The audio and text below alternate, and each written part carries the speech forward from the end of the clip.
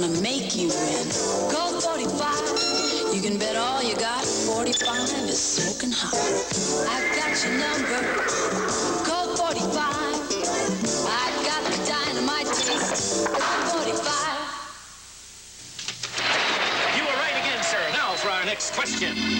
When can you talk long distance for 5 minutes for 85 cents maximum plus tax? Anytime Saturday, Sunday till 5 p.m., and every day from 11 at night to 8 the next morning without an operator. Absolutely correct. And here comes the jackpot question. Who was the elevator operator at the phone company office in Fresno in 1920? Night shift or day shift? 5 minutes for 85 cents plus tax. If you know about steaks, you know they don't come much better in New York. Look at that. And if you know where to get one, you'll go to the Sizzler. Look at that. Sinatra takes the train tonight after baseball. And Vegas will not be seen tonight, so that we can bring you the following special presentation from ABC Sports. ABC Sports. Join us this February when the world comes to America for the 1980 Winter Olympics. ABC Sports presents the 1979 World Series.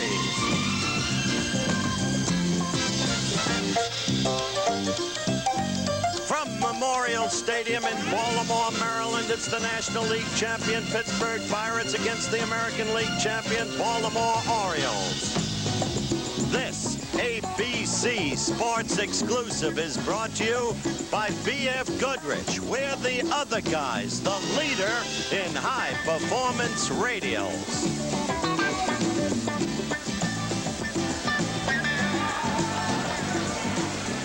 And this is the field, the way it is right now, a live shot. You see the patchwork outfield, newly covered by fresh dirt. The field that has been worked on since 1 o'clock this afternoon by the groundskeepers. And, of course, the decision made earlier that this game would be played. Last night, there was a game that should have been played, but the weather outside was frightful. A fire would have been, oh, so delightful.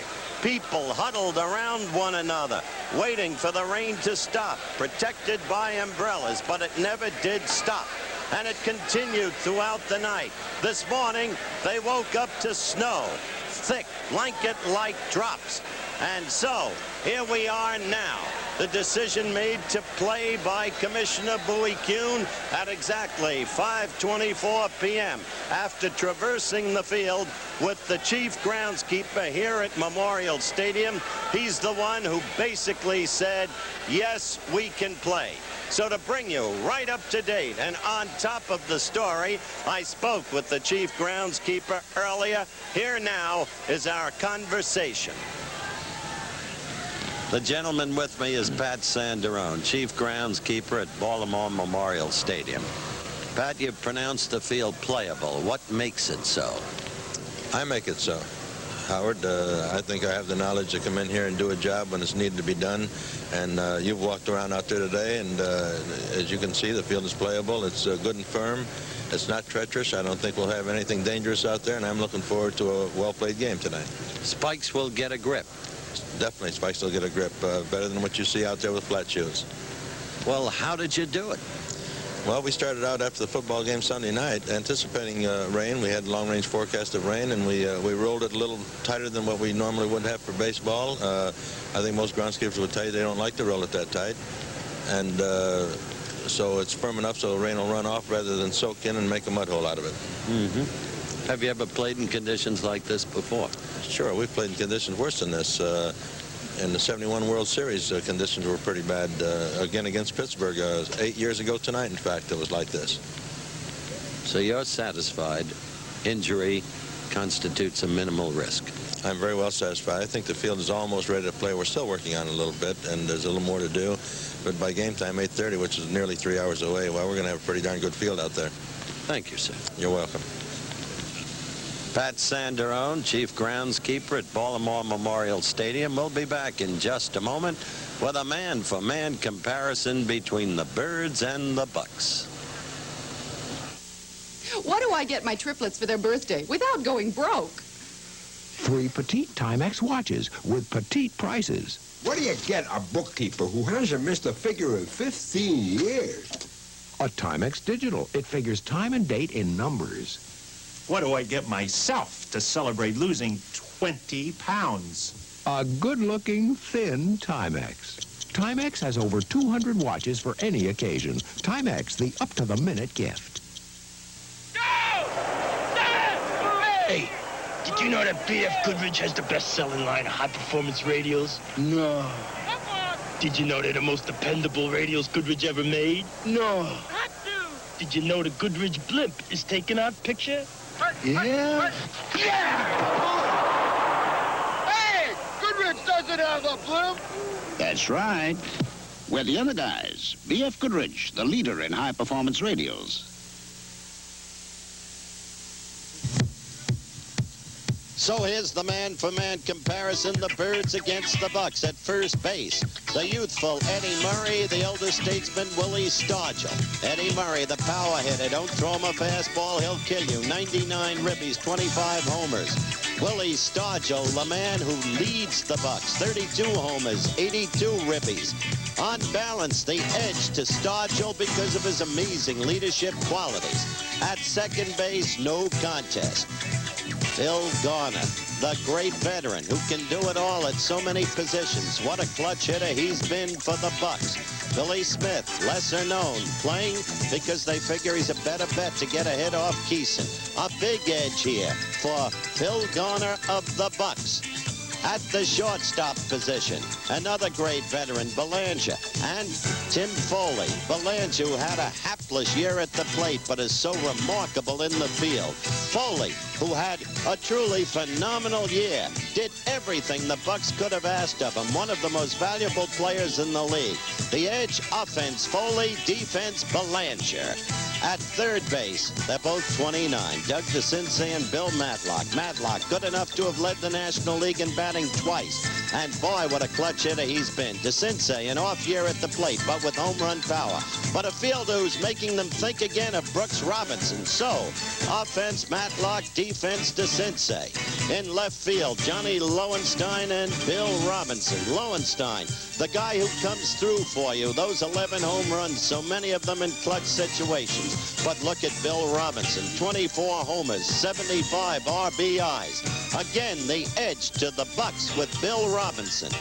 In center field, two who are so alike, catalysts for each ball club, Bunbury and that man, Omar Moreno. Add to those figures 77 stolen bases. Bunbury with 37. Bunbury, I think, the better hitter. On balance, I would give the edge to Al Bunbury because of his experience. Then, in right field, two very great ones, Kenny Singleton and Dave Parker. Singleton in the running for the MVP in the American League, and those figures tell you why. Dave Parker may be the greatest athlete in all of baseball. His figures excellent too. But because Parker does so many things, we give the edge to Parker. At the catching position, Rick Dempsey and Steve Nicosia. You don't know much about this kid. His figures are good for his relatively brief service. But you know an awful lot about Rick Dempsey, the most underrated catcher in baseball, maybe considered so by some, the best catcher in all of baseball. A huge edge to Dempsey. Thus your man-for-man comparison. Interesting, apparently gives the edge to the Bucks, but as all you baseball fans know, in a short series, it's pitching that usually prevails. Don Drysdale will have a full analysis of the respective staffs a little bit later. Right now, I want to talk about the winningest manager in all of baseball. An extraordinary guy, really. That's a cocky Bantam, that Earl Weaver, the manager of the Birds. Over 1,100 wins against 743 losses. You know what he's done as a manager? He's won 6 Eastern Division titles. He's won 4 American League pennants, 1 World Championship. He's a personality. We want you to meet him now, up close and personal.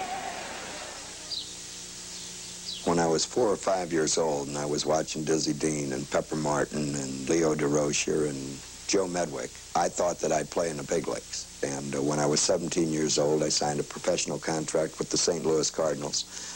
And I failed. I spent 11 years managing in the minor leagues, and once I took that position, all I wanted to be was a good organization man so that I would have a job in baseball. The object of any game, chess, checkers, Monopoly, whatever you might want to play, there has to be a winner in the game. The object is to win, or you can't even start the game. If everybody tried to lose, you'd have no game. In fact, I have to respect all the people in the game that are in a position to have to decide whether it's a win or loss. Umpires are not my enemies, but the fact that I holler at them is right. And the people all over the United States are going to get the impression that he dislikes umpires. That's not true. I do not dislike umpires, but I do holler at them when I feel that one of their decisions have gone against us.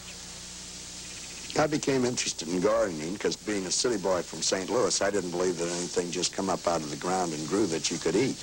I can go out in that garden and be able to accomplish something without thinking about it. It doesn't take a lot of thought to scratch the dirt or to cultivate your plants or to put a little fertilizer on it. I really can concentrate my thoughts on baseball more in the garden than I can at the ballpark almost. As far as lifestyle or what I've done, I've been one of the fortunate people who have selected a profession that they enjoy and been able to stay in it.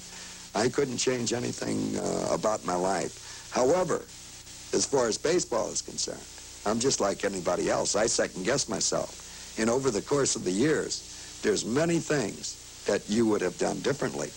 Fortunately or unfortunately, at one time, Harry Dalton decided to give me a chance to manage in the major leagues. And once you take that position, you know, and even in a situation like today, that you're going to be fired.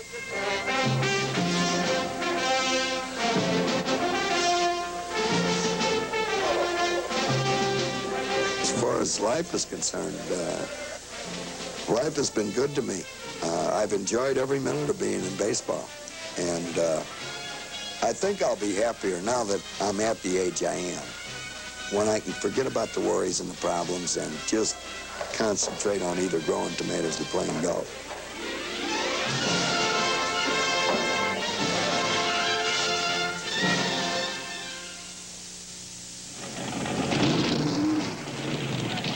Hey, Rookie, you know B.F. Goodrich has the best-selling line of high-performance radio? Sure do.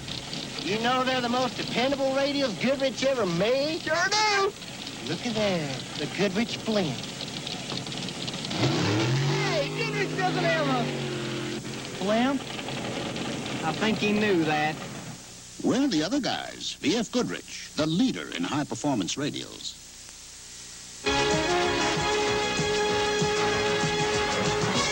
The pitchers slated for the first game of the 1979 World Series are Sinkaballer, Bruce Beeson of the Bucks, and Southpaw, Mike Flanagan of the Birds.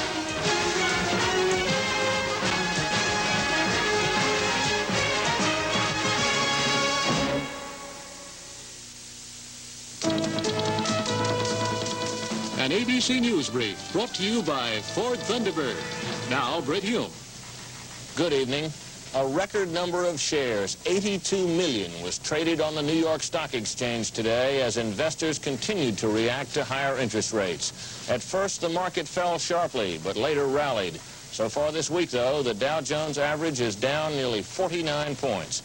President Carter's National Security Advisor, Zbigniew Brzezinski, said the United States is committed to protect its European allies from any Soviet threat, and to do it, in his words, by all means, nuclear or conventional. Now this. Announcing the new size 1980 Thunderbird with a fuel efficiency breakthrough, the first fully automatic overdrive transmission option in an American car.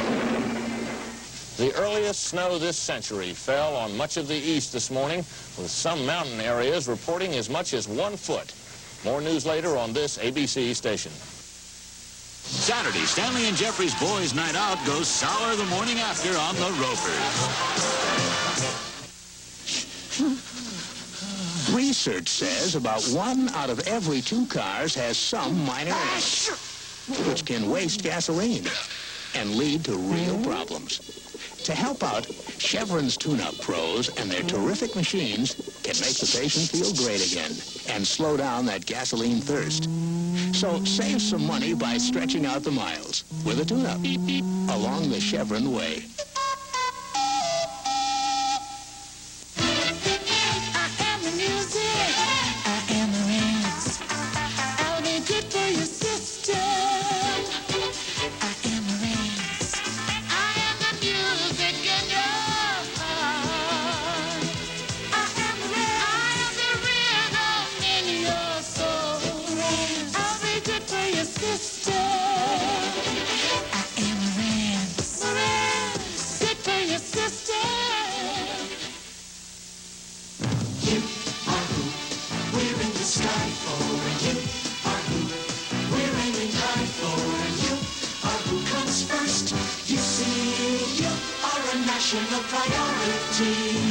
You're why National flies the most non-stops to Miami. You're why we're #1 to your favorite Florida cities. With National Airlines, you are a national priority. Cool Hand Luke, Friday night at 8:30.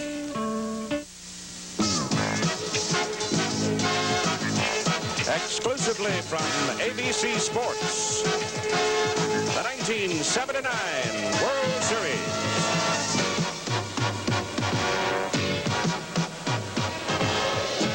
Live from Memorial Stadium in Baltimore, the Pittsburgh Pirates and the Baltimore Orioles, Game 1.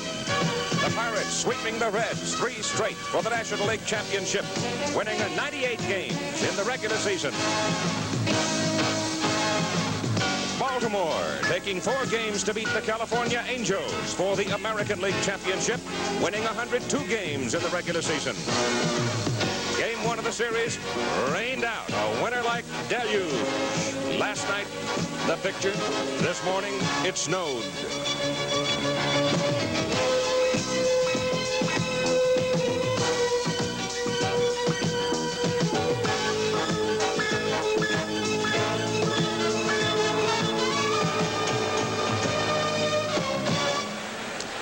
The 76th World Series, matching the Pirates and the Orioles. And this ABC Sports exclusive is brought to you by Chevrolet. Like baseball, hot dogs, apple pies, Chevrolet is an American favorite. See the exciting new lineup of 1980 Chevrolets at your Chevy dealer, October 11. And by Atra. For closeness with comfort, it's Gillette's best shave. And hello again, everybody. I'm Keith Jackson. It is about 40 degrees as we get ready for Game 1. Back in 1962, the Yankees and Giants took 13 days to play 7 games. The prognosis for the weather for the weekend is not all that good. We may need some extra days to get this one in.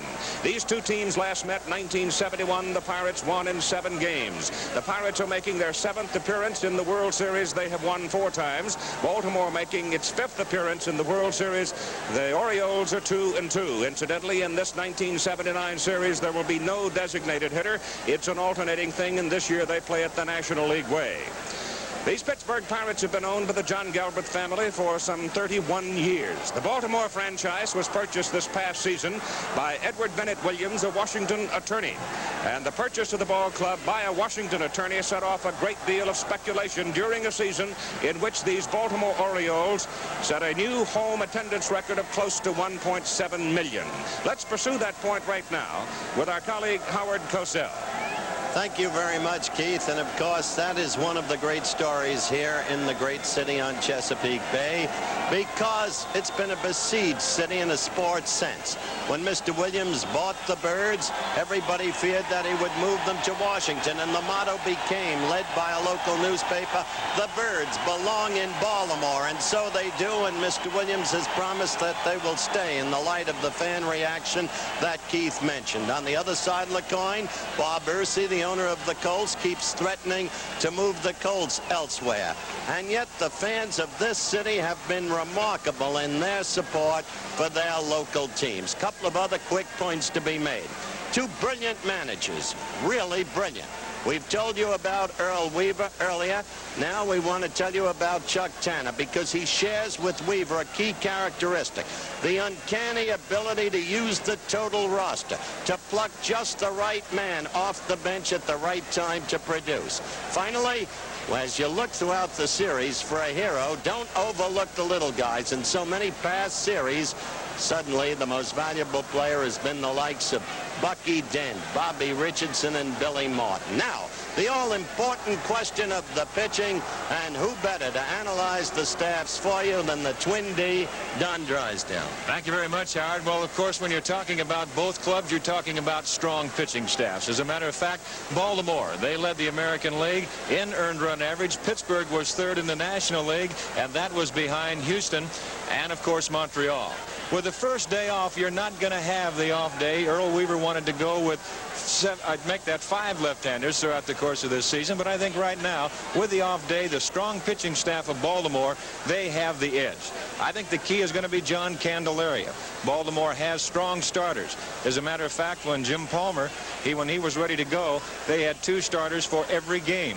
Both clubs strong in relief: Stewart, Stoddard, Stanhouse, Martinez, and Stone. Pittsburgh, they have Romo, Jackson, to Colby.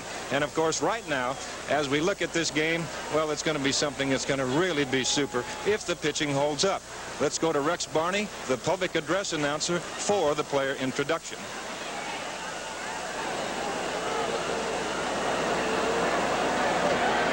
Your attention, please. Now, ladies and gentlemen, it's time to meet the 2 teams who are competing in the 76th World Series. First, the champions of the National League, the Pittsburgh Pirates. Leading off, the National League stolen base leader for the last 2 years, center fielder Omar Marino. Batting second, the toughest batter to strike out in the National League this year, shortstop Tim Foley. Hitting third, the most valuable player in this year's All-Star game, right fielder Dave Parker. Batting fourth, he hit 24 home runs and drove in 75 runs. Left fielder Bill Robinson. The fifth hitter, Pittsburgh's all-time home run leader, the Pirates captain, first baseman Willie Stargell. In the 6th position, a 2-time batting champion, third baseman Bill Madlock. Hitting 7th, a rookie who hit .288, catcher Steve Nicosia. Hitting 8th, he hit a career high .293, second baseman Phil Garner. Batting 9th and warming up in the bullpen, a pitcher who has won all 4 of his postseason decisions, right-hander Bruce Keaton. And now the rest of the 1979 champion Pirates.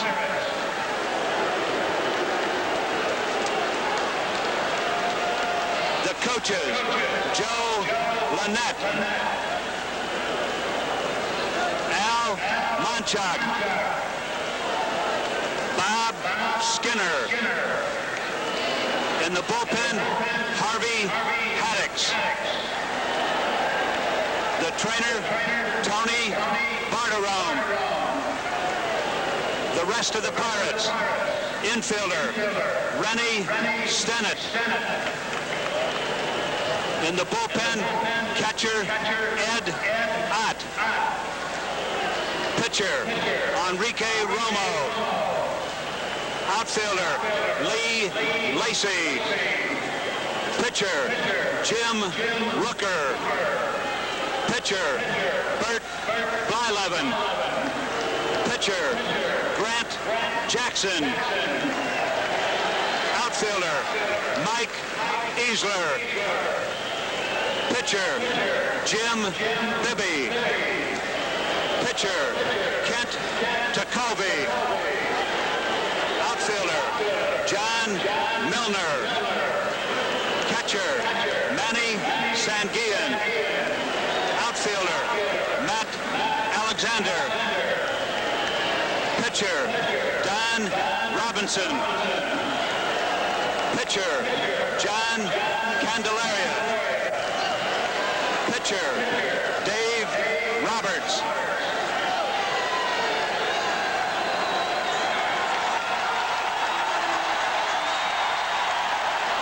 The man who led the Pirates to their most victories since 1909, manager Chuck Tanner.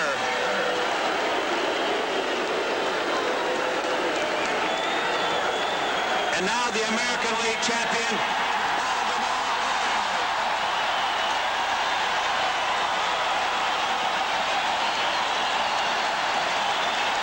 leading off, the catalyst who sparks the Oriole offense, center fielder Al Bunbury.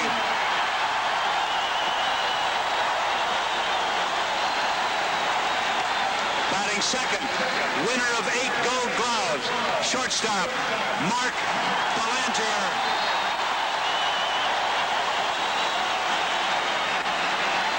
Hitting third, Mr. Consistency of the Oriole attack, right fielder Ken Singleton.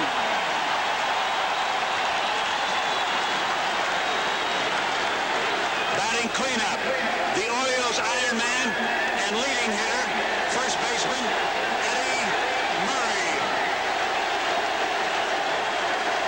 In the 5th position, his home run won Game 1 in the championship series, left fielder John Lowenstein.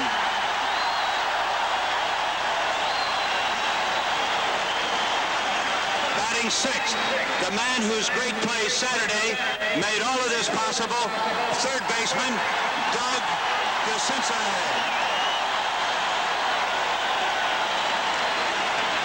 Hitting 7th, the versatile switch hitter, second baseman Billy Smith.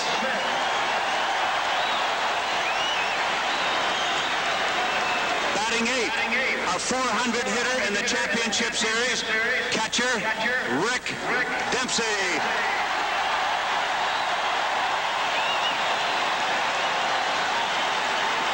Hitting 9th and warming up in the bullpen, the major leagues winningest pitcher, left-hander Mike Flanagan.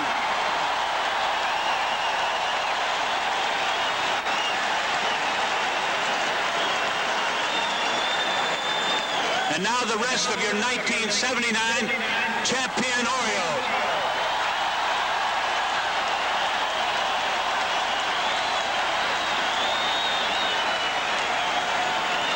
The coaches, Frank Robinson, Ray Miller, Jim Fry. In the bullpen, Elrod Hendricks, Cal Ripken, the trainer, Ralph Salvon.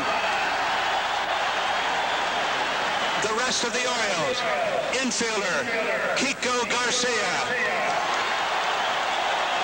catcher, Dave Skaggs, outfielder, Terry Crowley. First baseman, Lee May. Pitcher, Scott McGregor. Outfielder, Pat Kelly. Pitcher, Jim Palmer.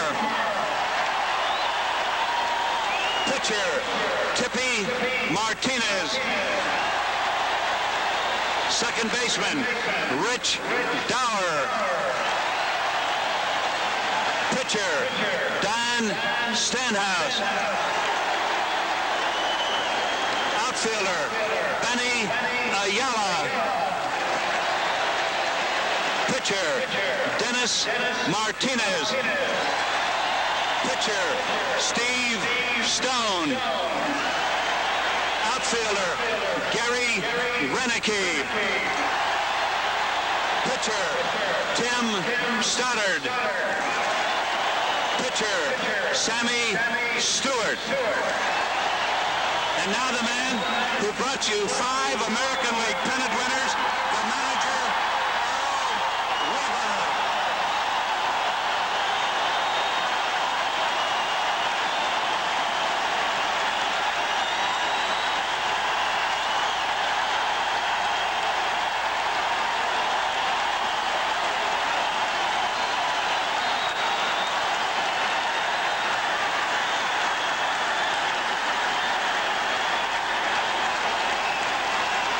Presenting the colors for tonight's game is the United States Marine Corps. And now to honor America, our national anthem, which will be sung by Miss Ethel Ennis. Oh, say, can you see by the dawn's early light what so proudly we hailed at the twilight last gleaming, whose broad stripes and bright stars through the perilous fight o'er the ramparts we watched were so gallantly streaming, and the rockets' red glare, the bombs bursting in air, gave proof through the night that our flag was still there. Oh, say does that star-spangled banner yet wave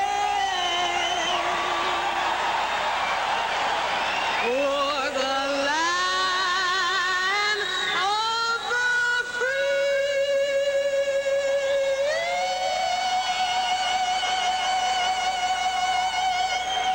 and the home of the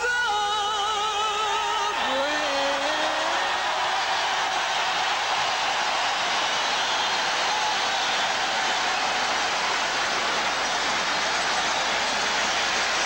And the packed stadium settles down to their seat.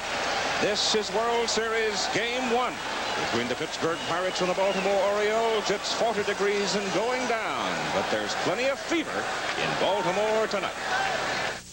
Honey, is this homeowner's insurance high? I don't know. Think it's too much? How would I know? Compare with Allstate. Compare? Bring in your policy and compare rates. If you have a good deal, we'll tell you. But for many, chances are we've got a better deal. We've got a better deal. Allstate might save you some money, but you'll never know until you bring in your policy and compare. Oh, that's a good deal. When you want to save on homeowners insurance, Allstate wants to help. That's a promise from us, the good hands people. Want to know 4 ways to help get better gas mileage? Tell us, Mr. Goodwrench. First, Air Up. Keeping tires at recommended pressure can help save up to a gallon of gas per tank. Next, Tune Up. That can help save up to 2 gallons. Wow! Then, Clean Up. Get new filters. And Slow Up. You can go farther on a tank full. Keep that great GM feeling. That's a tank full, Mr. Goodwrench. With genuine GM parts. Bruce Jenner for the Minolta XG1. The Minolta XG1 35mm camera is so automatic, I can keep taking pictures while my friend Bill rides his bike from shadow to sunlight. The XG1 changes the exposure, not just automatically, but continuously. Minolta's continuous automatic exposure system helps give you the pictures you never thought you could take at a price you never thought you could afford. The Minolta XG1, the automatic choice in automatic cameras. Here's the official 1979 World Series souvenir program, the same one sold at the ballpark. A collector's item commemorating the 76th Fall Classic. Send check or money order for $250 to World Series program, Box 666, San Francisco, California, 94101. It's filled with World Series glamour, history, and statistics. Send check or money order for $250 to World Series program, Box 666, San Francisco, California, 94101. The preceding was a message on behalf of Major League Baseball. Your attention, please. May we turn your attention to the commissioner's box near the Orioles dugout for tonight's ceremonial first pitch. The man is familiar to all baseball fans. He holds nearly every Baltimore lifetime hitting record and won 16 Gold Glove. Number 5, Brooks Robinson.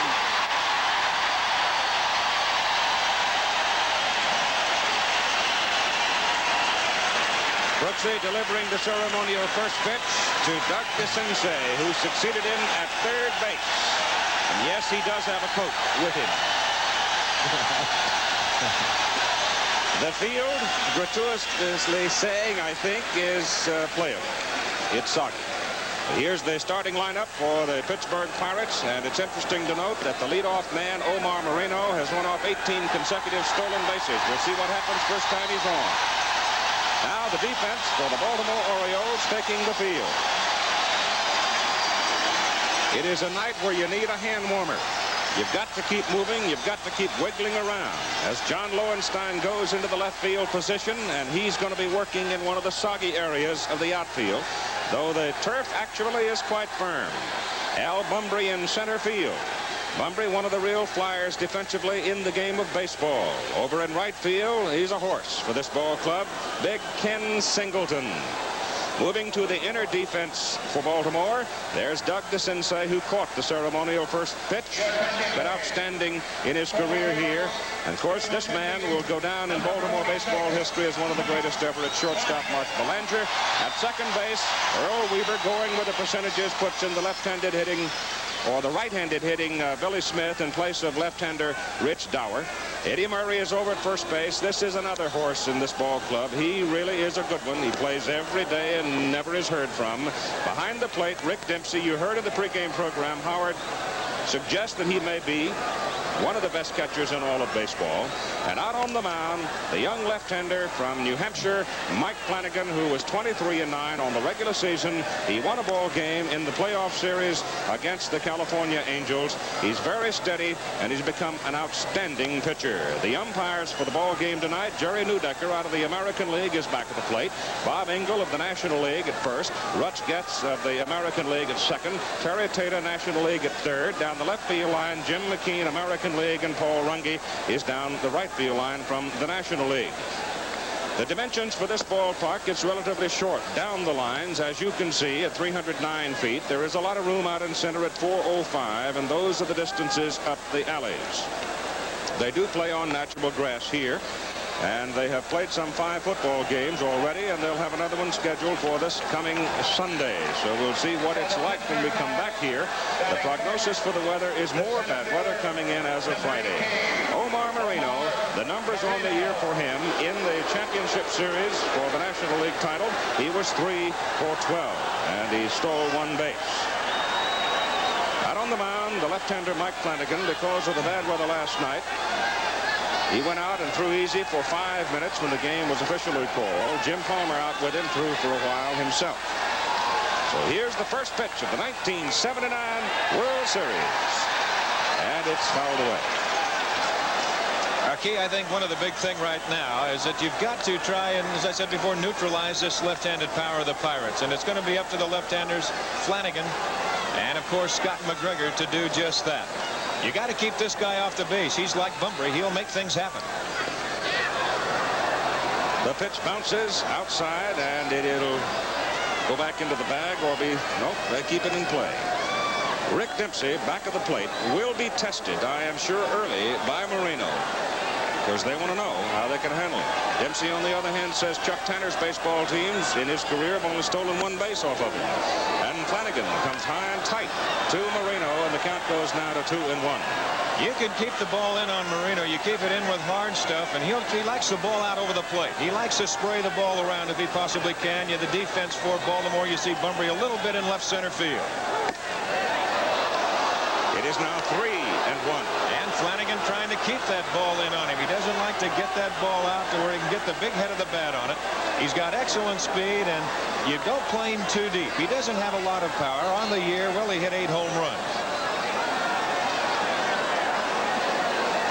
DeCinces on the edge of the grass at third, 3-1 pitch. It's beat on the ground to the right side for Billy Smith, the second baseman.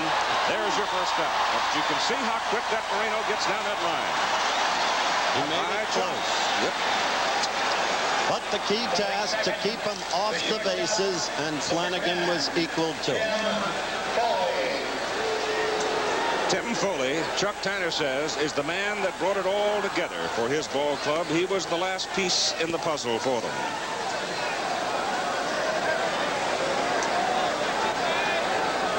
For 12 against Cincinnati in the National League Championship Series, and Flanagan comes inside for ball 1. You see Frank Robinson, maybe the most active of all big league coaches, positioning his outfielders. Weaver turned the outfield over to him.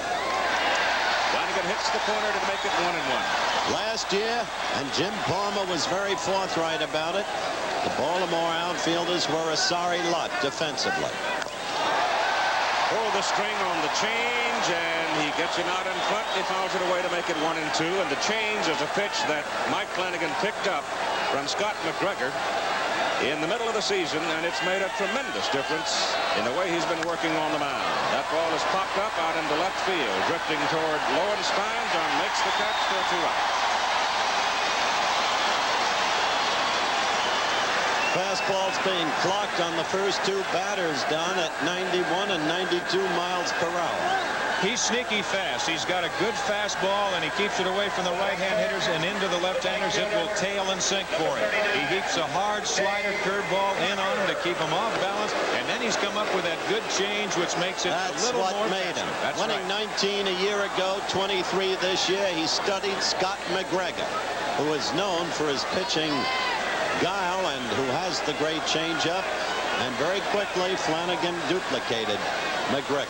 Let's see what he can do with Dave Parker. Parker hits a bullet down the right field side. It's going to the corner for a base hit, and the big guy pumping for second, stumbling as he goes around first base, but he's all right. He reaches back and grabs the back of his right leg.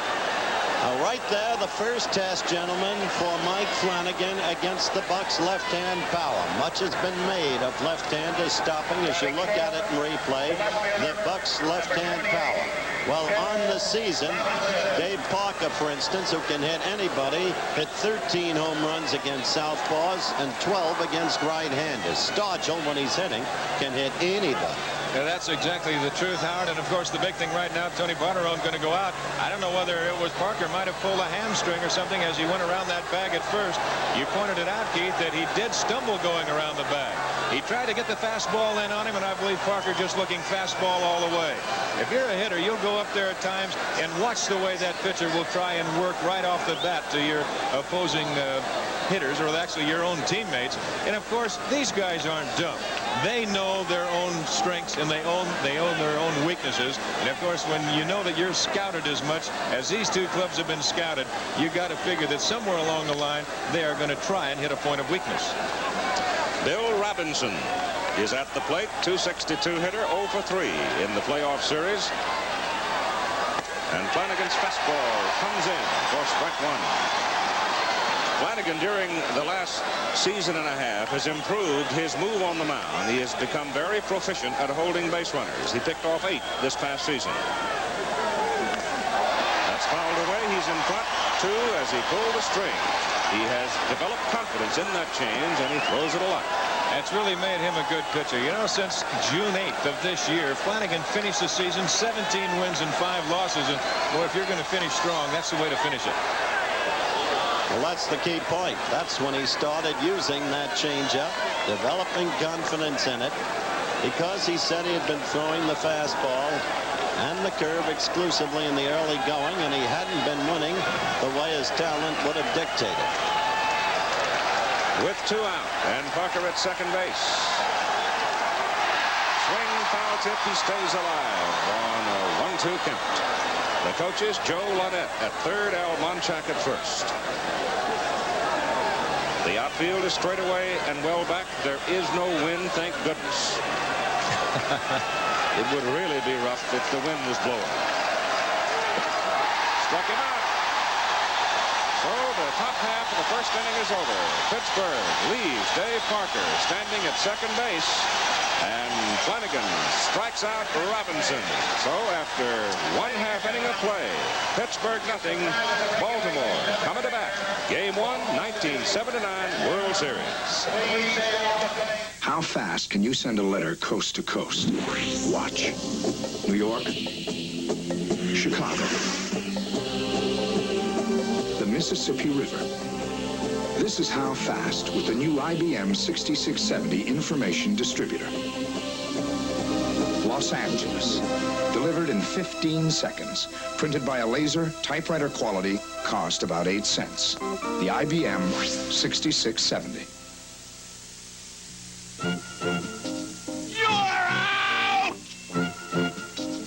Sorry, kid.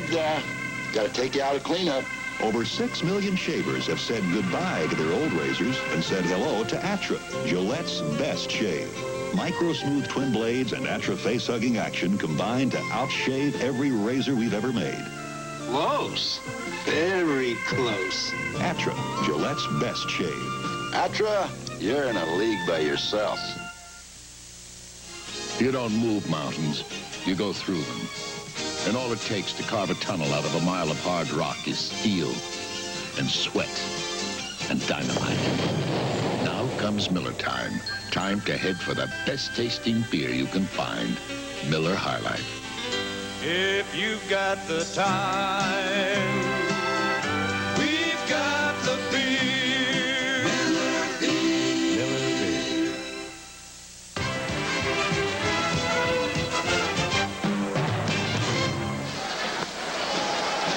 The batting order for the Baltimore Orioles: Bumbry, Belanger, Singleton, Murray, Lowenstein, DeCinces, Smith, Dempsey, Flanagan. Smith and Lowenstein representing percentage baseball to get the left-handers in the lineup against the right-handed pitcher. The defense for Pittsburgh: Robinson, Moreno, Parker in the outfield, Madlock, Foley, Garner, Stargell on the inside, Nicosia back at the plate. Bruce Kieson is on the mound. And the most impressive thing to me in Bruce Kieson's professional baseball record with the Pittsburgh Pirates, in his career, he's 27-7 in the months of September and October. It's astonishing, isn't it? You talk to him about it, he said, I don't know why, but somehow my stuff seems to work better in the cold weather. I'm not arguing with it anymore, I'm just accepting it. He's going to find out tonight because it is chilly here. I think one of the big keys to watch tonight is how many times that a pitcher will be allowed to go up. It's very cold, and a lot of times the umpire will allow them to just go up and blow on their hand a little bit. They have given him permission to do that tonight. And I would have to think that is proper because it is chilly. What'd you say it was? 41 degrees, and it is going down rapidly. That was an hour ago. I suspect it's cooler than that now. So here's Bumbry. Al at 285, 4 for 16 against the Angels. He strokes at the left field. It's going to drop for a base hit. And it drops and rolls rather well. So the outfield turf is firm. Well, there's the same kind of guy. They come out of the same chapter, Moreno and Bumbry, and you got to try and keep both of those guys off the bases. Moreno was 77 stolen bases on the year, but Al Bumbry had 37 of his own. Weaver, as you look at this hit again, Bumbry going right with the pitch, dropping it into short left center field for the single. Weaver likes to run Bumbry immediately when Belanger bats second because Mark is a good hit-and-run man despite the hapless batting average, and he makes decent contact. He'll get into a point where he'll move him, as you say, hard on the hit and run, or sometimes even in the first inning, or whenever Bumbry's on and Belanger comes up, they go to the sacrifice. Kieson's first pitch is low for ball 1. And, of course, Weaver is a good manager in this point. You see Belanger checking with Cal Ripken, his third base coach. When Weaver gets ahead on the count, all of a sudden, that's when he will start to make things happen. And now, this is what the pitchers are going to have to watch out for tonight. It is still wet over by their dugout. The infield has been covered as you look at Earl Weaver. But they pick up that mud in their spikes, walking back and forth to the mound, and they got to make sure that they are clean before every pitch. Mumbrey coming off first. And the pitch is high and tight for Belanger, who has a sore lower left leg. In September, he had a foul ball, which broke a blood vessel. Before the championship series, they lanced the leg, drained it. During the playoffs, he wore that shin guard, and he is still wearing it. But what a magician he is out there defensively. My goodness. Keeson misses just inside. And the count now, 3 balls and no strikes. And let's see what Earl Weaver decides to do. Funny thing about Keeson, he's gone through a spell of first-inning troubles as you look at Chuck Tanner. Shortly after the All-Star break, that began. In his last 13 starts, he's allowed 17 runs in the first inning. He walked in.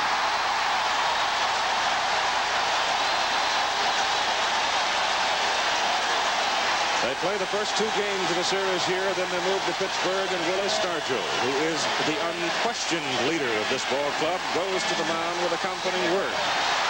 For the 29-year-old right-hander, born and raised in Pasco, Washington, now living in Turtle Creek, Pennsylvania, became quite famous after the 1971 series when he left the ballpark instantly by helicopter to fly to Pittsburgh to get married. He also became a national sports personality by pitching 6 1/3 innings in the 4th game to beat Baltimore.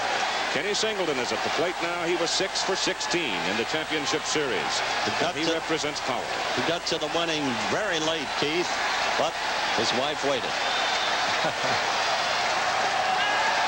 And the pitch is low inside. Now, Keeson, in contrast to Flanagan, who went out and threw yesterday, Harvey Haddocks, the Bucks pitching coach, said Keeson did not throw either last night or early today.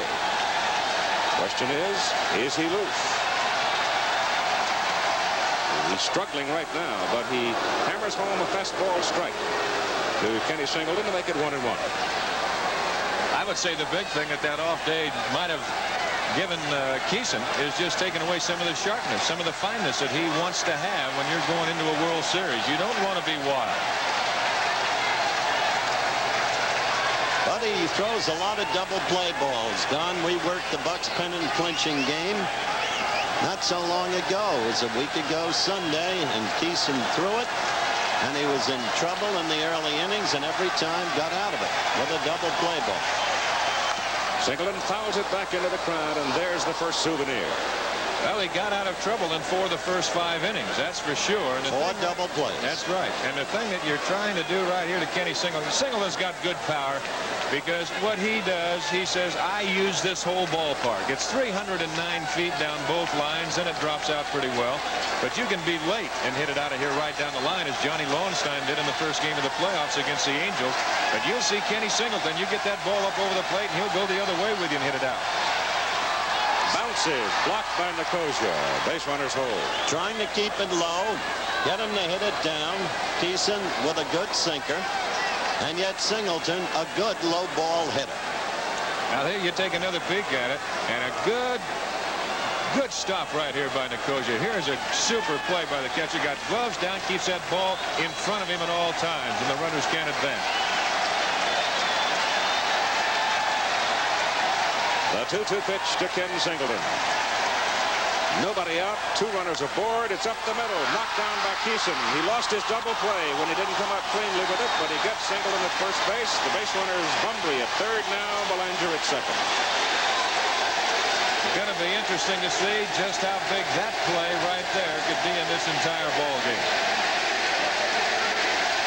Well, when you got Eddie Murray coming at you, Don, you know the cardinal rules. Stay away from the fastball. The guy will kill you. Hit it out of sight. But you can't always get location on the other stuff.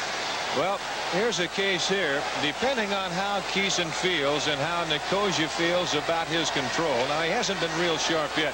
You've still got first base open. Willie Stargell looking in the dugout. Would you rather pitch to Murray, or would you rather go to even the left-hand hitter, Johnny Lowenstein? Figures to pitch to him carefully. Pitch is inside. Ball one. One out. Ball to the outfield. Or a base hit, obviously, to bring home the first run of the game. That's where you've got to try and keep the ball on Eddie Murray. You move the fastball in, sliders in, and then you can tail the fastball down and away from him. He'll have a chance to pull off of it. Ball 2. Low. But you want to throw him the curve and change his speed stuff. Dave Paul used to go crazy when with the Yankees, when those Yankee pitchers would throw him the fast stuff, and he would promptly hit it out. He goes to bed thinking fastball. 2-0 pitch. Keeson working carefully. Went outside that time, and they're doing just exactly what you suggested, Don. I just can't see any reason right here to let Eddie Murray hurt you, even though it's only the first inning.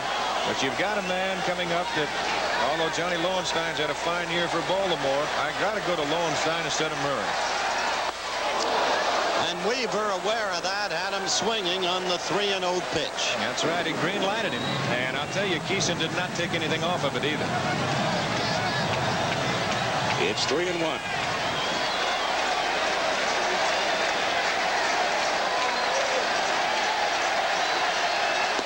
Walked it.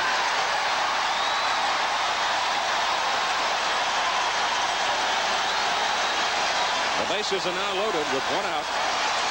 And the runners are Bumbry at third, Belanger at second, Murray at first. And here's Lowenstein. I think one of the key tributes that Earl Weaver has made to 3 players on this Baltimore ball club. And here's one of them, Johnny Lowenstein. The other is Terry Crowley. The other is Benny Ayala. He says, you know, everybody wants to play. But he says, I can't play everybody all the time. But he says, I've got 3 veterans on this ball club that don't gripe about anything. I platoon them. I'll put them in here. I'll put them in there. They're all up in age, but they all do the job. Pitch is low. Ball 1. Making sleeves say, tonight let it be Lowenstein. He was born in Wolf Point, Montana. Lives now in Las Vegas. Went to school at UC Riverside Anthropology. Ball is hit on the ground to the second baseman, Garner. Throws it away. 2-run score.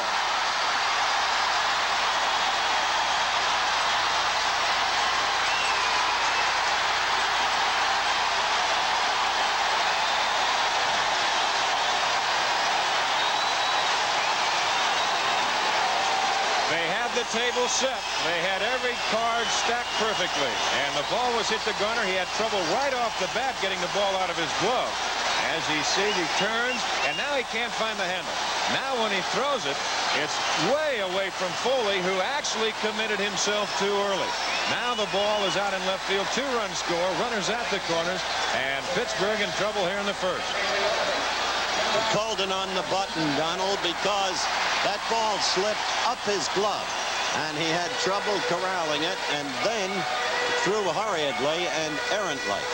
Doug DeCinces comes up now with Murray over at third and Lowenstein at first. 2 runs are in, 1 RBI involved. Bumbry coming home is an RBI. The other run scoring on the error. The numbers on DeCinces for the year. He was 4 for 13, however, against the Angels in the championship series. He is better than a .230 hitter. It was an off year for him, but he still retained that occasional home run power with 16 of them. Notable in the American League for his ability to hit Ron Guidry. Jim Rooker is now up and throwing in the bullpen for the Pittsburgh Pirates as Keeson almost got out of the jam. Almost. There's Rooker, left-handed. Well, Tanner's going to have to make a move early. He's going to make the move, which could force Weaver to make some changes in his batting order. First pitch, low and away. That's Eddie Murray at third. At first is Johnny Lowenstein. Well, Earl Weaver will go right around with Chuck Tanner. I mean, you can tell, you can put on one sleeve at a time with both of them because they will match one another. That's right. That's the key characteristic of both men. Use of the total roster. The pitch is high. I think also an Do fairness, and there is the staff of Pittsburgh, as Willie Stargell will go in with Nikosia and Keeson and try and just settle things down a little bit. And I'll do fairness to Doug DeCinces. He had a bad back at the early part of the year, hurt it in infield practice, and he missed quite a few games. So he's been fighting that problem, but as you said, Howard, he is such a better hitter than .230, and what a play he made in the championship series. He might have just got Baltimore right here. On Anderson. On Jimmy Anderson, that's right. I don't know where Baltimore finds it, but they come up with some guys at third base, don't they? The goal.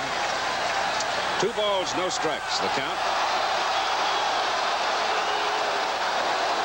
Crowd yelling balk, which it was not. No, it was not. And, of course, Baltimore, they have seen that play right there as he faked to third while the runner at first, Lowenstein, was walking back to the bag. He wasn't going to get caught. Ball bounces away from Nikosia. Murray comes to the plate. It's 3-0 Baltimore. Mistakes by the Pirates, hurting them here in the bottom of the first inning. The very thing the Pirates have not been doing until this inning. Well, here's a ball down in the dirt. Nikosia tries to make the play on the ball, and it's just such a bad pitch that he cannot get down there.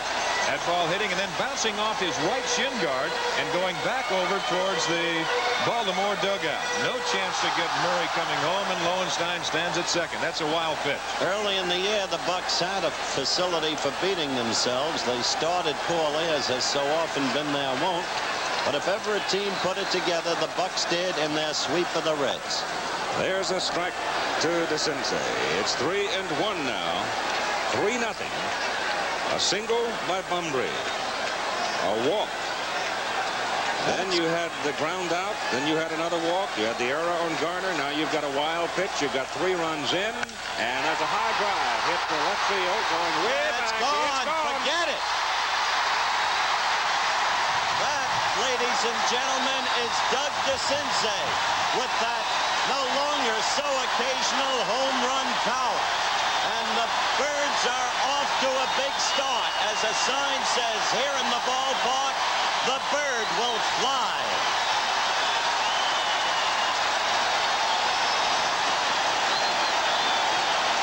Doug DeCinces, he can hit him as far as anybody, and of course he's ahead on the count. And you talk about these fans, he's looking fastball all the way up over the plate, and believe me, I can tell you from past experience, there's nothing that goes further than a high sinker.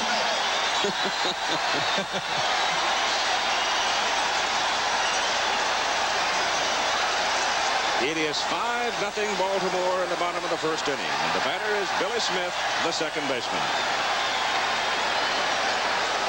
Remember, this Baltimore team had more than 180 home runs as a team, more than in the Frank Robinson, Boog Powell, Brooks Robinson era.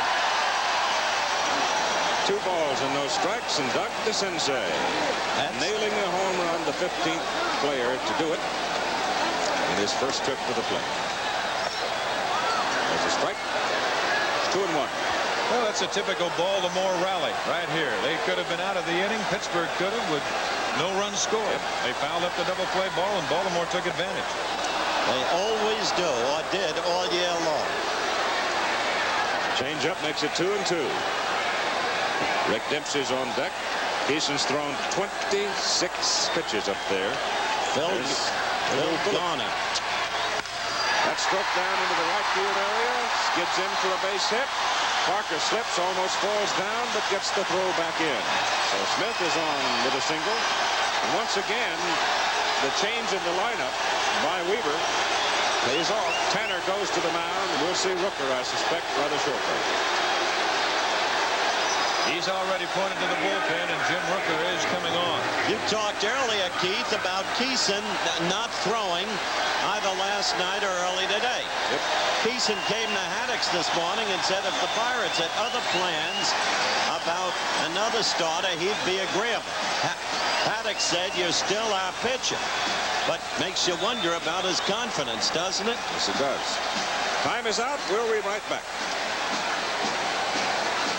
A special assignment tomorrow on ABC's World News Tonight. Energy alternatives beating OPEC now. If you do something for yourself and everybody in the country does something for themselves, they'll solve the energy crisis. What choices do we have? Are there any solutions? Tomorrow on ABC's World News Tonight. Saturday on the Ropers, Stanley and Jeffrey go out on the town. I wish Helen understood me like you do, Jeff. But the morning after is no joke. Then, Charlene's Angels go undercover on detective school. If he gets fresh, honey, you just take your pocketbook and whip his head. And when Gopher becomes a star, it drives all the girls crazy. I just can't seem to control myself when a man sings to me. The Love Boat. The grounds crew out there replacing turf, putting down some sand, and trying to repair the area that Dave Parker tore up when he came over to field that line single by Billy Smith. You see his feet go out from under him there, and with the feet went the turf, leaving some big holes, so they are fixing it now as Jim Rooker, with a record of 4-7, comes in relief of Bruce Keeson, who is not able to get out of the first inning. Well, what they're actually doing in the outfield, they're taking towels and going out and they're trying to sop up some of the water. They'll take the towels, they'll stamp on them, and then they'll go squeeze them into the bucket. Boy, it's just amazing that they got this game in tonight. When I woke up this morning and looked out the window, like somebody mentioned, they said they thought they overslept because it was snowing out.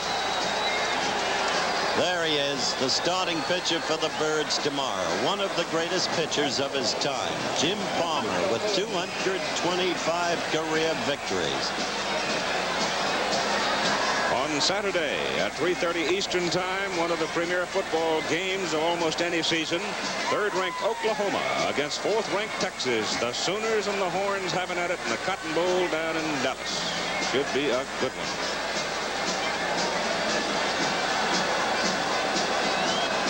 Rooker at 37 years of age, Lakeview, Oregon, now living in Library, Pennsylvania. Came over from Kansas City. Gene Garber back in 1972. In 1977, he was 14-9, originally signed as an outfielder. So he gets the call early as Pittsburgh defensive mistakes send Bruce Keeson out of the ball game very early. Keeson going 1/3 of an inning. You still only have one out. Rick Dempsey now comes to the plate with a pitcher, Mike Flanagan, standing on deck, and 5 big runs across the plate. Key error by Phil Garner, who has been a truly sensational player down the stretch run. And don't forget that clutch. tap back to the mound, though, that Keeson could have handled and could have earned a double, too. Exactly.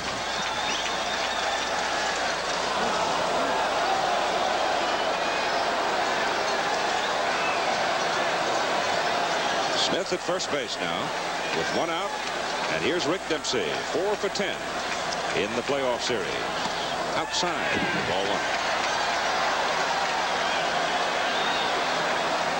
Jerry Neudecker back at the plate calling the balls and strikes. He is from the American League. Is the strike zone different? Well, depends on who you ask. There's one. It's 1-1.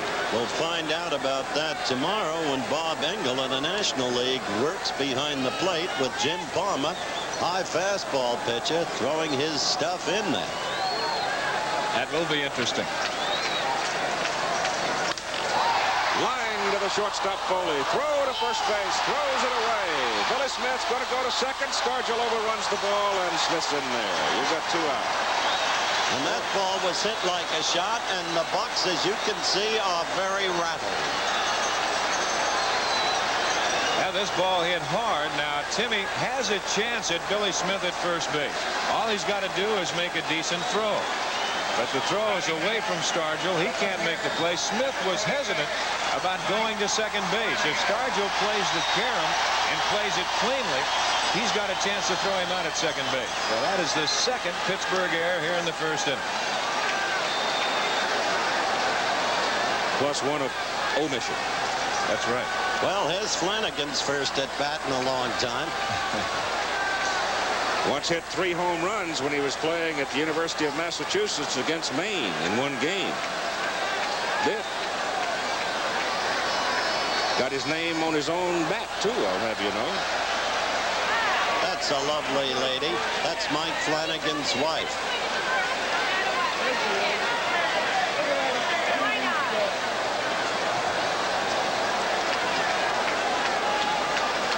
One strike to the Baltimore pitcher with 2 out now, and Billy Smith at second base. 5 runs in. It's foul back, and it's 2 strikes. And Mike's going to take his cuts, isn't he? I'll say one thing, man. Throw a pitcher high fastballs, and you know they're going to take a whack at it. Once a bird, always a bird. I met Mrs. Flanagan at the Montreal airport. She was up visiting the former bird southpaw, Ross Grimsley. They're very close friends. I told Mike she could have made a better marriage. 2-strike pitch coming now to Mike Flanagan with 2 out.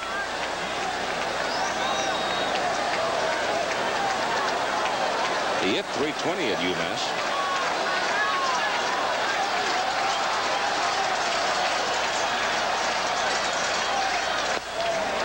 Pitch is low. Nicosia comes up with it. It was kind of funny to watch him flipping around the bat in the clubhouse when the supply came in. And they started working a week or so ago and learning to bunt and so forth. He's bouncing the bat around, trying to figure out whether it was 32 or 33 ounces. And if you believe that. Tapper out in front. Nicosia's got to hurry in time. And so the first inning is finally over. But what an inning for Baltimore as they take the lead 5-0.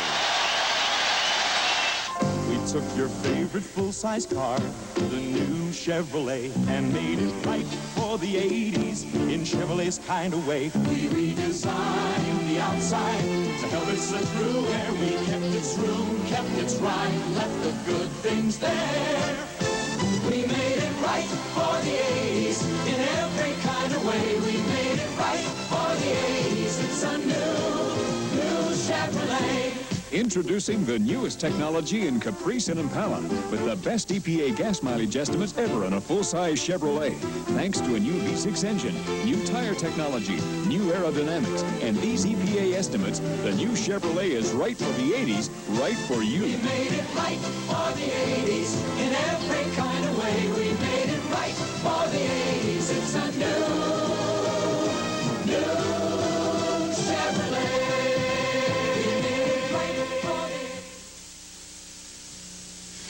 It's raining, Ollie. I can see that.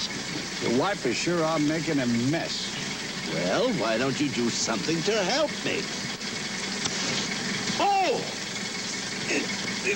Once a year, it makes sense to get yourself a new set of Anco wiper blades. It's simple, quick, and an inexpensive way to see your way clear again. But that's much better, Ollie. Why, thank you, Stanley. Mike Flanagan will pitch to Willis Stargell, Bill Madlock, and Steve Nicosia. Before the ball game, Howard Cosell talked with the Baltimore lefty. Mike, explain why you became an even better pitcher this year than you were a year ago. How and when it happened?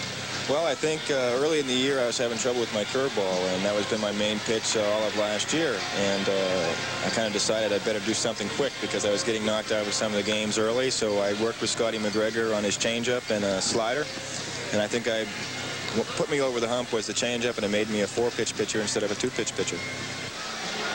That's hard to say. 2-pitch pitcher, 4-pitch pitcher. He said it very well. He's a dandy pitcher, however you want to put it. But you were talking a moment ago and mentioning the fact that he had the Angels down 9-1. That's right. Key point. Bucks like the Angels can come back. Willie Stargell represents the lumber portion in the Pirate lineup. They call Parker Lightning and Stargell lumber. It's probably the loosest bunch of guys I've ever seen in the baseball clubhouse. They do enjoy themselves, and they are very dangerous when they take the offense. The wives of the Baltimore Orioles seated there. There's the pretty lady, married to Doug DeCinces. They were having dinner in Little Italy down here 2 nights ago, and Doogie was mobbed by about 50 kids as he came out of the restaurant. Stood there and signed for every one of them. So here's Willie. 5 for 11 in the championship series. And the first pitch from Mike Flanagan is high and inside for ball one. Can't be overemphasized that this man is one of the most remarkable men in American sport.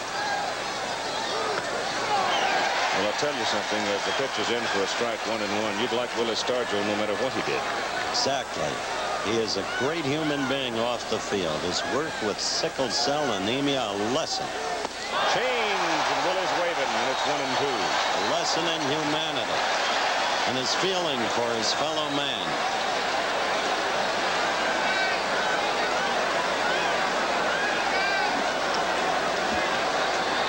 The outfield shifted to the right, way back. You could just look at the glove of Dempsey right there. That tells you the book on Stargell. A good low ball hitter. Dempsey, he almost had to come out of a crouch and stand up to get that target up high enough on Stargell. Well, he sewed up the pennant clincher golfing a low one at Three Rivers. He goes again for the changeup and misses and strikes out. That's the second strikeout by Flanagan. Good breaking pitch right here. It took just a little bit off. Stargell, you see, way out in front and in an excellent location. The batter is Bill Madlock, who is also one of the pieces to the puzzle that fit perfectly. If you look at their record, he may have been the key piece. I'll develop that in a second, Keith. All right, now's the time to do it. Before Matlock joined the Bucks, they had won 37 and lost 34. After Matlock came, the Bucks won 61 and lost 30. What a difference. Came from the Giants. High foul, back in the crowd. That's souvenir number 3. By the way, that 5 runs in the first inning is a World Series record for game 1. Oh.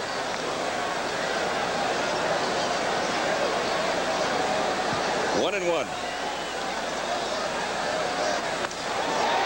Bill Madlock, of course, as he takes a pitch right on the inside corner at the knees for strike 2. Jumped into the headlines as he won the batting championship over the Chicago Cubs successively. Sharp shot, third base to Sensei. How cold are the fingers? Not for Doug. 2 down. Doogie is reminding them of Brooks Robinson. Said it was the proudest moment of his life as you look at him again. Had just a fractional instant of trouble with it, but plenty of time for the throw on the right-handed hitter. Said it gave him his greatest joy after that play against Anderson, Don, in the game you called, when they likened him after the game to Brooksy. That was one of the finest plays I've ever seen, Howard. Steve Nicosia, the Pittsburgh catcher, hits it on the ground, backhanded nicely by Billy Smith. And so Mike Flanagan gets the Pirates in order in the top of the second inning. And after 1.5 in Baltimore, the Orioles lead it by a score of 5-0. And this was a good defensive play by Smith as he took his time with it. Threw him out.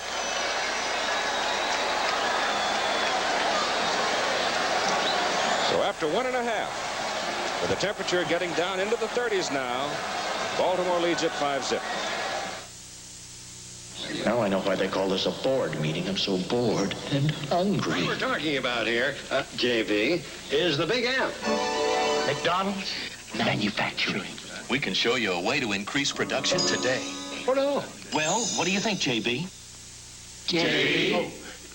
What do you think, Max? We should break for lunch? Big idea. Really Big Macs. Big Macs. Nobody can do it like McDonald's can. Do you know me? Playing football, sure. But my name comes up 0 in English rugby. So when I travel, I carry the American Express card. And even if I fumble and lose it, they'll give me another card fast. Usually the next business day. Lose the card and I'm protected. You can lose your life in there. To apply for a card, look for this display wherever the card is welcomed. The American Express card. Don't leave home without it. Aldo. This is Aldo Cella. He is not tall. Ciao, Aldo. He is not pretty. He is not powerful. Aldo. But Aldo Cella knows what women like. Cella Lambrusco, a very special red wine. Chilecella. Aldo.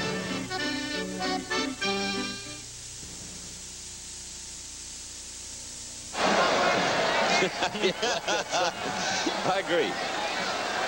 But it's the World Series, and it's been played in snow and rain for all the years. 26 times there have been games postponed, but once the bell rings, the weather is forgotten.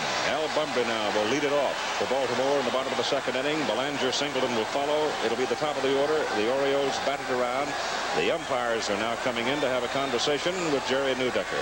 Well, it's the right field umpire, and that is Paul Runge coming in, and he's telling, I believe, Jerry Neudecker, saying, hey, I believe we need some help out there. They've been working out in left field. We need some help out in right field. I believe that Parker might have complained a little bit. We saw the play before back in the first inning where Parker slipped on that ball, and he might be telling him, say, look, let's get these guys ready to go out here in right field a little bit in between innings.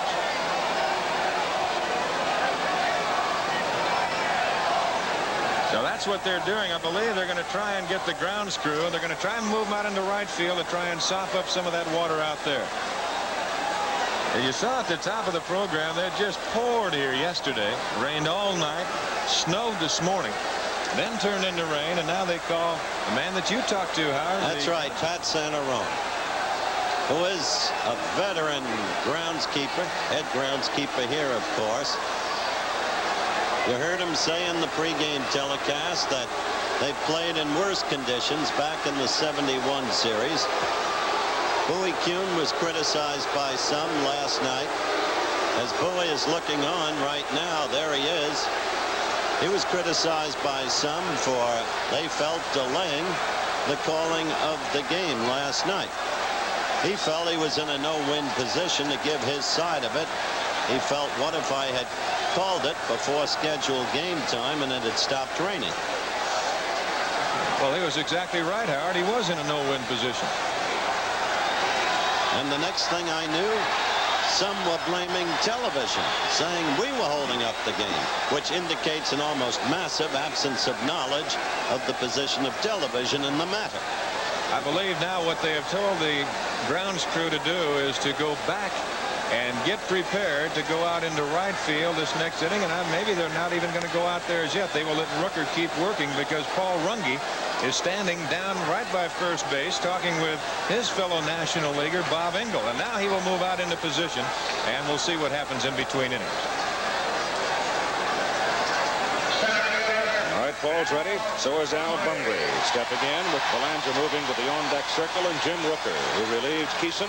The book on Keeson, incidentally, 1/3 of an inning, 4 earned runs, 3 hits, struck out nobody, and walked 2. And the first pitch to Bunbury is strike 1.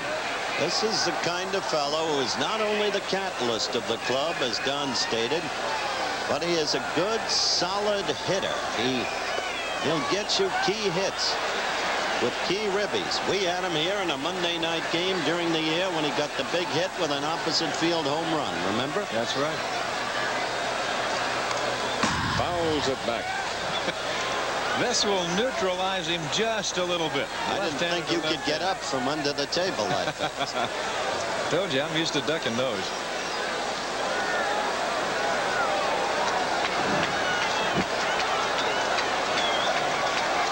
Supposed to be partly cloudy and cool tomorrow. Then the series moves over to Pittsburgh as Bunbury fouls it back into the crowd. John Candelaria is bound to be a key figure in the pitching rotation for Pittsburgh. Notice those stars on the peak of his cap. Those are stars awarded to every member of the team when deserving of it, in the opinion of Willie Stargell. They are called Stargell stars.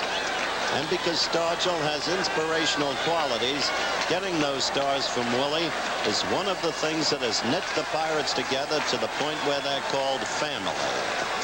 A 1-2 pitch is low. It's 2-2. Willie spent about $1,500 out of his own pocket to buy some 6,000 of them.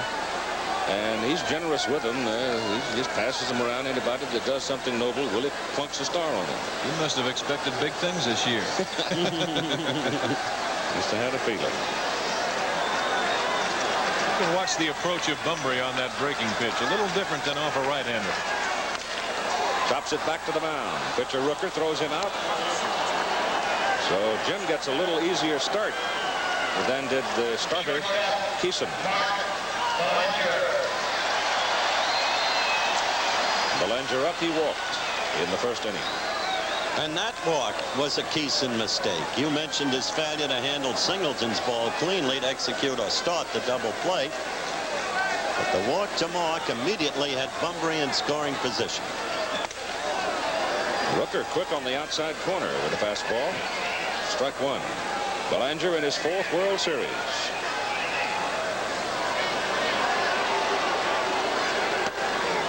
Strike two. Good breaking pitch that time, right down on the knees of Belanger. It was a beauty. 1 star.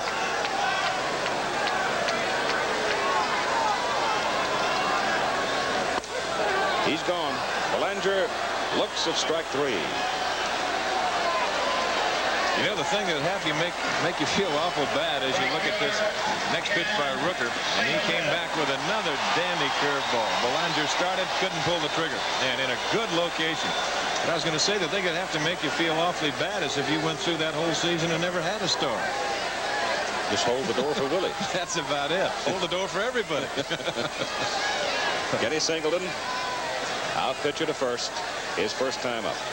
Switch hitter goes to the right side against the left-hander, and Rooker misses outside for ball 1. 2 out, nobody on. He's a different player this year from a year ago. So confident because he's got his strength back.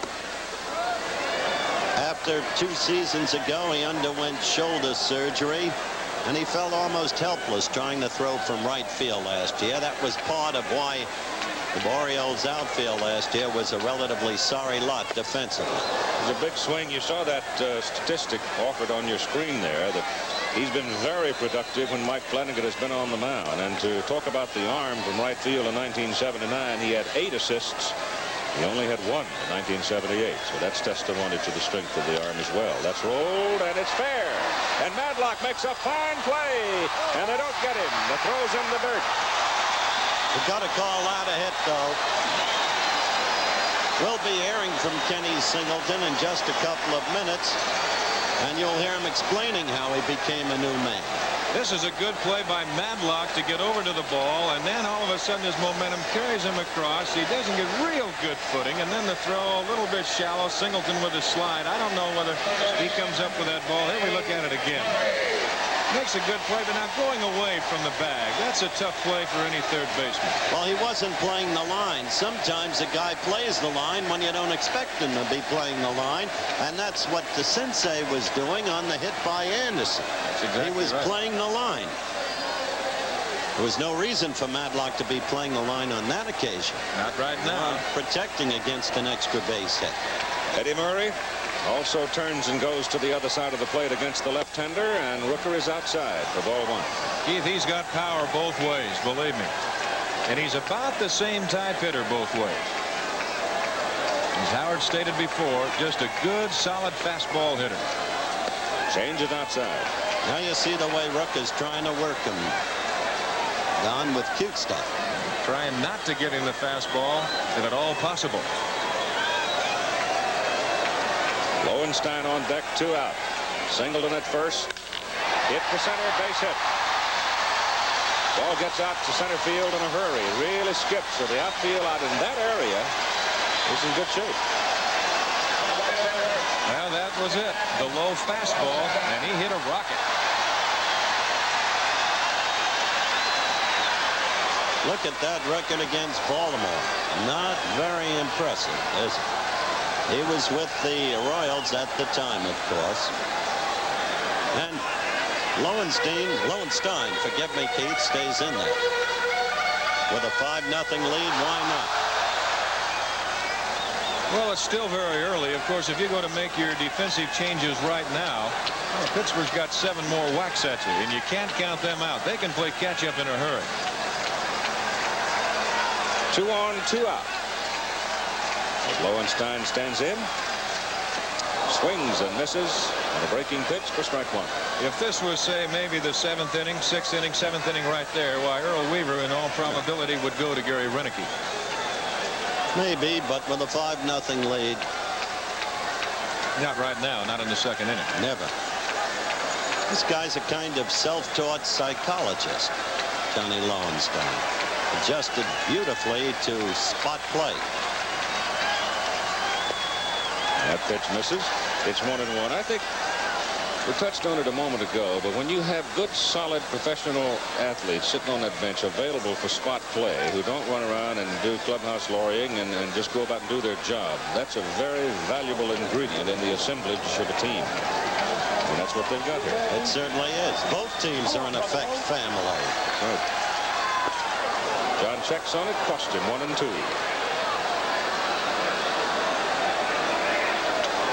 John will tell you real quick, he's not fooled at all. He's not an everyday player. He's really a fun guy to be around. He's an anthropology graduate at UC Riverside out in California. Rooker comes outside. Now 2 and 2. The base runners are Ken Singleton at second and Eddie Murray at first. Waiting on deck, Doug DeCinces, who homered back in the first inning, good for 2 runs. 37-year-old Jim Rooker blows the fastball in there, and Lowenstein strikes out. So Baltimore doesn't go down easy in the second, but they do hold them, and the Orioles lead it 5-0. Hey, Sam. How come you're not playing? 'Cause I'm a girl, Daddy. Oh, come on. Come on and have a Pepsi day. Come on and taste the Pepsi way. To taste your day, look at you. Show them what a girl can do. You want a Pepsi, Sam? Samantha. Samantha? Come on and have a Pepsi day. When that sun breaks out, lift up your head and shout, it's gonna be a great day. Kellogg's waits for you, that spirit comes shining through, promising you a great day.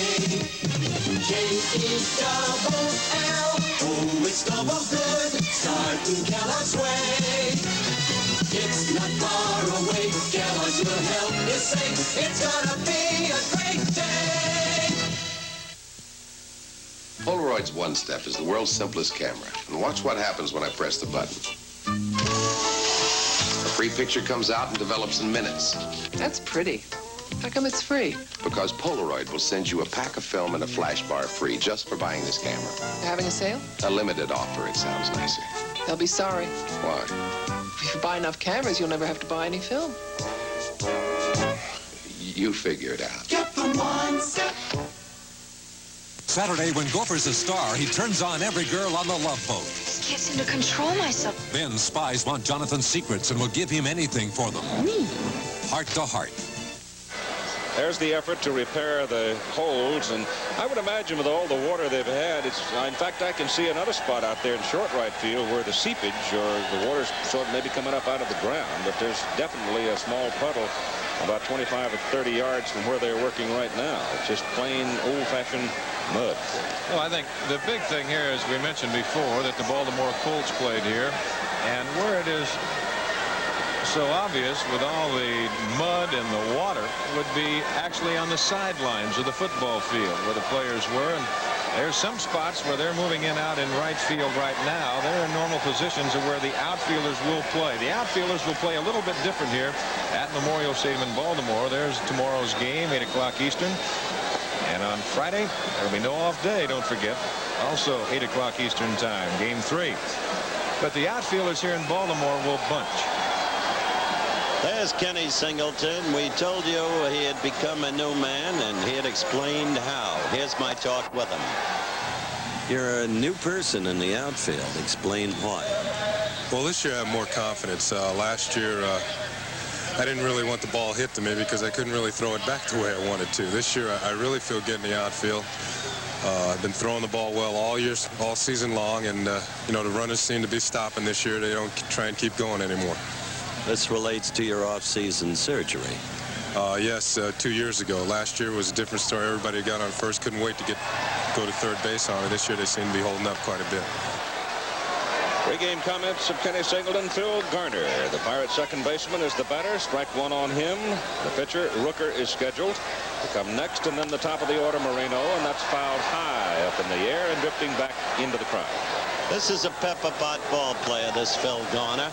And talk about clutch play, hit .377 during the month of September with some key home runs. Saw the graphic on him.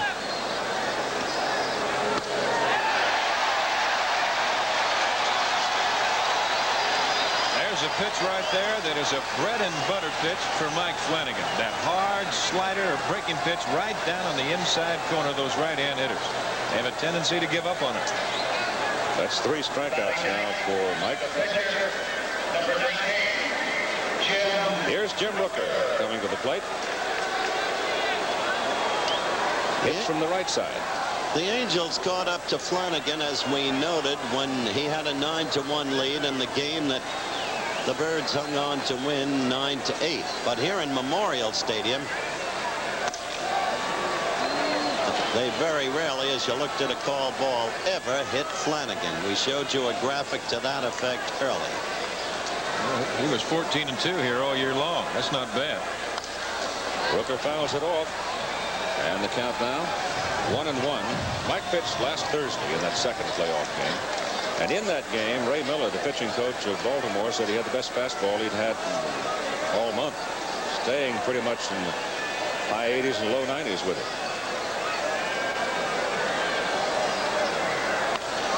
Oh, look at this. Rooker lays it down. Flanagan makes the play. Really trying to get it down toward third base, and I think if he'd been able to roll it more down the line, I don't think DeCinces had gotten him. I don't believe so. If he'd have got it down the line, you're exactly right, because he got it actually between the line and the pitcher's mound. World Series history on the Pittsburgh Pirates. See that they lost 1903. That was really not the Red Sox. It's the franchise that became the Red Sox. They called them Boston Pilgrims back in those days. That's a new fan. My blanket. Yeah, my blanket, huh? Pretty well-behaved dog to endure all this noise and be so passive about it. Omar Moreno coming up now. Rolled out to the second baseman first time up. Let's see if he gets on. It's going to be interesting to see what he does first time he's on, but they are down 5-0. So he can't be as ambitious, perhaps, as he might like to be. DeCinces is in on the grass now. He's not going to give Marino as much room down that line as he did Rooker. And Marino chucks it. And then the ball sails gently out into center field. And the catch made by Bunbury to end the top of the third inning. So after 2.5 innings of play in Game 1 of the '79 World Series, it's 5-0 Baltimore. You dance on a river of wood, and the spinning shapes in the cold, dark water are your only bridge home. So you keep on dancing until the last log is in place and you can head for Miller time. Time for the best tasting beer you can find, Miller High Life. When it's time to relax, we've got the beer, Miller Beer. If you've got the time, we've got the beer. RCA wants you to see the right color. Does your television automatically capture all the subtle shades of difference between this surfer in deep blue, this blue surfboard, and the blue Hawaiian surf? If not, wait till you see color, even color this close on Color Track 1980. Color Track 1980, with 8 automatic color systems designed to lock even subtle shades of color on track.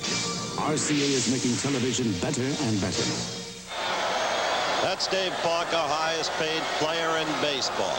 And that fact militated against him early this season. Our conversation explains why and what happened. You seem much more at peace with yourself than I think I've ever seen you.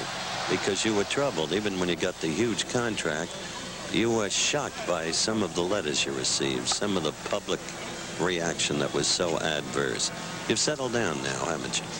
Yes, I have. I think I really had to battle with myself to just realize that, hey, you know, with all the things that's taking place with the contract that came along with it was the people breaking in my house, vandalizing my home. Of course, they vandalized my car a few times, but I just finally put it in a proper perspective. Well, baseball is my life. This is what I got to do for a living, and hey, without baseball, I wouldn't be where I am today. So I just kind of push everything else to the side and say, well, hey, when I'm on the field, I'm in my own world. Can't nobody mess with me here. And I think it took about a half a season for me to get that together, but I did have quite a few things to sidetrack me from my concentration towards the game, and I just fought to get that back and just realize when I'm on the field that I'm in my world and can't nobody bother me out here. It's a terrible thing when you are penalized for being successful, but he's got it in perspective, and he's a heck of a player. Doug DeCinces is up there. You know, Brooks Robinson hit a home run in his first at-bat, the 1966 series. The man who has succeeded him now has hit a home run in the first at-bat. Well, we're happy to be here. Just glad the snow didn't stick. Oh, I'll tell you. That was the series when they belted the Dodgers. Yes. 4 games in a row, and Kurt Blefary made a catch here the Dodgers still don't believe. Right, Donald? That's right, and I know who he hit the first home run off of. DeCinces at the plate. The pitch is low. It's ball 1. Billy Smith's on deck, and Rick Dempsey will follow. We were talking about Baltimore setting a first-inning record in a first game. I thought they broke that off. I thought they scored more than that off me. 5-0 Baltimore leading with 5 big ones in the first. The crowd out there in the bleachers in left field yelling, hit another one, Dougie. And the pitch is in there for a strike. It's 1-1.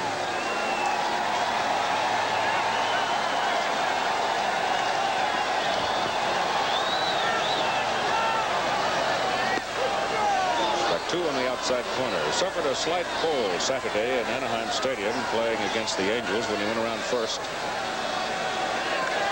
Whirlpool treatment yesterday, and his left leg back of the knee. He's all right. Jim Rooker relieved Bruce Kison in the first inning.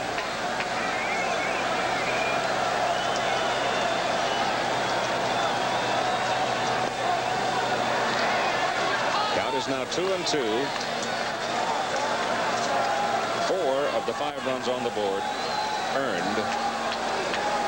But Pittsburgh had actually 3 opportunities to get off the hook and didn't do it. Shot foul. You know, just watching Jim Rooker throw tonight, he started the year on the disabled list, but he's throwing well tonight. Cal Ripken is the third base coach for Baltimore. Jim Fry at first base. Now that could be dangerous, playing that far off the line against Doogie, couldn't it, Don? Well, he's not too bad. He really isn't. DeCinces is not really what you'd call necessarily a dead pull hitter. Trying to protect a little bit to the hole. Pretty good pitch. Yes, it was. He has Doogie leaning. Well, he tried to bring it from the outside in. Tried to bring a breaking pitch out there, and he just did miss. Count is full at 3-2 on DeCinces. He's another Californian. A lot of those fellas in baseball, good reason for it. The weather out there enabling the youngsters to play year-round. And they develop. So DeCinces gets a free pass to first base from Rooker. Second baseman, Billy Smith comes up now, and Smith had a single in his first trip tonight. You know, Keith, one of the things I'm sure that had to enter Earl Weaver's mind in changing his lineup just a little bit, and putting Billy Smith in at second base instead of Rich Dower. With the starter Kison, what Weaver has going for him is an added plus. He has got, as you look at Weaver down in the dugout, he's got an added plus because he's got Singleton, Murray, and Smith that are all switch hitters. So all they have to do is turn around. Not only that, as our graphic showed, Don, Smith has been a hot hitter. He has. In the recent days.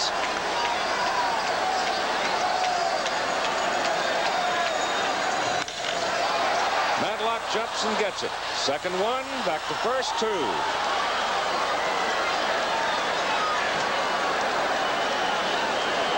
Just a little more bounce. It's in left field.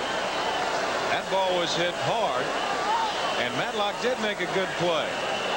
He had it right up. You can see a lot of white showing. Now he has to reach in, make sure he gets in. DeCinces, he comes in hard, but Garner has just enough time to get the ball out of the way. Dempsey. Had a pretty fair series in the American League playoffs, didn't he? But it was just low.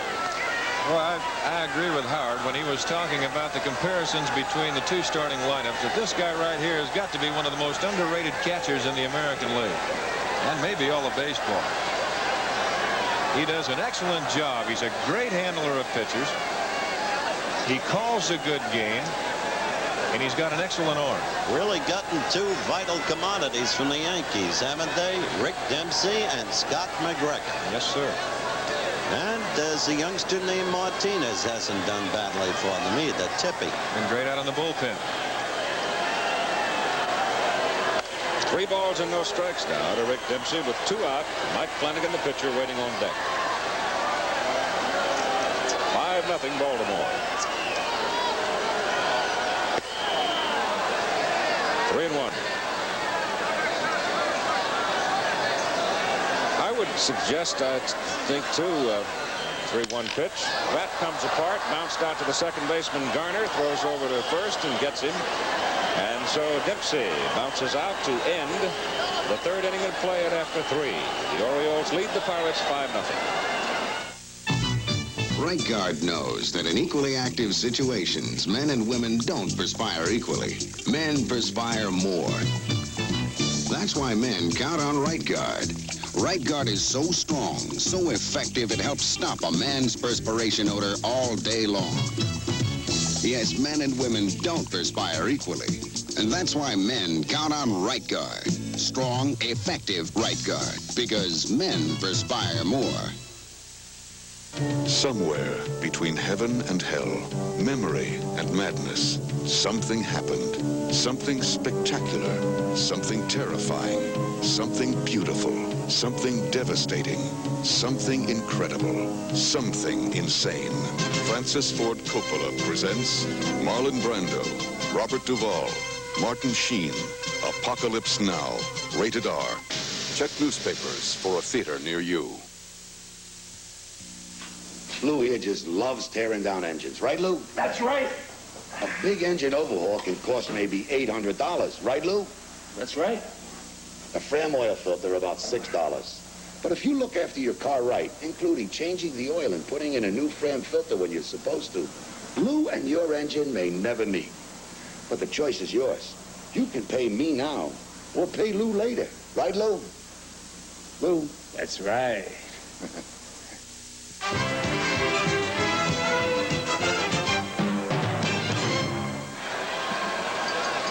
Want to see a bat explode? Watch this. Dempsey's bat just literally comes apart. And he's thrown out at first base. And that lumber, those splinters start flying around. 'Tis a time to be nimble. And when you get the ball out on the end of the bat like that in this kind of weather where it's down in the 30s, you just go back to the dugout and count your fingernails. NFL football on ABC. That's a big one Sunday night. The Rams against the Cowboys. The Cowboys now in possession of John Dutton, one of the finest defensive linemen in football, acquired by way of trade with the Colts of Baltimore. Then Monday night, the Vikes against the Jets. In the meantime, Tim Foley, and this, my friend, is a contact hitter, Keith. And it's also the second time around for the batting order for the Pittsburgh Pirates against Mike Flanagan. Parker will follow, and then comes Bill Robinson. Birds are leading 5-0, and Mike Flanagan's fastball has plenty of pop in it for strike 1. When I say contact hitter, Keith, he has struck out only once. That's foul. In his last 238 at-bats. Dandy catch by the young lady. The ball curled down the left field line. And he hasn't struck out at all in his last 138 at-bats. So he meets the ball. Looped out into short center field, and it drops. See what I mean? Yep. Don't get wood on it one way or another. Well, he's up on the bat handle about 4 inches, and that'll tell you something right there. Listen, you remember a guy, the late Mr. Branch, Ricky, used to say he can't hit, he can't run, he can't field, he can't throw. What he can do is win. He talked of the brat, Eddie Stanky. Well, Timmy Foley may be an uppercase Eddie Stanky. Dave Parker normally uses a piece of wood at the plate. 37 ounces and 37 inches, and the average man needs help to tote it.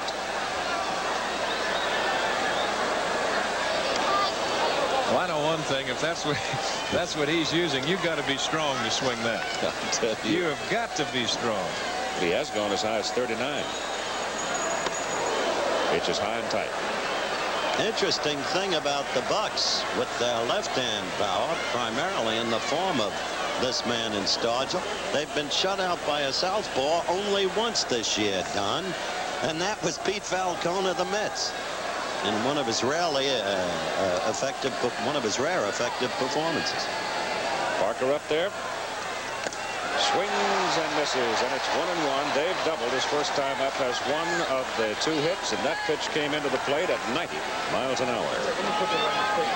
This misses Jim Rooker right there. Go, Dave! Orioles! Oh, Dave.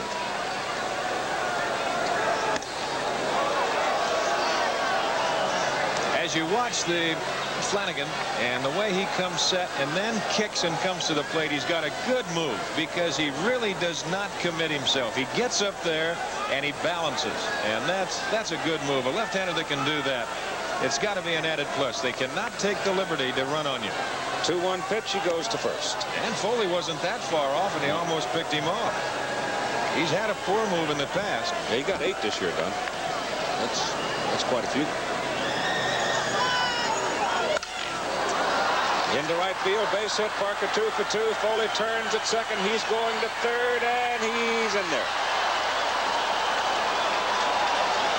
So you see the southpaw isn't stopping. Those are the Pittsburgh wives. And they've seen their team come from way behind so many times this past season. But Parker 2 for 2 against the southpaw.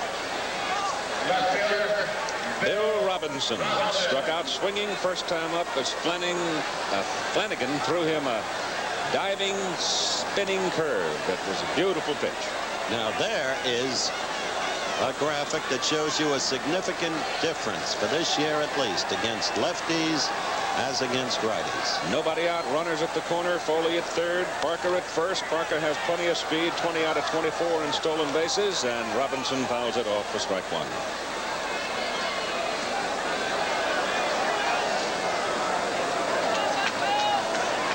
Parker's amazing. The endless season he was going to the opposite field with such great success. He'll go any way on you using that ballpark. He can do so many things. High chopper at third base. Foley holds. DeCinces makes the play. Parker goes to second, 1 out. Now there's a smart play by Tim Foley at third base. He had a notion to try and come, but there's no need to even try. You're down 5 all.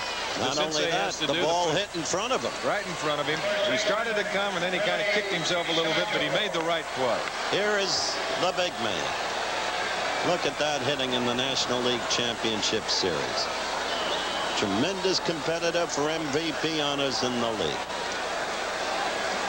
You can tell how cold it is. The breath pretty steamy. Winds it up, and the pitch is inside.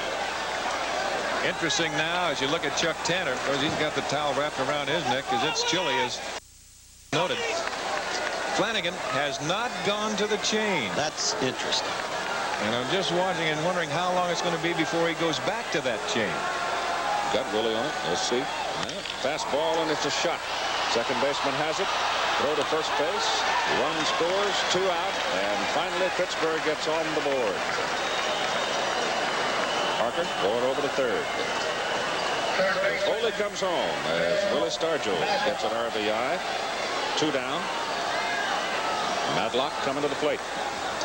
Said before, of the 2 ball clubs on the field, the Pirates have got to be the one that you would say, well, they can play catch up with you.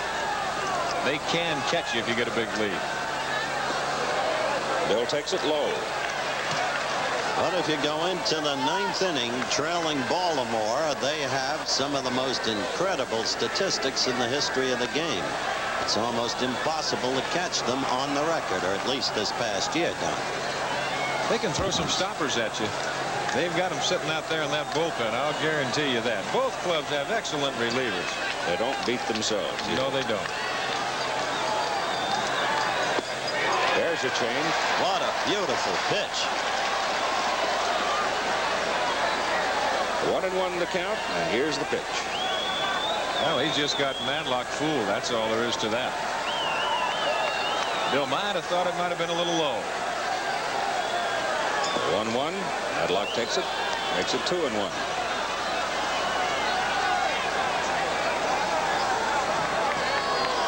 Nicosia's on deck. Swinging that paddle, warming up.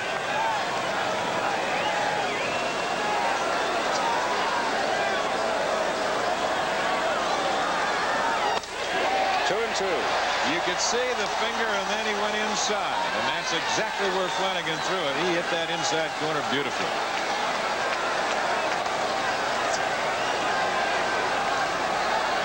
See where he wants to go this time, and we can pick up the sign from Dempsey.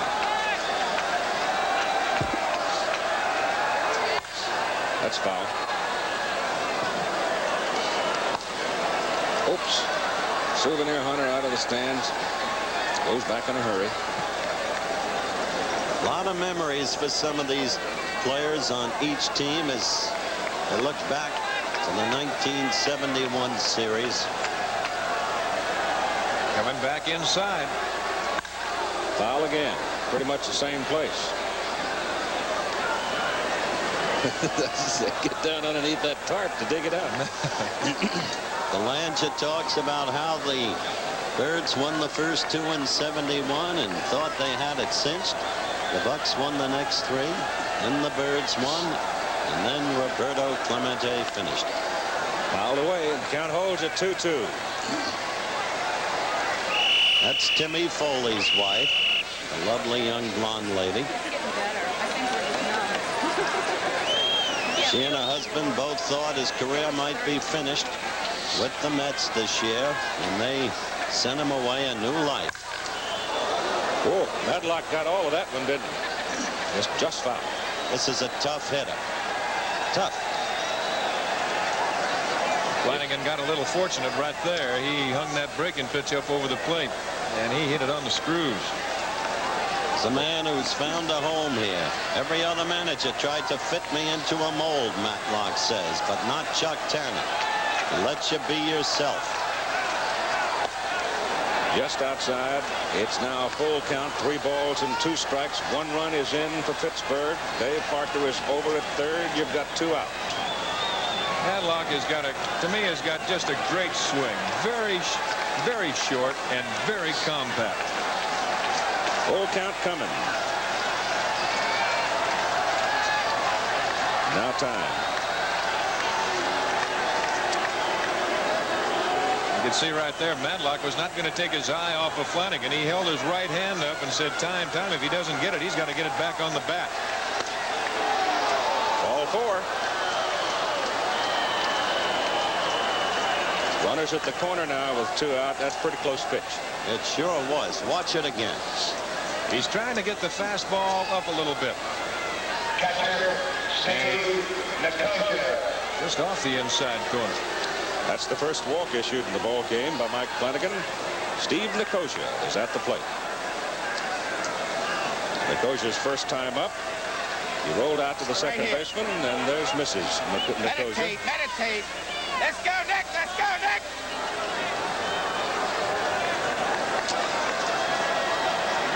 Played winter ball 1976. He caught Mike Flanagan during winter ball.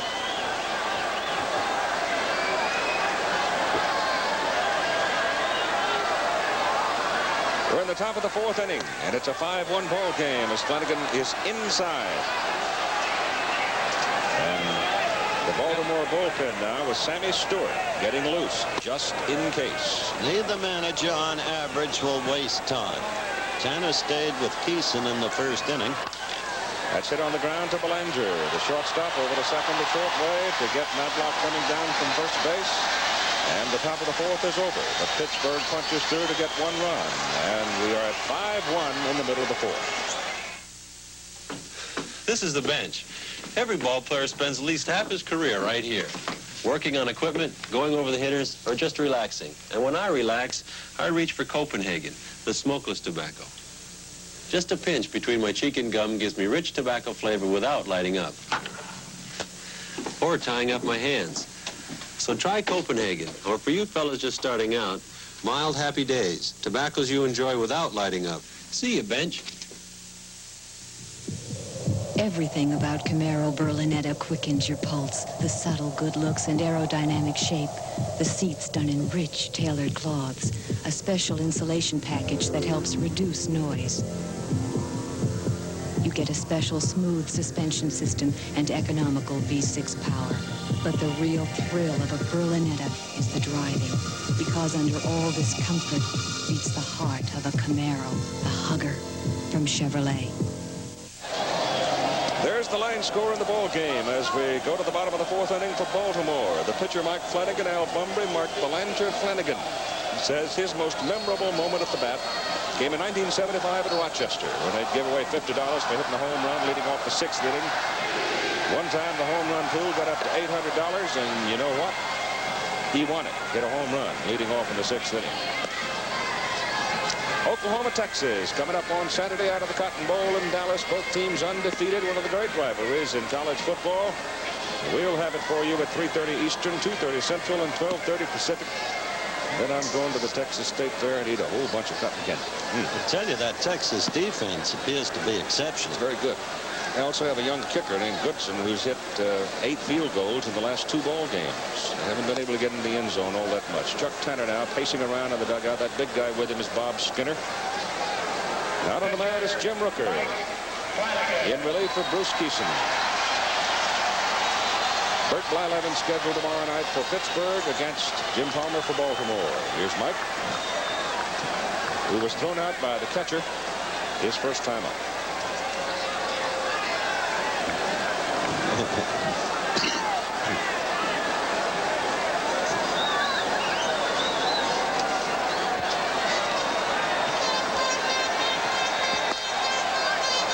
First pitch from Rooker to Flanagan is inside.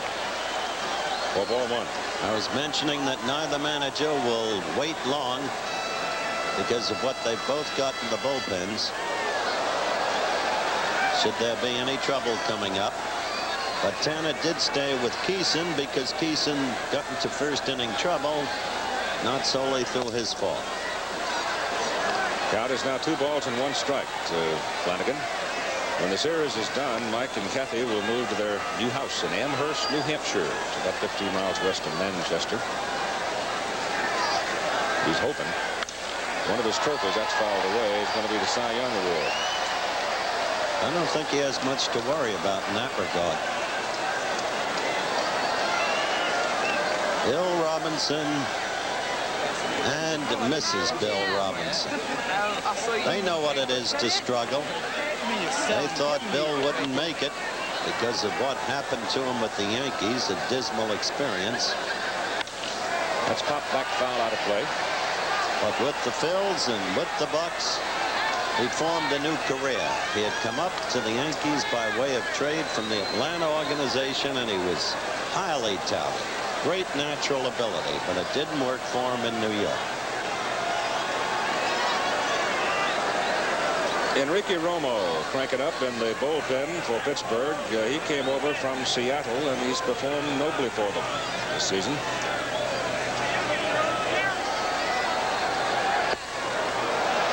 Had Mike leaning on it, took it 3-2 the count now on the Baltimore pitcher. Well, the reason they have Romo up, the pitcher, is the scheduled second hitter. So Chuck Tanner will go to his bench. They're getting along now. Baltimore at bat, bottom of the 4th inning. Flanagan rolls over the right side, throws under Stargill's glove, and Flanagan's on. Well, let us see now. Will the pitcher get a hit, or will the pitcher, first baseman for Pittsburgh, get an error? Looks to me like an error, but we'll see. I got to believe Willie Stargell would like to have those hit to him all day long because I think he'll make the play all day long, but he just didn't get him. Gave him an error. And give him an error, and that's a good call. 3rd error in the ball game for Pittsburgh. 3rd.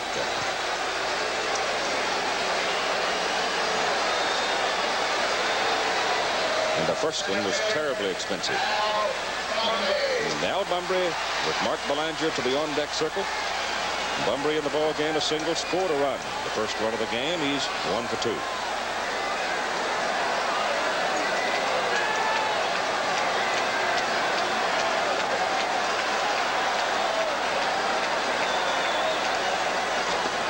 Turns to bunt, takes it, strike.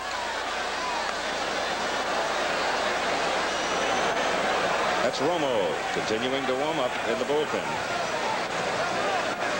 for Pittsburgh. He may have been waiting on a pinch hitting situation, Don, but he's a guy who'll show you 6 pitches, 7 pitches a game if necessary. Well, that's exactly true. Rooker gets in trouble right here. He won't hesitate to bring somebody in to get out of the inning, and then he'll pinch hit for them and go to the next. Exactly. Bunbury taking a good long hard look at the third base coach, Cal Ripken.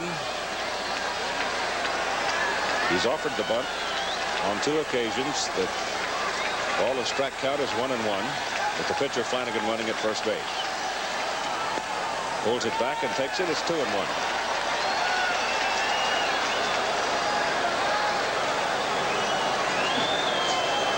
There's a left-hander, Dave Roberts, now joining Romo in the bullpen, so Chuck's warming up from both sides.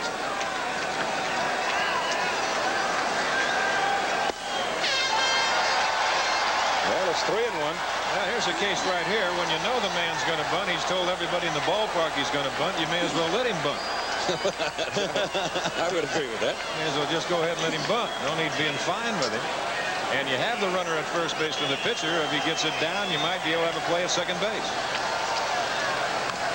He finally puts it down. Rooker comes down to get it. Flanagan goes on to second. Garner covers it first.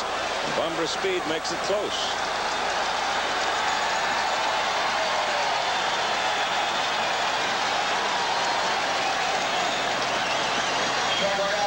Flanagan running on the bases. And remember, we're not using the designated hitter in this alternate year of the World Series, playing it the National League way. It is a cold night.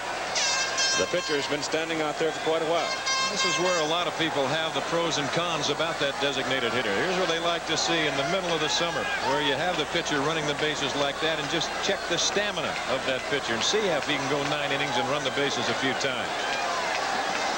Mark Belanger, the batter, with 1 out. You don't like the DH, do you?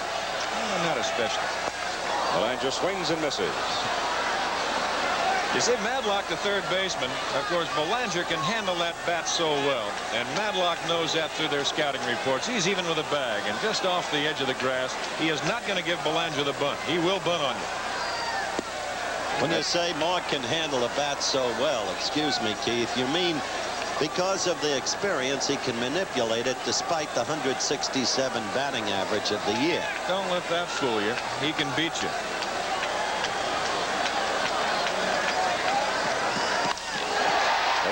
A little carry to center field, and Moreno makes the catch. 2 down. Ball had more spin on it as he went underneath it and just lifted right on out to center. Now here's the guy he's got to get by. Singleton. After Singleton, Murray. They're a tremendous 1-2 punch. Here's a case that really puts a lot of burden on the outfield. Now, we've talked about the bad weather. We've talked about the outfield being in really tough condition. Well, a good outfielder is going to know, I've got a pitcher at second base, 2 outs. I got to know that there's a guy at the plate that can hit the ball to me hard for a base hit. I've got to charge it hard because I know I've got to play at the plate, but now I've also got that bad turf. High to right center. Moreno and Parker, and it's Parker on the call and the catch. And the inning is over. So Flanagan stops at second base. And after 4, Baltimore 5, and Pittsburgh 1. Mr. Green? Yeah. You need any help? Want my Coke? No. Really, you can have it. Okay. Thanks. That's the way it should be. I like to see. See you around. The whole world smiling with me. Coca-Cola has life. Have a Coke in it. Wow, thanks, Mean Joe. I'm Cheryl Teague. I feel at home in front of the camera. But behind the camera, I don't know the difference between a lens opening and a Broadway opening. So I rely on my Olympus OM10. My trusty OM10 gets great shots automatically. My OM10 has this smart little red light that tells me when it's okay to shoot. Oh, it's okay to shoot. Hold it, fellas. With Olympus OM10, great shots automatically. The J.C. battery presents 3 very powerful alternatives. The J.C. 3, 4, and 5-year batteries. And right now, the 5-year battery with as much power as most top-of-the-line batteries is on sale. For a limited time, you can save $11 on our everyday price. That's right, save $11 on the J.C. 5-year battery. Just one of J.C. full line of maintenance-free batteries. Sunday, Mindy takes on Mork for the same job, but for different rewards. Hallelujah. I love the way this boy thinks. Think of Mork and Mindy Sunday. Game number 2 tomorrow night, 8 o'clock Eastern Time here on ABC. Game number 3 goes over to Pittsburgh on Friday at 8 Eastern Time. We're concerned right now with the opening game of this 76th World Series. And the Buccaneers, with a big crowd having traveled over to Baltimore, they've gobbled up every ticket available to them. And they're enjoying a 5-1 lead right now as we go to the top of the 5th inning. And we will go with Don Drysdale to call the play for you. And Don, this is the 3rd largest crowd for a World Series game here in the stadium's history, 53,735. And you've got to give them all credit, Keith, because they are here under adverse conditions, because it is chilly, and they had a big crowd here last night that stayed through the rain until they finally called it. But right now, they've got their Orioles on top 5-1, as it'll be Garner and then a pinch hitter. And we'll go to the top of the order in Omar Moreno. This is the young man who wants to make up, and you see how well he hit in the championship series. He wants to make up for his critical error in the 1st inning. Garner caught looking his first time at bat at .293 on the regular season. Manny Sanguillen has come out to the on-deck circle as a pinch hitter. Now Chuck Tanner going to the old pro, Manny Sanguillen. Manny's another veteran of that 71 series. When the Bucks play the Birds, it's like a city series. Good change, and Flanagan out in front 0-2. It's that kind of rivalry. The cities are not that far apart. That's Mrs. Phil Garner. Usually when Don takes over an inning, the runs come in profusion. 1 ball and 2 strikes to Garner. Flanagan out in front, 5-1 Baltimore. We're in the top of the 5th. Game number 1 of the 79 series. Bunbury, the book on Garner, it appears, for Baltimore. He will play him in right center field. And just missed inside. And Flanagan, yep, you saw that. Didn't like the call, Don. Not too happy, but I'll have to throw another one right there and see how it I get. See the pitch again. Pretty close. The 2-2 pitch. And he came right back with that same pitch again, and Garner just did get a piece of it. 2 balls, 2 strikes. Garner, the leadoff hitter in the Bucks' 5th.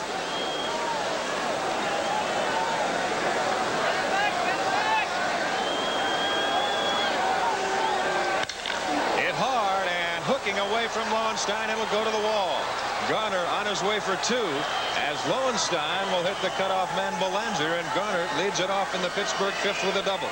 So as they started the lineup the 2nd time around last inning, they began to get to Flanagan and scored a run. Look at that. Look where that pitch was, Don. Got the breaking pitch up over the plate. Now look at that ball hooking away from Lowenstein. He had no chance whatsoever. Then skipping through the mud and off the wall.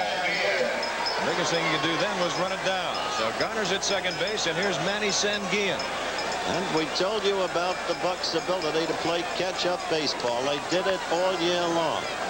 In the late innings, they can terrify you. There's not a weak spot in their lineup. That is to Belanger on a couple of hops as he will throw Sanguillen out. Garner has to remain at second base, and we go to the top of the order in Omar Moreno. He is 0 for 2 tonight. He's bounced to second, and he's lined to center. Baltimore has a history of these angular shortstops with a kind of antelope lope.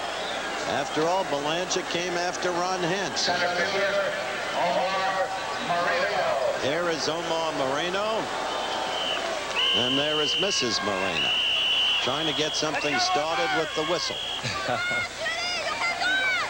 Come on, sweetie, you can do it. She knows the folks heard her. Well, he's done it all year. He's had a fine year. 282, 8 home runs, 69 RBIs, 77 stolen bases. And as we've said, he can make this club go. The third baseman, Doug DeCinces, up on the grass. He's going to take away a bunt situation from Moreno if he's going to come that way. DeCinces, after the pitch, he will take a step in and then a step back quickly to third. Belanger in a little bit of an awkward position. Now here's Dempsey. Here's what I mean where he will take over. He will come in. He will make sure that he has got everything squared away with Flanagan. He wants to make sure he knows exactly what's on your mind. DeCinces will double check with him. Belanger's got to keep Garner close at second base. Billy Smith is back at his second base position, so that means Belanger's got to move over a little bit. Tanner, he'll turn him loose at any time. That's that pitch. Good off-speed breaking pitch. Beautiful. 0-2 to Moreno.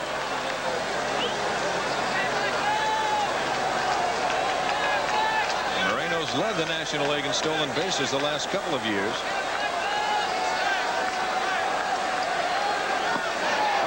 There's a nasty pitch, left-hander to left-hander as he dropped from the side. Rick took a quick look at Newdecker behind the plate. Found no solace there.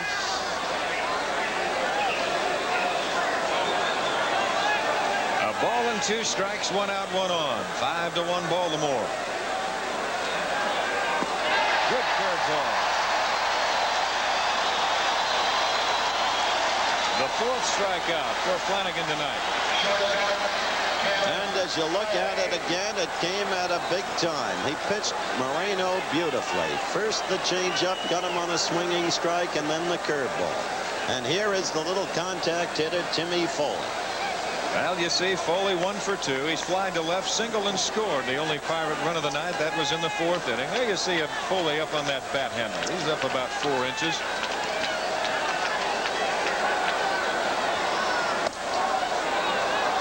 1-0.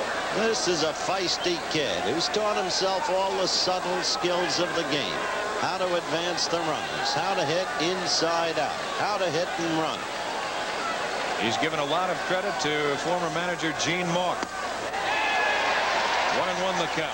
Mauch told him early in his career, Tim, you're never going to be a star. Forget it. He said at first that discouraged him. Then he came to realize Mauch was exactly right. Mauch's had a great influence upon him. Foul right side. 1-2 the count.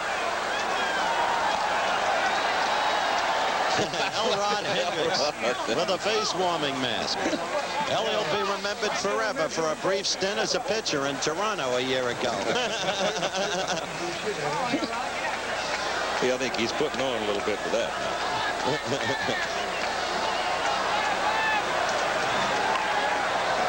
Foley fighting off that curveball, fouling it over in the Baltimore dugout. Count remains 1-2, 2 outs. Garner at second base.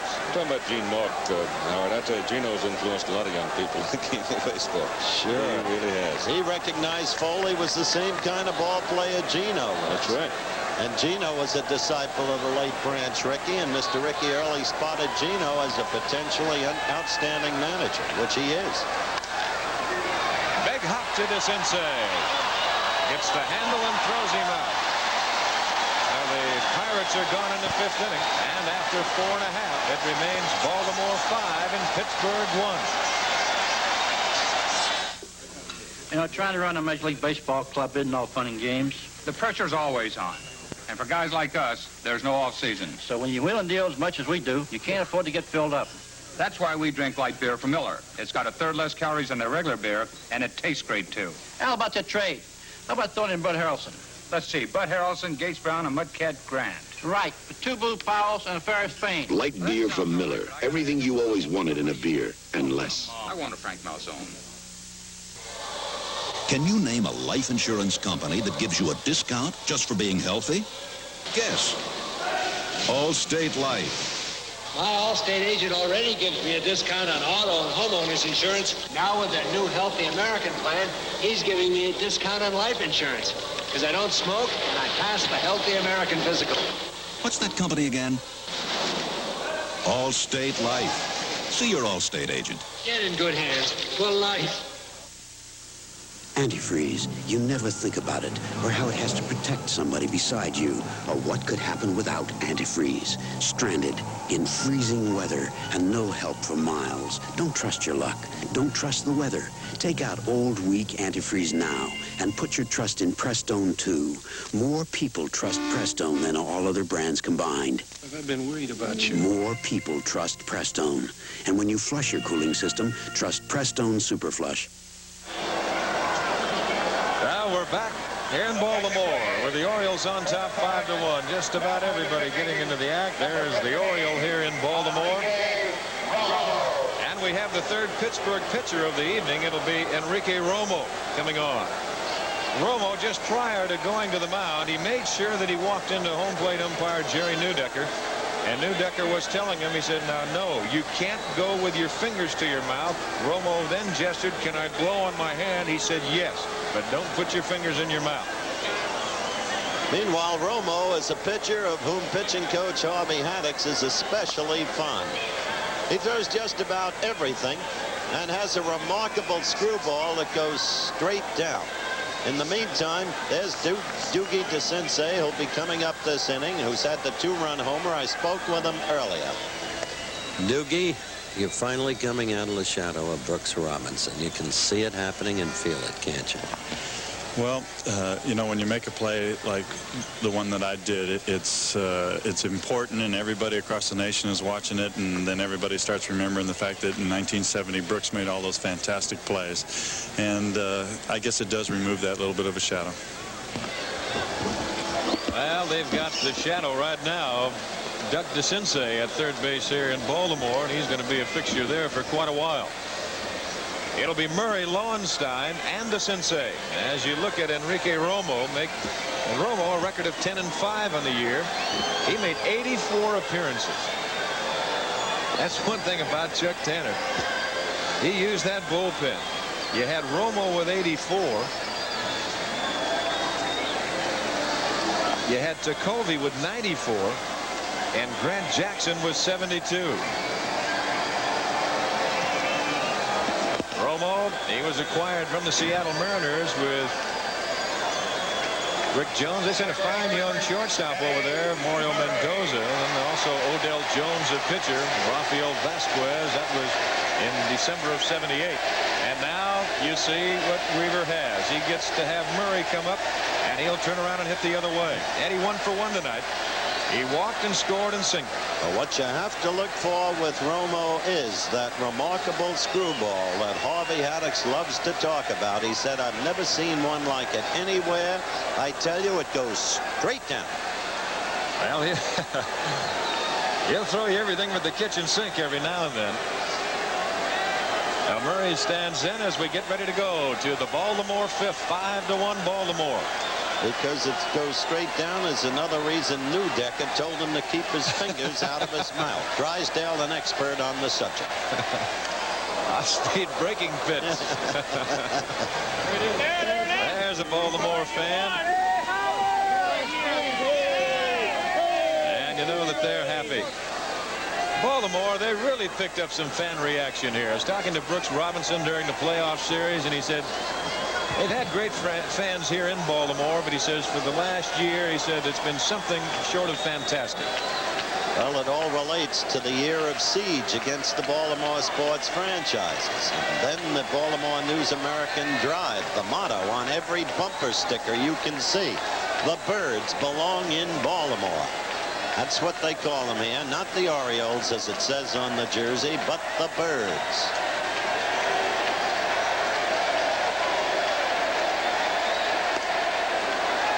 Moving him back with that breaking pitch, and that's been their slogan there. The bird will fly.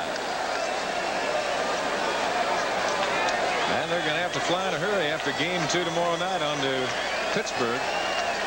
No off day. Rain took care of that yesterday. This may be one of the few fastballs that you'll see Romo throw. Yeah, but he threw it almost out of the ballpark, too. They're going to let Murray get a hold of it.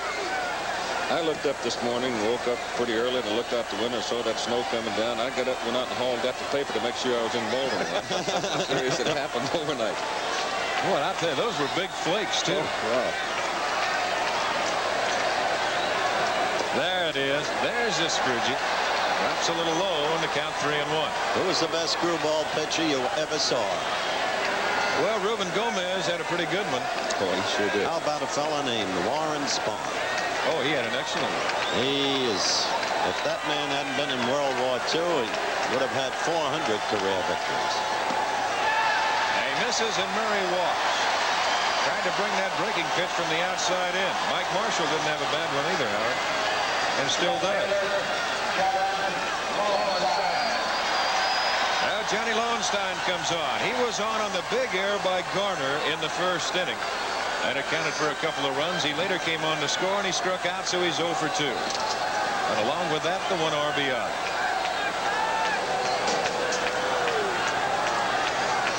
Romo certainly no stranger. As we mentioned before, he was with Seattle, so Baltimore knows a little bit about Romo.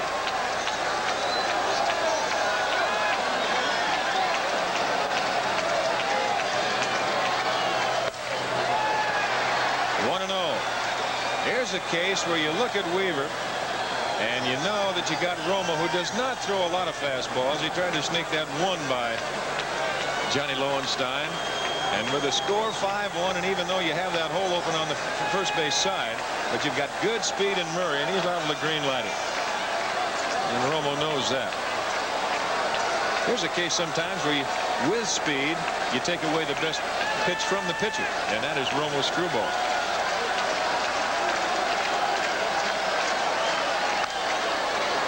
Lowenstein fighting that Scroogie off. The count 1-1.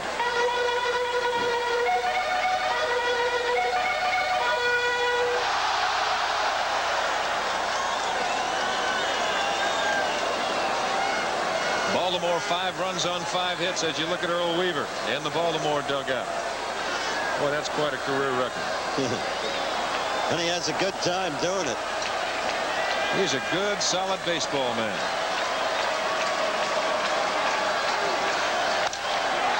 Fly ball center field, Moreno. That is out number 1. Now with 1 out and Murray at first base, that'll bring on Doug DeCinces, who homered his first time at bat, and he walked into third, so he's 1 for 1. And has a couple of RBIs. Remember what we said early in the telecast about the unexpected ones so often being World Series heroes. Of course, we're only in game 1 and it's very early. But this is the kind of guy who doesn't have the big stats going into the series who can kill you. And in this first game, he is thus far, apart from possibly Mike Flanagan, the outstanding player with his 2-run home run. We're through 4.5.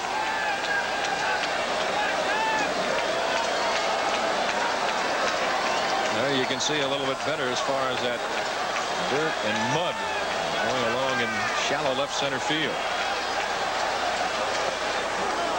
0-1. He went with a breaking pitch.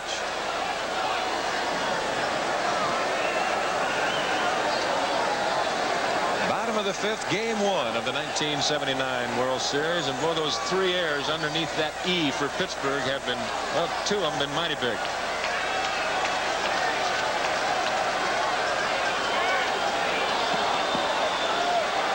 Pretty good move that time by Romo.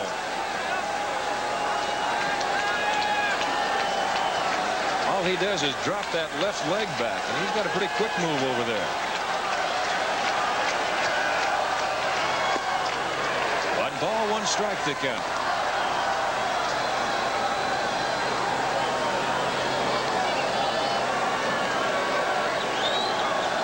DeCinces with a big hole to shoot through on that right side. Garner cheating over towards the bag a little bit at his second base position. And of course, Stargell, there you see the hole.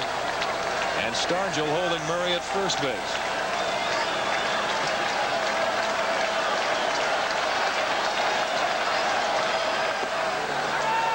2 balls and a strike. He had him set up for that pitch, didn't he? And he let it get it outside. DeCinces, you know, it's interesting to watch his stance. He just lays that bat right on the right shoulder. Says, all right, I'm ready.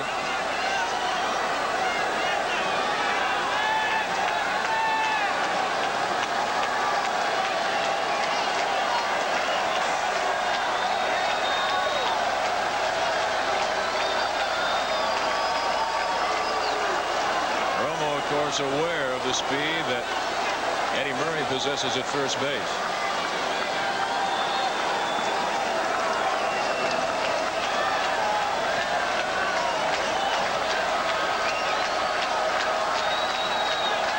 Baltimore and Romo taking too much time as DeCinces will back out. Get a guy that has all those pitches and he starts shaking you off. It's hard to figure out which one he wants to throw, especially if he wants to decoy once in a while.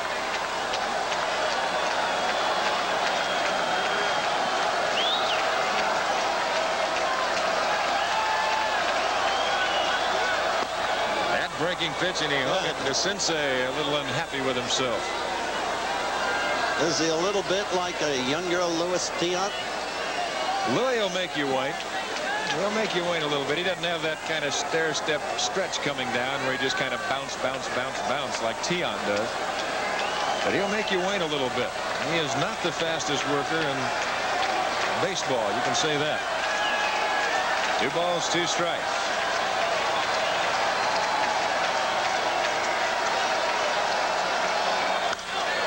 Little looper, and it could be trouble. Parker will be there. And he just about slipped as he made the catch.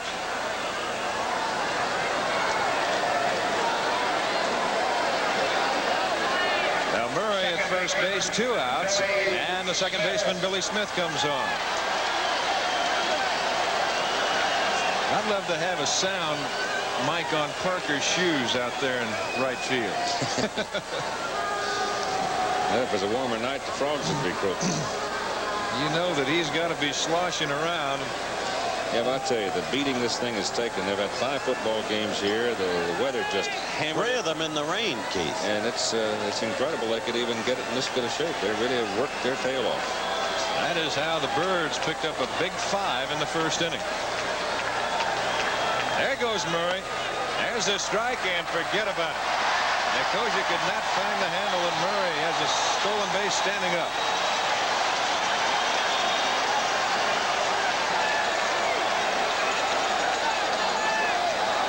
Billy Smith, he is just tickled to death to be in this series. He said, you know, he said, it's like a kid in Wonderland.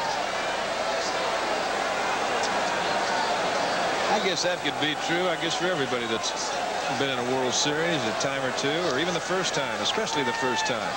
And especially a young man who really isn't going to be a regular for somebody, but, you know, if fortune has it, now they're going to put him on. So he can, one of these days, tell his grandchildren they walked me intentionally. And, of course, the reasoning behind that, you've got the right-hand hitter, Rick Dempsey, standing right behind him. Yeah, but Rick is a dangerous hitter despite his low batting stance. This Baltimore team lulls you. They really do, Don. They do. It's a funny club. If you watch them enough during the course of the year, after a while you sit back and say, well, yeah, he says, I know they've won. I know they've won 102 games. Eddie Murray, the reason Garner was over there, just making sure that Murray wasn't going to get too far off the bag. But the thing about Baltimore, they don't have a lot of sensational players. They've got good, steady, everyday players. They play Earl Weaver baseball. They play sound, fundamental baseball. But they've got great pitching.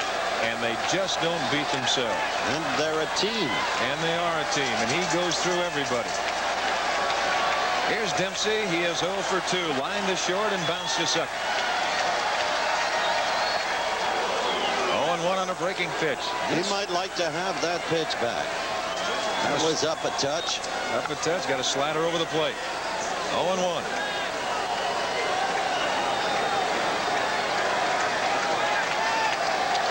Here's a guy here that you don't pay attention to him, and he's going to hurt you with it. Had a big key double here in the very first game against the Angels in the playoff series. Hit it off the piping in left field. Murray at second. And Billy Smith at first. Yeah. You could see the difference in the thinking right there. Romo shaking his head, and Nicosia wanted it down and away, and he got it up over the head of Dempsey. That earned run average, Haddix will tell you, is totally deceptive for the last 23 games he's appeared in. 2 balls and a strike. You see, Romo really doesn't like as you look at Murray at second base. And at first base, Billy Smith, hands in the back pocket, trying to keep him warm. Doesn't like to give you that fastball to hit. He'll show it to you to try and set up the curveball, the slider, or the screwball. That is not his best pitch. That's about his 3rd best pitch. Slider low. 3-1. Let me tell you something about Rick Dempsey. He started hitting pretty well in the late season, and he attributes it to Coach Jim Fry, who had him close his stance. So many hitters find at least temporary advantages out of a change of batting stance. Of course, the great ones adjust according to the pitcher, like Rod Carew's got 4 basic stances. Dempsey's not in that kind of hitting class, of course, but he can hurt you in the clutch. Full count now, 3-2, and with 2 outs, the runners will be going. Murray from second base and Billy Smith from first. It's 5-1 Baltimore. We're in the bottom of the 5th. You see Billy Smith talking with his first base coach, Jimmy Fry. How about Jimmy Fry? One of the rumors, and good Lord, with all the gathering of baseball people this time of the year, there are a million rumors. I don't know if there's any substance to it at all, but a lot of talk that Jim Fry might get the call to go to Kansas City as manager. It's a pretty good ball club to inherit. Runners go. That's Luke foul. Well, the count remains full. 3 balls, 2 strikes, 2 outs, 2 on. Beginning with George Brett. Yeah, how'd you like to inherit George Brett? Excuse me, I did a show with him over the weekend at Pepperdine University. He had been out hunting with Whitey Herzog, the deposed manager. He's in great shape, by the way. He said, I came too late, hit 329. He said, I should have hit 350 this year. Runners go again, and he pops him up in shallow left field. There is Robinson, and that is out number 3. Now Baltimore is gone. They lead it 5-1 through 5, and we'll be back with more baseball after this word from our local stations. Saturday, Stanley and Jeffrey's Boys Night Out goes sour the morning after on the Ropers. Then it's Charlene's Angels on Detective School. The night is just warming up. And when Gopher's a star, he turns on every girl on the Love Boat. I just can't seem to control myself. Saturday. Hi, Van Amberg here. Stay tuned following the game for our special edition of News Scene tonight. We'll ride with the cops on the Muni and have more on why the police sting keeps paying off. All of that right here on Channel 7 News Scene after the game.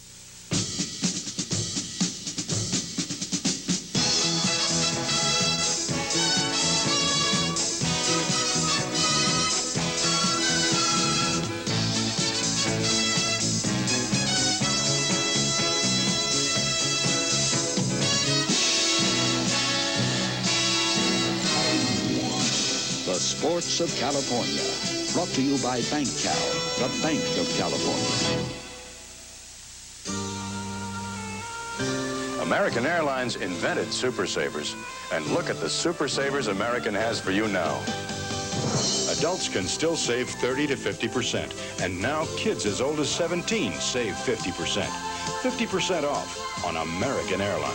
We're American Airlines, doing what we do best.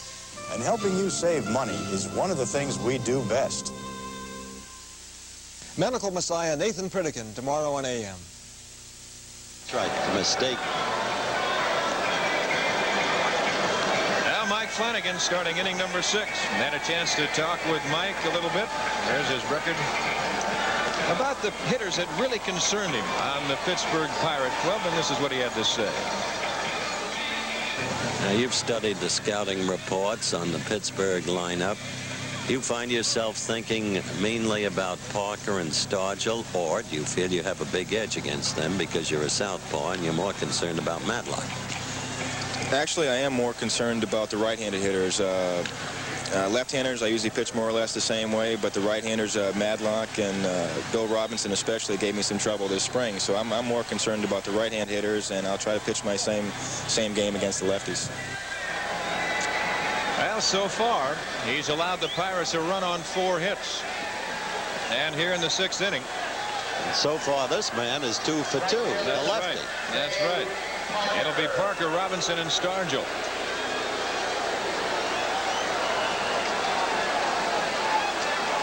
Steve Stone up in the bullpen for Baltimore now. Parker, he doubled his first time at bat and singled his second time at bat. First time, it's interesting. There's you see Steve Stone. He had a fine year.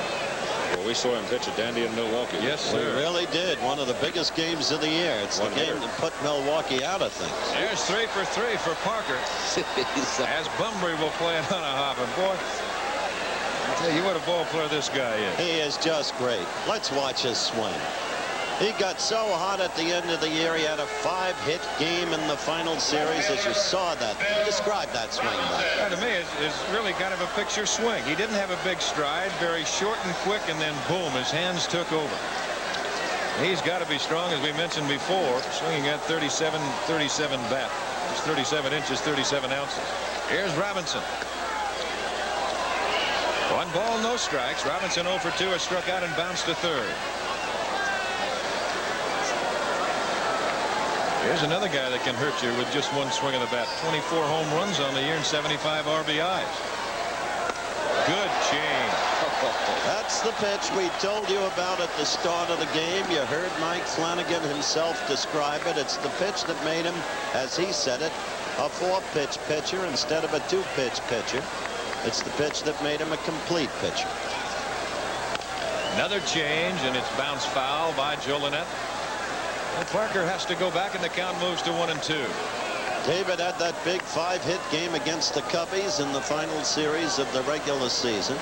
That's when he was going with the pitch to left. When it was outside, he was hitting inside out.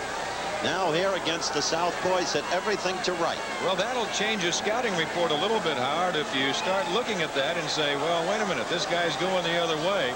Just trying to pick up some singles here and drive in some runs. So they've tried to jam him a few times, and he'll just come up to the occasion. There's a jam job, and that's a good one, too. 1-2 the count. At the same time, Don, there are certain pitches that will ignore scouting reports as you look at this again. He gets that pitch right in. A little half swing, check swing there by Robinson. Well, the pitcher still has to pitch his own game. That's right. That's the point. Can't go away from your strengths. Kent Tekulve, for instance, he throws one way. He throws out all the scouting reports.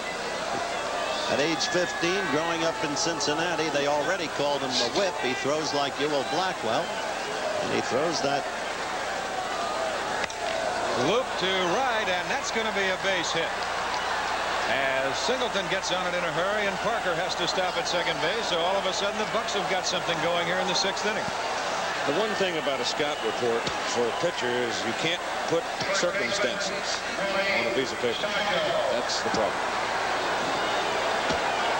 Now the Bucks on top of the Baltimore Orioles in the hit department 6-5, but with 3 errors for Pittsburgh. Baltimore on top in the run department 5-1 as Willie Stargell comes on. And here they are chopping back. Well, they're just one big swing of the bat in this guy from being right back in it. Stoddard's also working in the bullpen for the Birds. Good off-speed curveball. There's Stoddard, the big guy on the left side, and left-hander Tippy Martinez on the right side of your screen. Stoddard is huge. He's the Raddatz type. He's a power forward in the basketball. That's right. Stargell 0 for 2 tonight, has struck out and bounced a second. Drop from the side. 0-2 the count.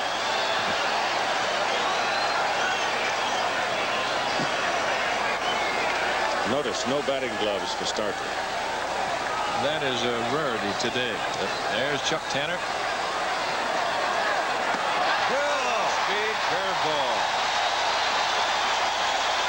He has really pitched Willie beautifully. Strikeout number 5. And the second time he's gotten Willie. Look at it again. Comes by way of first base. He's taken just enough off of it, and Stargell has already committed himself. Here's Madlock. Bounce to third and walk.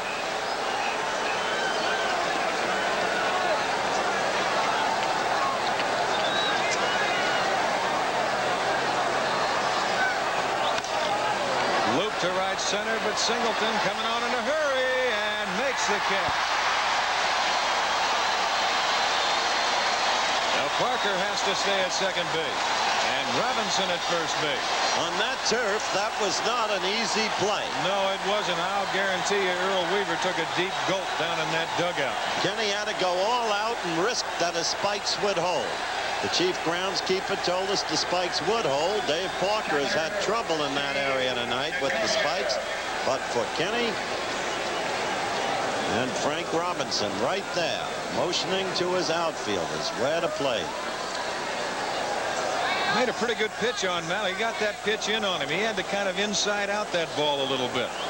Don Robinson throwing in the bullpen for Pittsburgh. That's a fireballer. Throws bullets. Now, while they have a little chat at the mound, Nicosia will go back and grab the pine tar rag. 2 outs, 2 on, 5-1 Baltimore. We're in the top of the 6th. Robinson's one of those guys. He's got to use his strengths. He's got to pitch his game as you look at him. Same thing as I was saying with Tekulve. The whip-like arm, the buggy whip arm, everything low. He's got good stuff. If he's healthy, that's the key to Robinson this year. Nicosia 0 for 2 tonight. Hit hard and look out, foul.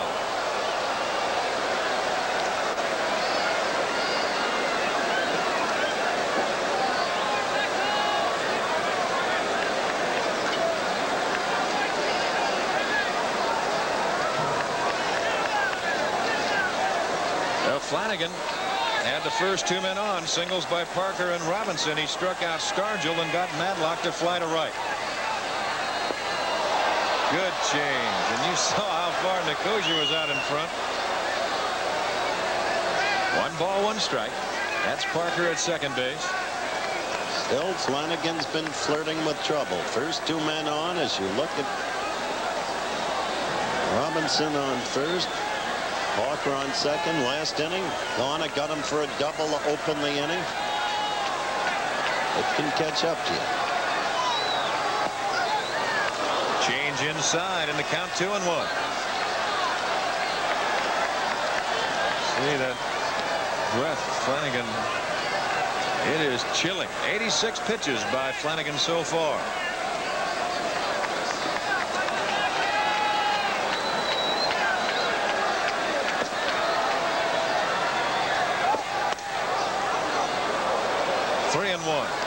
Murray trying to slip in behind Robinson at first base. Garner in the on-deck circle. There he is. He's the man who doubled to open the 5th.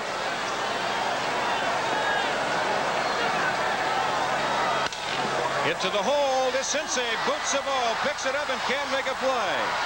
Parker goes to third. His second base is Robinson, and the Pirates have the bases loaded. Now we'll see how they score that as you take another peek at it. Tough play. The ball really didn't. It hung up in the air for a long time and forced Doug into the position of having to short hop it. But they're going to give him an error. He deserved it. Now that's what you get after they watch you make great plays all the time. That's right. Now's the chance for Garner to really atone for that first inning error that opened the door to DeCinces' 2-run homer. This is the first Baltimore fielding mistake, the one you just saw. And let's see if the Pirates can capitalize. Good fastball for a strike. 89 miles an hour. They clock it. Lee Lacy down in the on-deck circle. And that is a good pinch hitter, the former Dodger.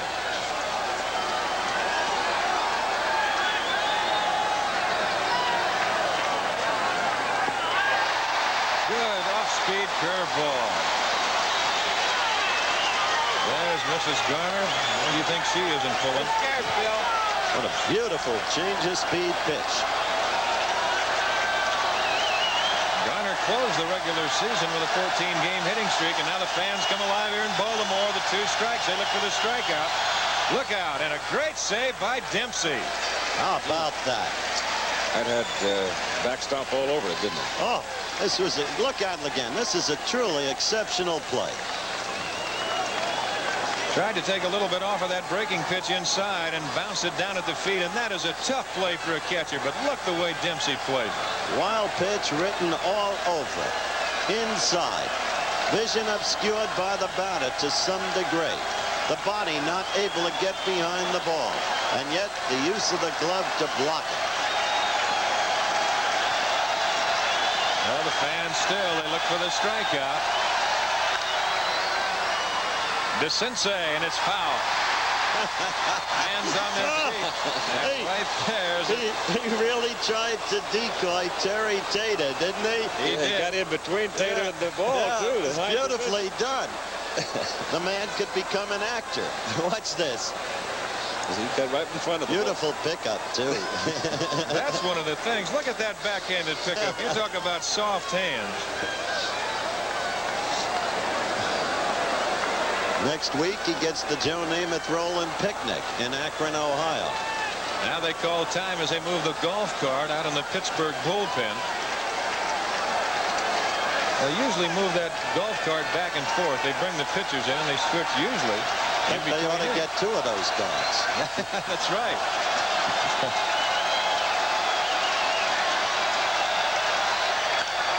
Uh-oh. That's foul, and he hung himself a little off-speed curveball, and Garner was not fooled that much. A ball and 2 strikes with 2 outs, bases loaded, 5-1 Baltimore. Garner is a tough player. There's Parker at third. Robinson at second.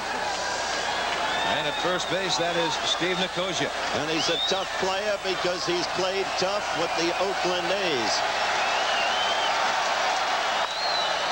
Let's shake him around in the Baltimore dugout. When they had that great old gang in Oakland. Well, it appeared when they had that great old gang, Howard, that when he took over for Dick Green, that they were going to stay with that great old gang. By the way, there's another of those unsung World Series heroes, Dick Green. That's right.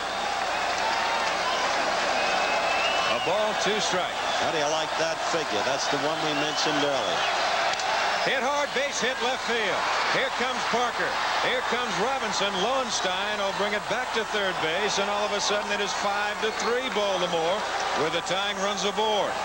They keep coming back, and certainly Garner has a tone. I'll tell you, he just fights that slider off of him and hits it to the hole, and now that will bring out Earl Weaver. Lowenstein has no play. Johnny just makes a good play to get in front of the ball and get it back in. So Weaver will talk to Flanagan and Dempsey. You've had Stoddard, you've had Stone, and now you're getting Tippy Martinez up in the bullpen. So there have been 3 pitchers out of the Baltimore pen, but Earl just stalks a little bit, tries to jack up Flanagan and leaves it. Staying with Mike. In the meantime, as you look at Garner, as he got that hit, and you look back through the years with Phil, and the way he produces in the clutch. Here's Lee Lacy. Told you earlier he was on deck, the ex-Dodger. That's the kid, Phil Garner, right there. He likens this Pirates team or clubhouse to the way it used to be in Oakland. 0-1 to Lacy, who hit .247 in the year with 5 home runs and 15 RBIs. The Pirates trying to fight back. The tying runs aboard. He's grown accustomed to this pace. He's the only man in baseball who's played in the last 3 World Series. That's right. With the Dodgers for the last 2 years, and now this year with the Bucks. Paycheck's getting to be a habit. He kind of likes it. It's like Bob Fleming used to be in the Super Bowls. That's bounce foul. Joe Lynette will make the play. Lacy coming to the Pirates in the re-entry free agent draft this year.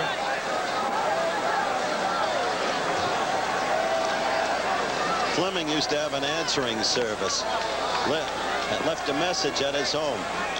Have gone to play for the season. Reach me after the Super Bowl. No balls, 2 strikes to Lee Lacy. 2 outs, 2 on. 5-3 Baltimore. We're in the top of the 6th.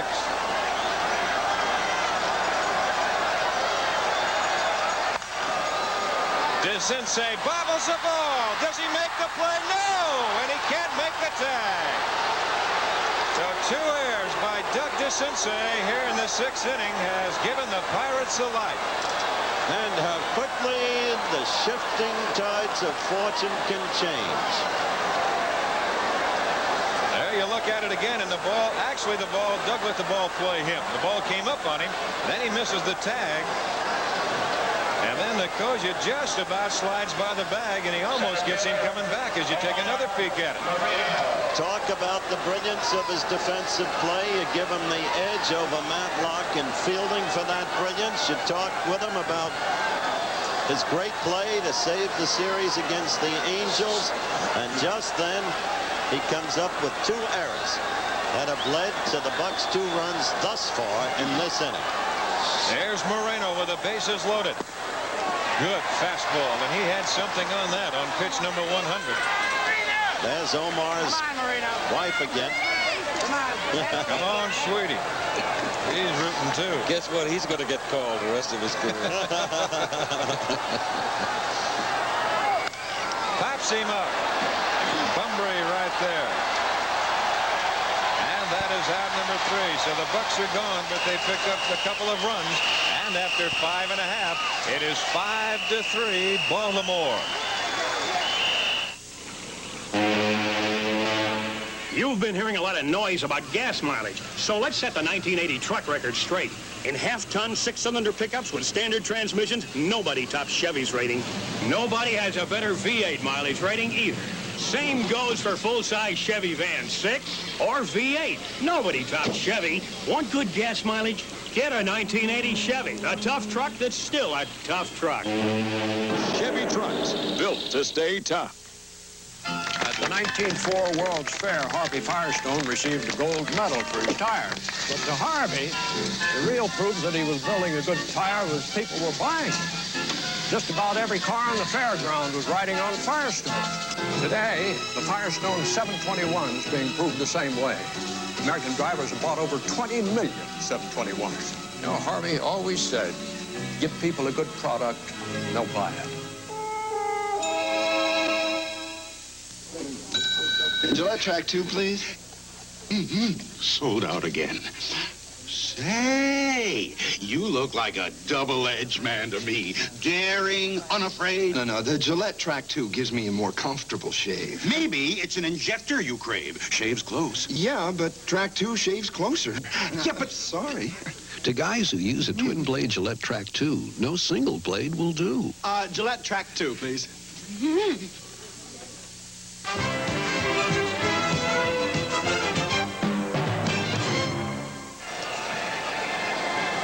That's Phil Garner. I talked about the Oakland clubhouse, the Pittsburgh clubhouse. He's been in both. I talked with him about that. Would you contrast for me the atmosphere in the Oakland clubhouse when they were in their heyday with the atmosphere in this current Bucs clubhouse? A lot of similarities. Of course, there's the same free-spirited atmosphere. There's a lot of jovial kidding, a lot of jiving back and forth, a lot of games being played against ball players. I think there's a certain amount of camaraderie that we have among our teammates here that we certainly had in Oakland. But I think the big thing, the 2 big things are, we had a great leader in Oakland in Sal Bando. We have a great leader in this clubhouse in Will Stargell. But another great similarity between the 2 clubs is that although we kid around in the clubhouse a lot and sometimes we get angry at each other, but once we put that uniform on, we're strictly professional. We have one thing in mind, that's to go out and win a ball game. Now the words of Phil Garner. He drove in a couple in the 6th inning for Pittsburgh to make it 5-3 Baltimore, and you're looking at Don Robinson. He is the 4th Pirate pitcher.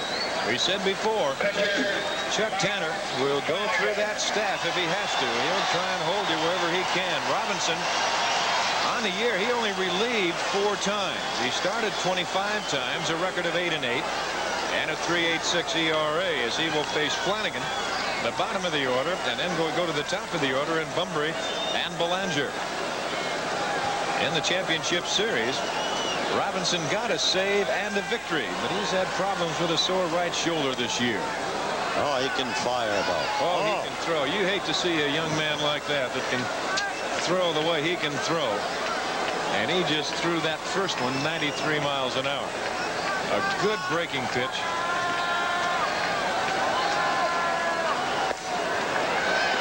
Two and 0.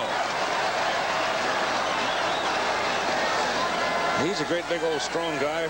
Born in Ashland, Kentucky. Lives now in Canova, West Virginia. He's 6'4", 230 pounds. 2 balls and a strike the count. He's only 22. He can turn it loose. I'll say one thing about Flanagan. He's got a He swing. doesn't get cheated. For a guy who hasn't hit in how many years? Oh, I don't know, but you know that was one of the things they talked about. Mike Flanagan, you two guys brought it up a little bit earlier, that he can swing the bat a little bit. He hasn't actually hit for himself since 1975, and I guess that was down at Rochester.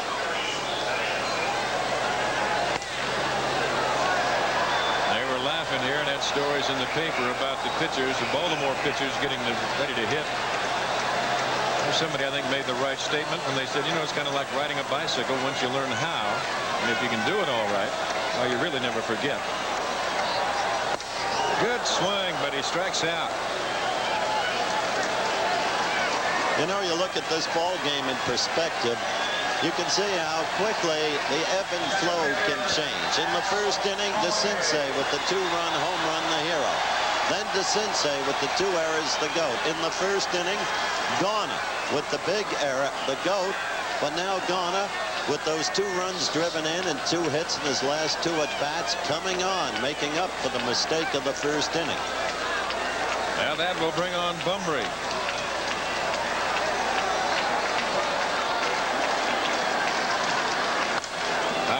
This program is being brought to you as an exclusive presentation of ABC Sports. Now let's pause 5 seconds to allow our local stations to identify themselves.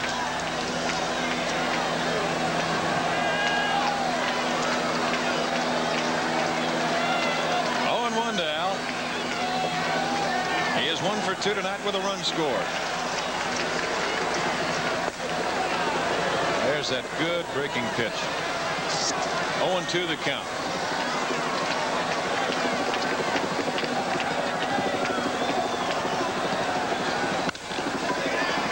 To Foley, he's got to go, and they get him. 2 gone. And this telecast is presented by authority of Major League Baseball and is intended solely for the private, non-commercial use of our audience. Any publication, reproduction, retransmission, or the use of the pictures, descriptions, and accounts of this game without the express written consent of Major League Baseball is prohibited. I'm glad you finally got to read that. He's been waiting all season.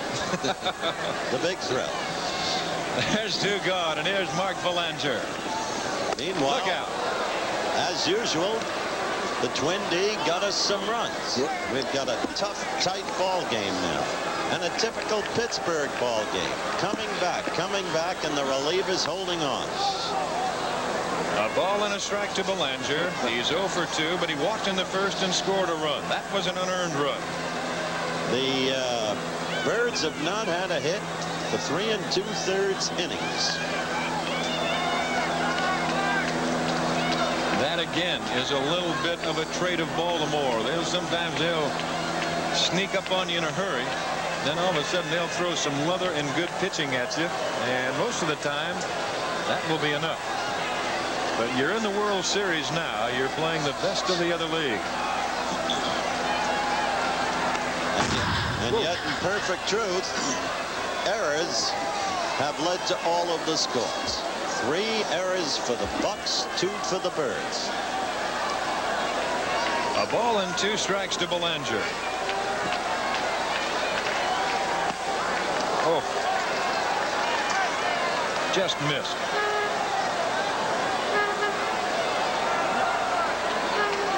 Yes, she says, hanging in there.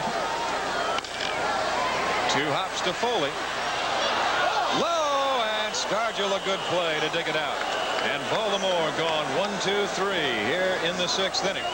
3 up, 3 down. There you look at it one more time. Foley stayed back now. He sees the big hop. And now in the dirt to Stargell. And the big guy stays right with it, makes a good play. So after 6, 5-3 Baltimore. Who's the symbol of good customer care? Mr. Goodwrench. Who stands for your GM dealer's commitment to improving service at over 6,000 participating dealerships? Mr. Goodwrench. Whose face is seen nearly everywhere? Mr. Goodwrench's. Look for him. He wants to show you he cares about you and your GM car. It's him, Mom. Keep that great GM feeling. It's Mr. Goodwrench. With genuine GM parts. Can you imagine trying to photograph an Olympic gold medalist like Jean-Claude Killy? It's quite a challenge. Made me really appreciate my Canon AE-1. The automatic shutter priority system is a must, especially when your subject's doing 50 miles an hour. Try it, it's fun. What? The AE-1 is so simple to use. About all you do is focus and click. The incomparable Canon AE-1, so advanced, it's simple. Canon, the official 35mm camera of the Winter Olympics. Who'd ever believe it? What? What a star you were. Those touchdown passes and those game-saving catches and those baskets at the buzzer. My games don't need me anymore. Well, we've got some games that do. Make the best of your recreation time with AMF. We make Roadmaster bicycles and mopeds, Sunfish sailboats, head, tennis rackets, skis, and sportswear. We make weekends. And weekends were made for comebacks. Saturday, Stanley and Jeffrey's Boys Night Out goes sour the morning after on the Ropers. Then, it's Charlene's Angels on Detective School. The night is just warming up. That's the story from Memorial Stadium in Baltimore. Game 1 of the 1979 World Series. I'm Don Drysdale, Keith Jackson, Howard Cosell. As we go to the 7th, and once again, here's Keith. And we look to Tim Foley, the Pirate shortstop, to lead it off. Parker's on deck. Robinson will follow. 5-3 ball game as Flanagan pitches, and it's rolled to Belanger. And that thing is a little bit like a hot potato, isn't it? But that's exactly why Earl Weaver is playing Mark Belanger in this, the first game of the 79 World Series. Look at the antelope. That is not an easy play for Belanger. That ball's hit pretty good, but well, I don't know how many Golden Gloves he's had, but I'll tell you one thing, that's exactly why he makes them. Look a little bit like Mr. Marty Murray. A little bit. Dave Parker 3 for 3. Double, single, scored a run.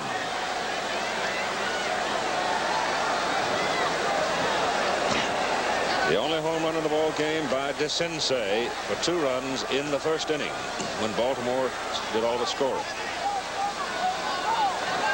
No win. Big swing, change, and it's strike 1. We told you right at the top of the game that the Bucks do well against southpaws. It is like Parker, let's face it, can hit anybody.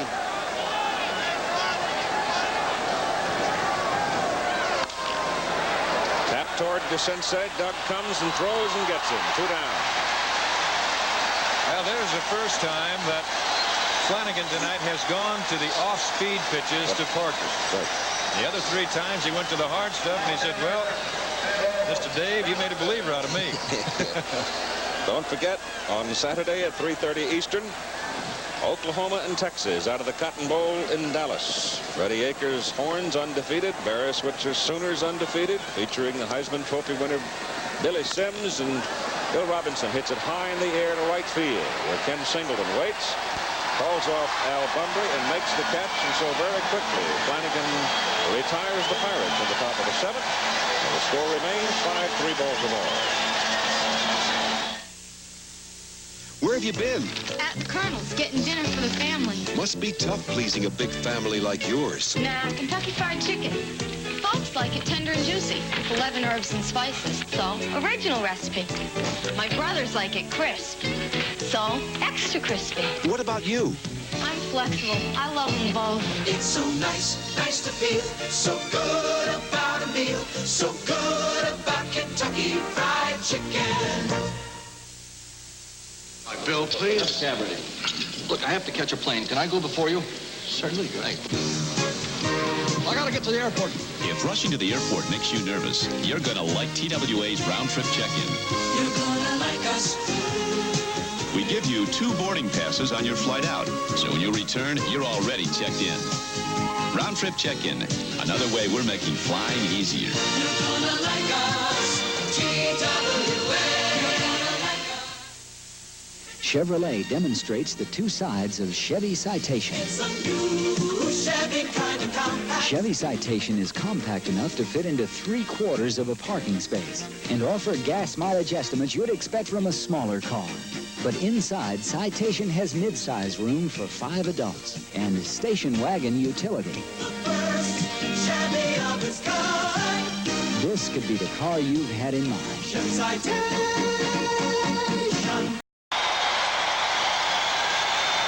We'll go to the bottom of the 7th inning now. John Denver's country boy music. In the background of the crowd standing and taking their 7th inning stretch, Don Robinson. He's out on the mound for Pittsburgh. He'll be working to Ken Singleton, Eddie Murray, and John Lowenstein. You've got a flamethrower on the mound, and you've got big guys coming to the plate who love to jump on the hard stuff. Robinson pitched 2 innings of the National League Championship Series. He got a save and a victory, but he still has a bit of a problem with a sore right shoulder. Doesn't bother him going an inning or 2, but get beyond that sometimes and it grabs him.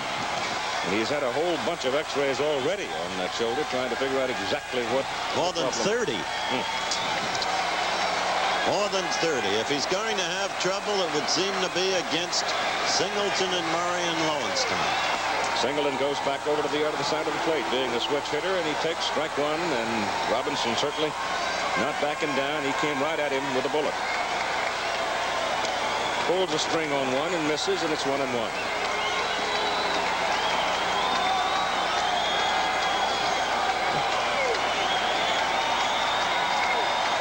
Those of you who have joined us a little late, we'll tell you in just a moment, as the pitch is inside to Singleton, just how it all happened. Pittsburgh jumped out in front, a score of 5-0, getting 5 runs, and there were errors of commission as well as omission in that first inning by Pittsburgh, enabling Baltimore to get the big 5. But the Pirates came back with 1 in the 4th and 2 more in the 6th, and that's where we are at 5-3.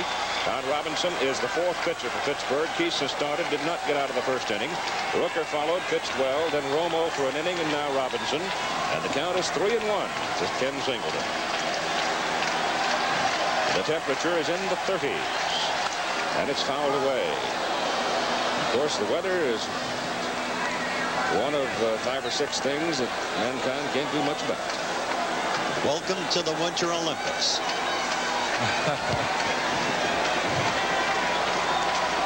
The playing conditions are the same for both sides.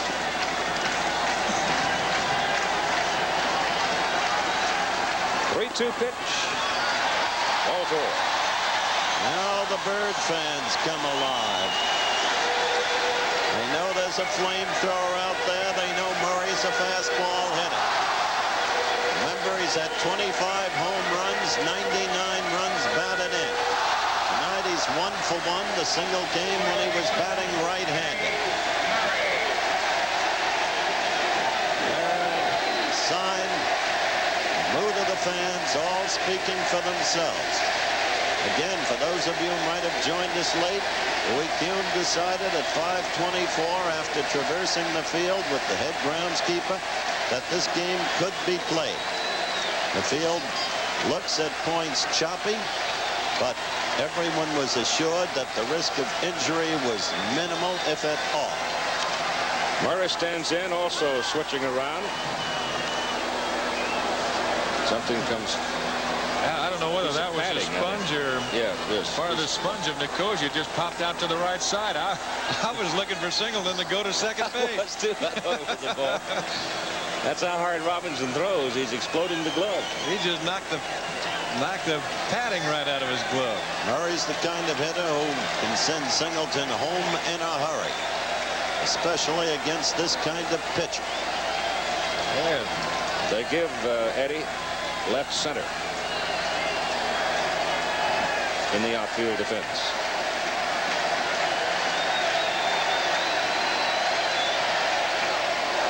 And he took his cut, and it's 2 strikes. He got it by him.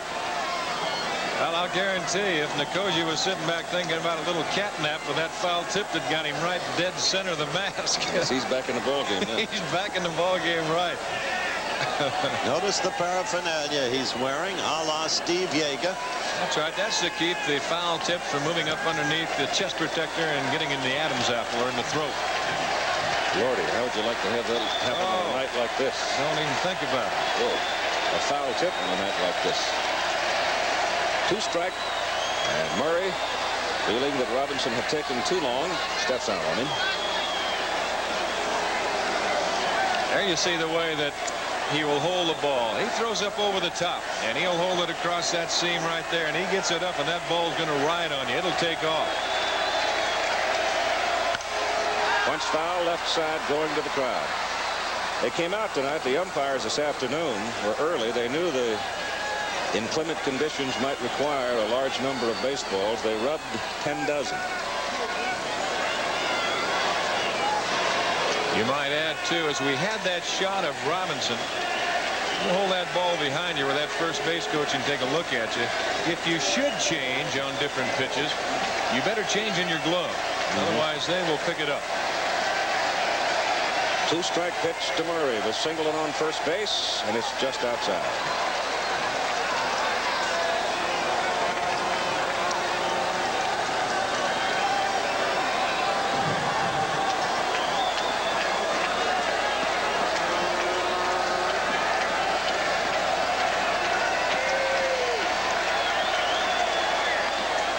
Play at first as Singleton steps back in. Stargell holding the inside corner with a left-handed batter at the plate.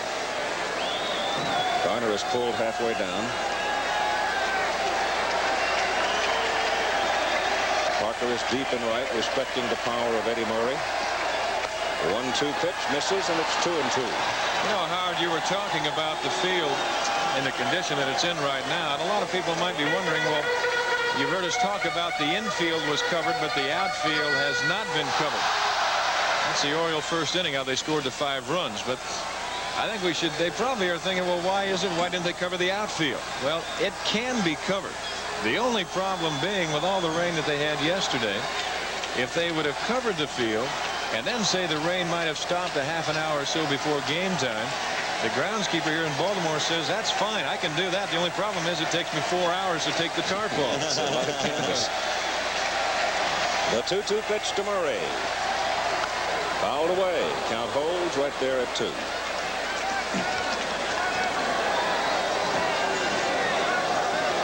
That's Kenny Singleton going back to first base. When they go over to Pittsburgh, they go onto the rug. That'll make a difference. Well, that's also, as much as you talk about the artificial surface, that is one thing that is a help when you have that kind of weather that they had yesterday. Of course, that chant in the background is Eddie, Eddie. Fly ball to center field. Marino loops around and settles, makes the catch. 1 out. Singleton goes back to first base. He changed up on that. That was not the fireball. It's a good pitch. Darn good pitch.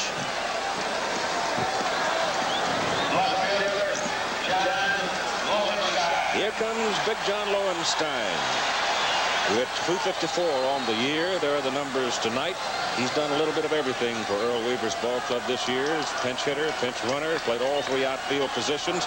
Filled in a couple of times at first and third, and one time he played all 3 outfield positions in the same game this past season.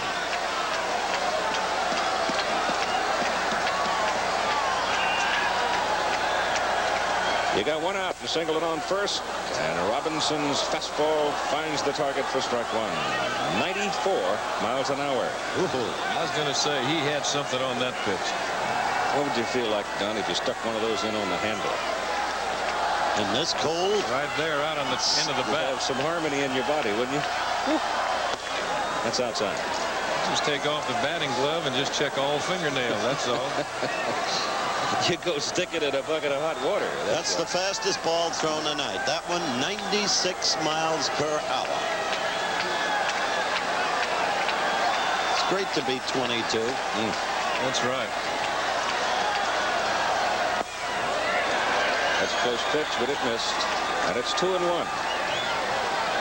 About the only thing you could think about Don Robinson as far as velocity is concerned, comparing him with these Baltimore boys, just watching him and trying to compare him with somebody in the American League, you'd have to think fastball or velocity-wise is Nolan Ryan or Jim Kern.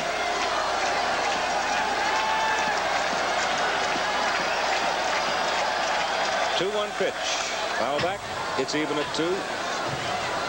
You know, the thing that you hate to see, too, when you talk about 22 years of age, there's a story tomorrow right here from Memorial Stadium, Game 2, 8 o'clock Eastern. Then the scene shifts to Three River Stadium, Game 3 on Friday, same time, 8 o'clock Eastern. Guy 22 years of age, you just hate to see that little history of arm problems. You'd like to see him just stay healthy for about 10 or 12 years and see what he might do. And especially one that you can't really define. They keep searching for the real problem.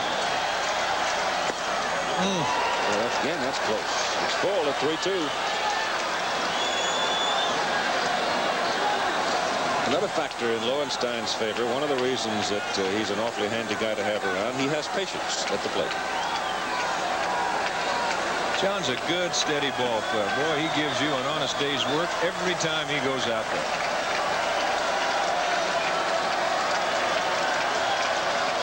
There goes Singleton. The pitch is hit high in the air to the left side. And Bill Robinson, the left fielder, makes the catch. You've got 2 out. Here comes the sensei now.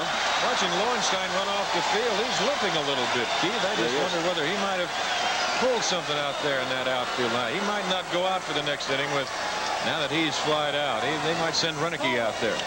Well, one thing is sure, the groundskeeper's not going to get hurt. No. Come on, Tubby.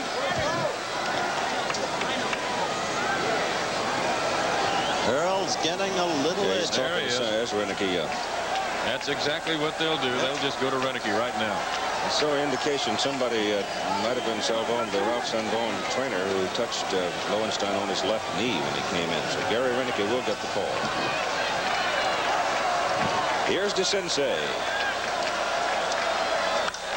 He hits the ball hard to right center field. Parker, with his dashing speed and his long arms, runs it down on one of the best plays of the night. And so, great catch by Parker. The Orioles are turned away. And we have played 7 innings of baseball with Baltimore leading by a score of 5-3. As we watch Parker run it down, he just literally outran the baseball. You see him splashing through that putter? That's it. So there we are, and back with more baseball after this word from our local stations. Sunday, Mindy takes on Mort for the same job, but for different rewards. Hallelujah. I love the way this boy thinks. And the battle of the sexes is on. You're free to make coffee. Oh, sure. I am woman, hear me, perk. It's Mort versus Mindy, Sunday. Immediately following Game 1 of the World Series, we'll have our weekly fishing report, some of the best catches from around the bay, and a look at the behavior of sharks along with series highlights. The latest after the game. There's only one Broadway. It's in New York. United Airlines loves New York. And you'll love United's all-wide-body fleet. On board, we'll treat you to United's exclusive ocean-to-ocean service. We'll even arrange money-saving packages of shows and hotels. Call your travel agent. I love New York, especially in the evening.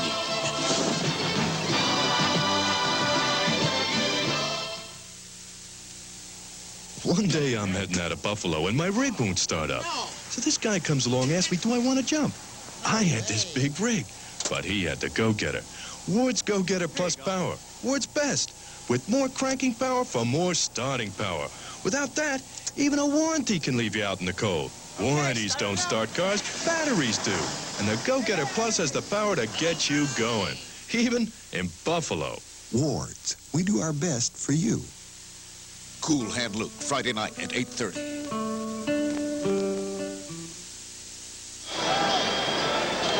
John Lowenstein is in the dugout now. He's out of the ball game, showing some signs of a sore left leg. Replacing him in left field, Gary Renicky, who is a fine defensive ball player. And speaking of defense, that play, that inning-ending play by Parker was exactly why we had to give him the edge over Singleton. He saved a run with the play. He has marvelous foot speed, especially for so big a man. As we said, he can do so many things. A superb athlete.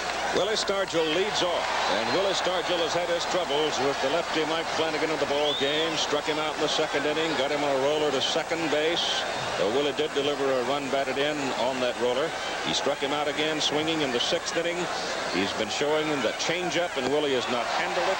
He comes back with that breaking thing that just drops out of sight, and now he's out in front, 2 strikes. Willie came into this game troubled. He sent word up to me after I'd gotten to the booth that his room was burglarized last night. It's foul. He was robbed of $2,000 and a lot of stereo equipment. And you hate to see that happen to anybody, let alone a man so fine as this. Wire service story just confirmed the information that Willie had sent up to me earlier. Joe Safety came up earlier and confirmed it as well. Don Stanhouse now cranking up in the bullpen for Baltimore. He's going to be a free agent, I guess. He's also a free spirit. He is. Over in the Pittsburgh bullpen now, you have the left-hander Grant Jackson. Jackson, incidentally, was a pitcher for Baltimore back in the 1971 World Series. A 1-ball and 2-strike count on Willie Stargell. Now you saw the catcher Dempsey. He wanted the breaking pitch, but just before the pitch was thrown, you could see him stick his arm out to the side and say, come out here with it. Don't come over the top. Now he wants him over the top. Hit high, hard, and deep, and so long. It's a 5-4 ball game. You can get Stargell for a while, but sooner or later. Right now, this game is clearly in the pattern of the Pittsburgh team during the whole second half of the season. Tanner using relief pitcher on relief pitcher. The relief pitchers holding tight. They've gone 5 1/3 innings now as you look at this again without allowing a hit to the Birds. And then pecking away, getting the key hits, given the opportunity. Garner's 2-run blow, and now Stargell. So we've got a 1-run ball game. Ray Miller is at the pitching mound. The pitching coach of Baltimore, has gone to have a conference with his left-hander. Well, you saw Dempsey. He wanted him over the top, but he just didn't get over the top enough. He got it in between that sidearm breaking pitch and over the top, and he hung it right there. And Willie says, not again. There's Stargell down in the Pittsburgh dugout. 5-4 now. Buccaneers have 8 hits in the ball game. Baltimore has been nailed down by this succession of relief pitchers for Pittsburgh, and Bill Matlock stands at the plate and takes strike 1. Bill didn't like the call, as you can see. Now, out of the Parker-Stargell duo against the southpaw, the winningest pitcher in the big leagues. 4 hits, 3 for Dave Parker, and the big home run just now by Willie Stargell. Well, you can see that Madlock's a little hot, and he's talking with a man that will give it right back to him. I'll guarantee you that. Jerry Neudecker. He will not take too much.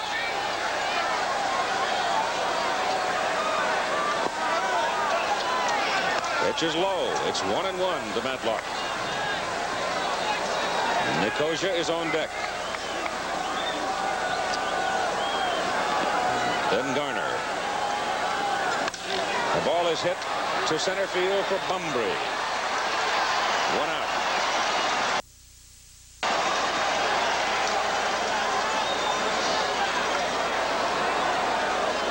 Now the Pirate catcher Nicosia comes up. He's been on base twice with a double and a single, and was caught looking by Flanagan back in the 3rd.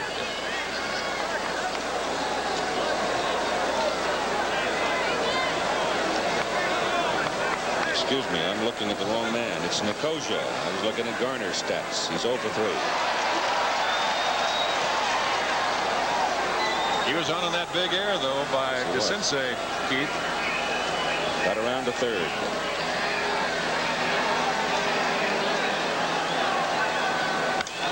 That ball is fouled off on the right side and drops into the crowd.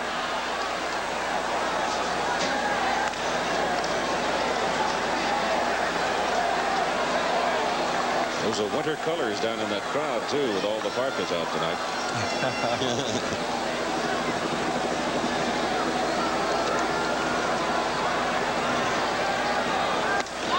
Oh, he really had Makosia fishing.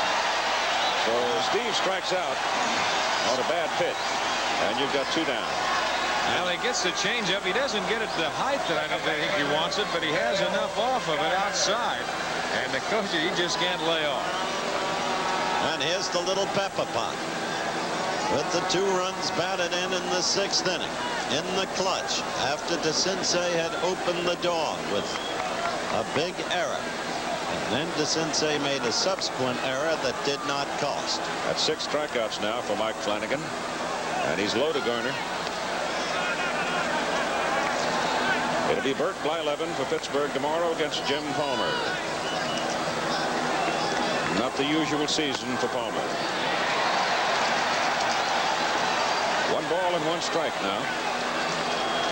Lowenstein's problem, sore ankle. Banged it up back on August 9. And he hobbled a bit with it, and it took him out of the ball game. Garner swings and misses. Oh, another excellent change. And I would guess that sore ankle by Lowen. I just think that wet turf might have just aggravated. Must have aggravated it. That's all it was. I'd like this brings out and makes those little aches big aches sometimes too. DeCinces at third, lost it in the lights. You could see that. Saw him trying to shield his eyes. Trying to fight it all the way. That'll be a base hit. Now he's trying to side saddle it. It gets up, and all of a sudden he says, whoop, it's in the lights. Tries to shade, tries to side saddle, get it out of the lights, and he just can't. He cannot do it. It won't come out. Rene Stennett comes out as Chuck Tanner continues to use the bench. There's another look at it, and that's tough. That ball gets in the lights, and it won't come out. You try and move to this side. You might have time, move to the other side. And at times when it just doesn't come out, that's exactly what happens. Doogie feels a little bit snake bit with what's happened to him in the later innings.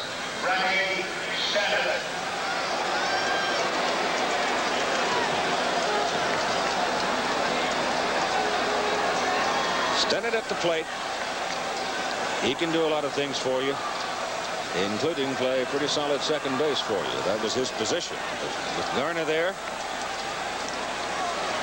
no way on a regular basis. A 5-4 ball game here in the top of the 8th inning, and Stennett punches it down into the right field side. It's going to drop in there for a base hit. It drops softly, enabling Garner to make the turn and go to third.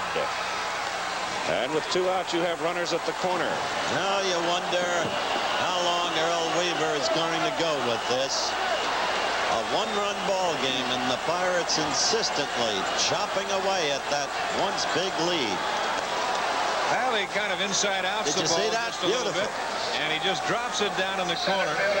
And of course, Garner with 2 outs, he's going to be going all the way. He makes it to third easily. They know the arm of Singleton, who got on the ball fairly quickly. And Stennett was not going to be the third out going to second base. And the reason that they will stay with Flanagan right here is because he's lefty. Now, number 1, he's won 23 ball games. He's the winningest pitcher in the major leagues, and you've got the left-hand hitting Moreno standing at the plate. But he has given up 10 hits, and he has given 4 of those hits to the left-handed hitters. 3 to Parker, as we said, and a big home run to Willie Stargell in this very inning. Moreno 0 for 4 in the ball game. So if you're a Buccaneer fan, you believe in the law of averages, you probably are taking a little hope here. That's fouled away. But that pitch up. Well, you get that pitch up over the plate. Going to the whistle this time. Well,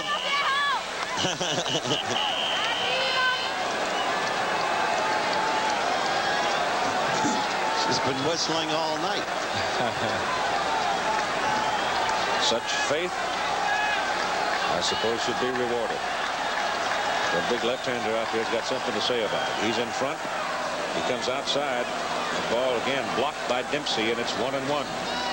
Garner at third base, representing the tying run in a 5-4 ball game. And Rennie Stennett at first base.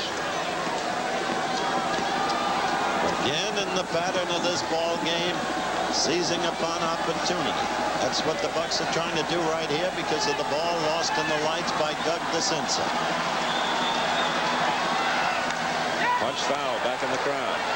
That's 125 pitches now for Mike Flanagan. It's a night's work. Now the roar of the crowd as they get caught up in everything, and there's Mrs. Moreno. She's just kind of saying a little something to herself. And hopes that Omar can pick up that tying run. If they get wrapped up, which you've seen in different ballparks this year, when you get the count 2 strikes. Hold him out on a curve. So Keith, Earl Weaver stuck with his ace. That's a close pitch. Boy, you think this is a nasty pitch. Besides being close, and it is right there. So Flanagan hangs in and gets his man. And we've got a 5-4 ball game in the middle of the 8th inning.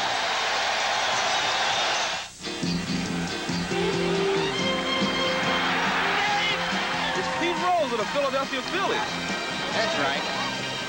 And what kind of aftershave you using these days? I'm an Aqua Velva man, Joe. Oh, that's right. A man wants to smell like a man.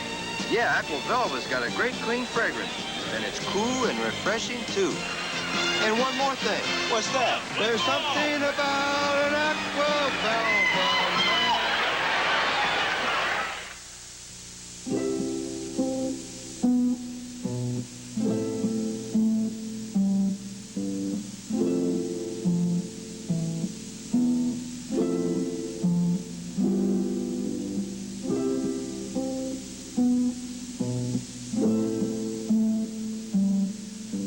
Remember this, a Burgundy by any other name is not the same.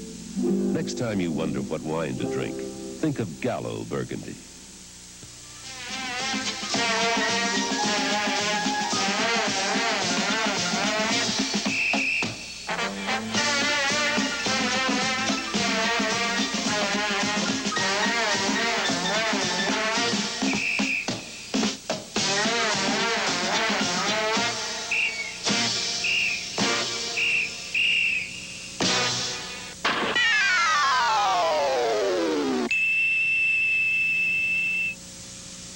The preceding was a message on behalf of Major League Baseball. Speaking of baseball fever, here's a sample of what it's like in Baltimore in 1979 with Wild Bill Higgy leading the crowd.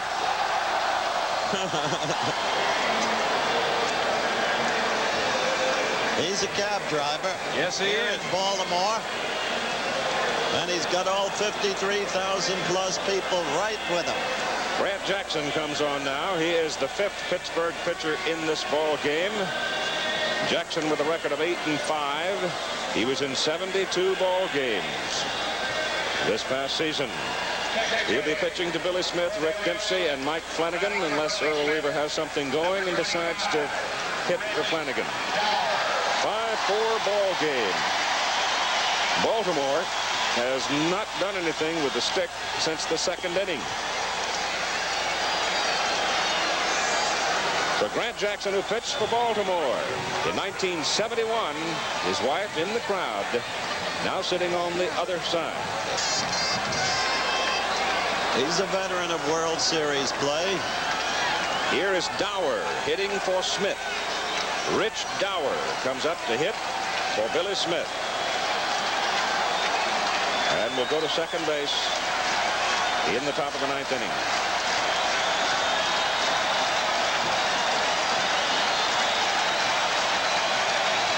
Grant Jackson, the veteran left-hander, to the right-hander Dower, and he's low for ball 1.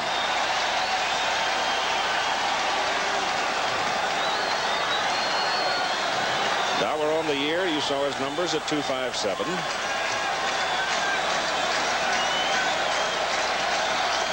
And there's a strike. There's the story on the Pittsburgh Relief Corps tonight, and it's quite remarkable.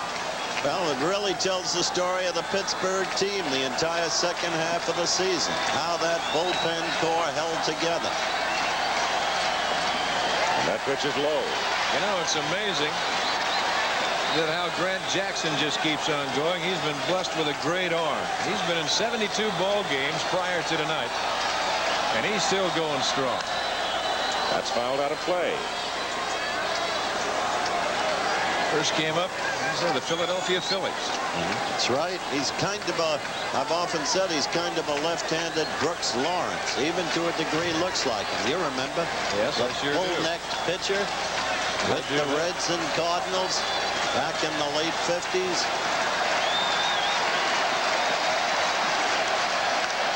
That ball is punched up in the crowd on the right side, out of play. Meanwhile, he was a big find for the Yankees in the Kenny Holtzman deal. Sure. Won 6 and lost none in relief that year. Made 19 appearances for New York. 76. The 2-2 pitch. Dower looks low.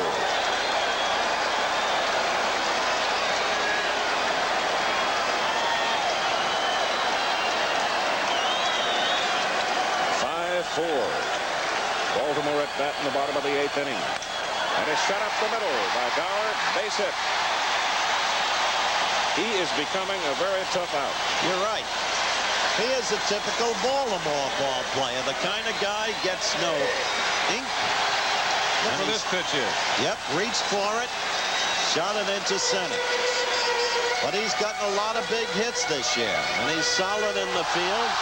He's matured into a ball player. And just one more of the students and pupils out of USC and Rod Dato's crew. That's right. Kent to Colby. The whip. Look at that delivery. I'm telling you, if you met him on the street or in the store, you'd never in the world think he was a professional baseball player. Nope, you'd figure he was teaching philosophy at Stanford. Another thing right now, Chuck Tanner says, we've only got one more whack at them, boys, and we're just down a run. We can't let them go out any further.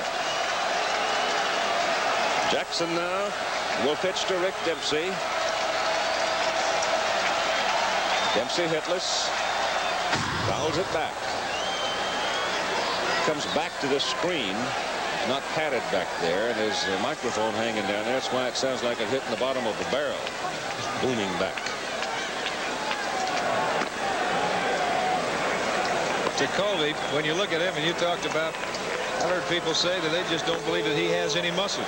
Sometimes you look at the games that he's been in 94, and sometimes you wonder, boy, he has really been some workhorse with his Pirate staff. Probably doesn't have any muscles. That's why he hasn't had a sore arm or anything. He does a job. The Baltimore bullpen is quiet. Mike Flanagan has come to the on-deck circle, so Earl Weaver is going to go with him in the top of the 9th inning, and Grant Jackson is outside to make the count. 1 ball and 1 strike to Dempsey. There's Michael. This is the kind of ball game, Weaver, you don't want to lose any kind, but never won when you build up a 5-run edge with your ace pitcher.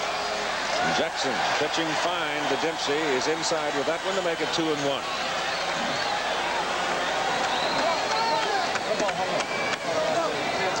Cocky badger, Mike called him, but right now a little bit troubled. Well, right now he's just saying, let me get one more. Normally in a situation like this where you'd have a designated hitter, well, you'd probably see Dempsey bunting because the pitcher would not be hitting that. It's true. Excellent point. Pops him up. Moreno, with his great speed, comes gliding in to make the catch. 1 out. But that's the way it is this year with no DH in effect in this series. Next year they go back to the DH in effect, alternating years. That's exactly. The odd years, like now, they have no DH. The even years, they go to the designated hitter. And look at Flanagan. He gets a standing ovation. Crowd of more than 53,000 up. You might see Flanagan bunt. Right. This year, in a ballpark estimate, the winning team will probably get about $30,000 per person. The losing team probably about $25,000 per person. Madlock certainly thinks he's going to bunt. He's going to shake hands with him. And he did offer the bunt. Well, Earl Weaver right here, he's just going to gamble left-hander to left-hander. He's going to gamble Bunbury against Jackson. That's all, if Flanagan can move his man. So I'll take that gamble with 2 outs. Look out. And that one got a piece, bit Steve Nicosia. Hit him hard. Dower was all the way around to third. He thought that might have been a wild pitch, but it just got a piece of the bat as Flanagan tried to move back out of the way. There it is. Boy, you think that doesn't hurt on a night like tonight. You know, I was wondering about this field, guys. I just, you know, we're not going to get any help because it's going to freeze tonight or whatever. So this field is not going to dry out overnight. Not much. Just have to hope for some sunshine tomorrow. We may get a monsoon. There's a strike. What was it Edward Bennett Williams said last night? They asked him how he felt about the postponement, and Ed said, Bowie Kuhn is a man of courage, a man of steel, who would call off a game in the face of a monsoon. 1-2 pitch to Flanagan. He's gone. Strikes out. Big out. That is a big out.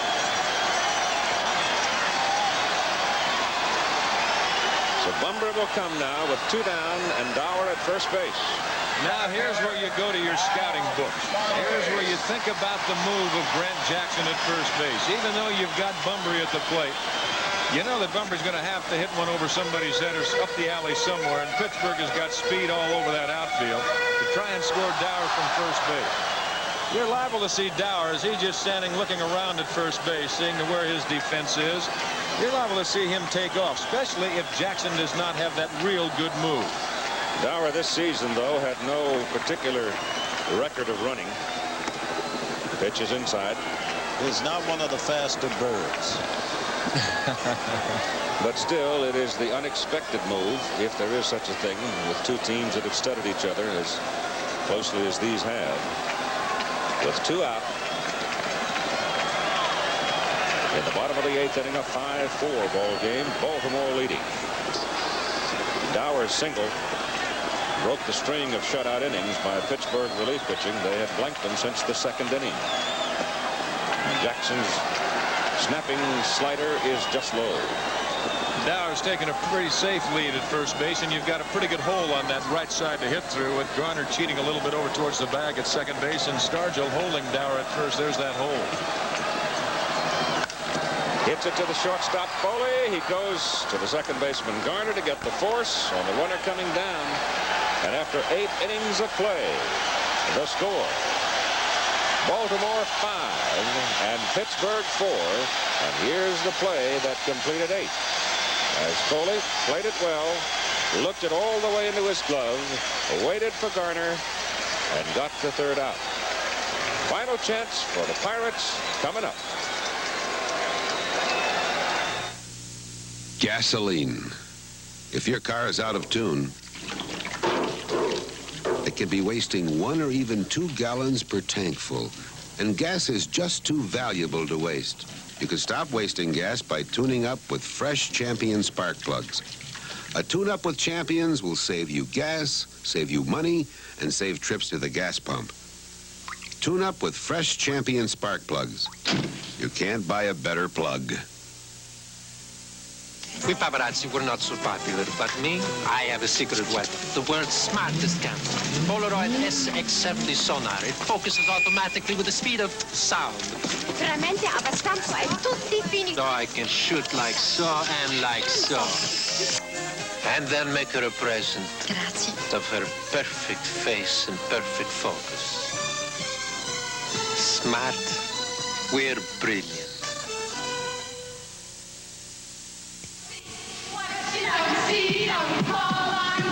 Next August, I'll be an air traffic controller. Guaranteed. 10 months from now, I'll be training in electronics. Guaranteed. Even if you're still in school, you can join the Army now and take up to 12 months to report for duty, with your choice of training guaranteed in writing. Next September, I'll be in Europe. Guaranteed. This is the Army, and we're giving guarantees. Call this toll-free number now. Sunday, Mindy takes on Mort for the same job, but for different rewards. Hallelujah. I love the way this boy thinks. Think of Mort and Mindy Sunday. Rich Dower stays to play second base for Baltimore in the top of the 9th inning. He had 17 errors at second base during the course of the season. There's your line score in the ball game. For Pittsburgh, Tim Foley, Dave Parker, Bill Robinson. And Mike Flanagan on 126 pitches, trying to go the distance. Pittsburgh this year, if you like to play the numbers game, won 25 ball games in the 9th inning. Well, you couldn't ask to have the cards stacked any better than what you have it right now. Here you've got the pesky little guy, Foley, trying to lead it off and get on base if he can. With Parker with 3 hits coming next. And Robinson, who by Flanagan's own admission in the interview that we did with him that you heard, saying that Robinson troubles him and always has. Now here is Foley. Flanagan has a strike.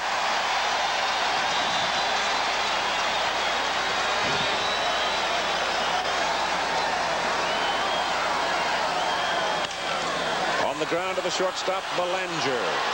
High throw, but Murray flags it down for out number 1. Looked like that ball was going to sail for a second. Did at the start. This turned out to be a tight, tough ball game where it started out with the appearance of a rout. Excuse me, because of the 5 Baltimore runs in the first inning. Here's a man who can tie it up with 1 swing, and that's Mrs. Parker. Tie it up. Tie it up. She's not the only Pirate fan open for that. And he's capable of tying it up, I'll guarantee you that. 1 swing could do it. But even as you talked about the Bucks winning 25 games in the 9th inning, the Birds have such a terribly remarkable statistic for holding on to a lead when they go into the 9th ahead. But they've been in a holding pattern. And what a game for the Bucks if they could win it at Baltimore against the ace. Ball is hit on the ground up the middle. Base hit for Dave Parker. It didn't take him long. So it's 4 hits for Dave Parker and a brilliant play in right center field on DeCinces to save a run.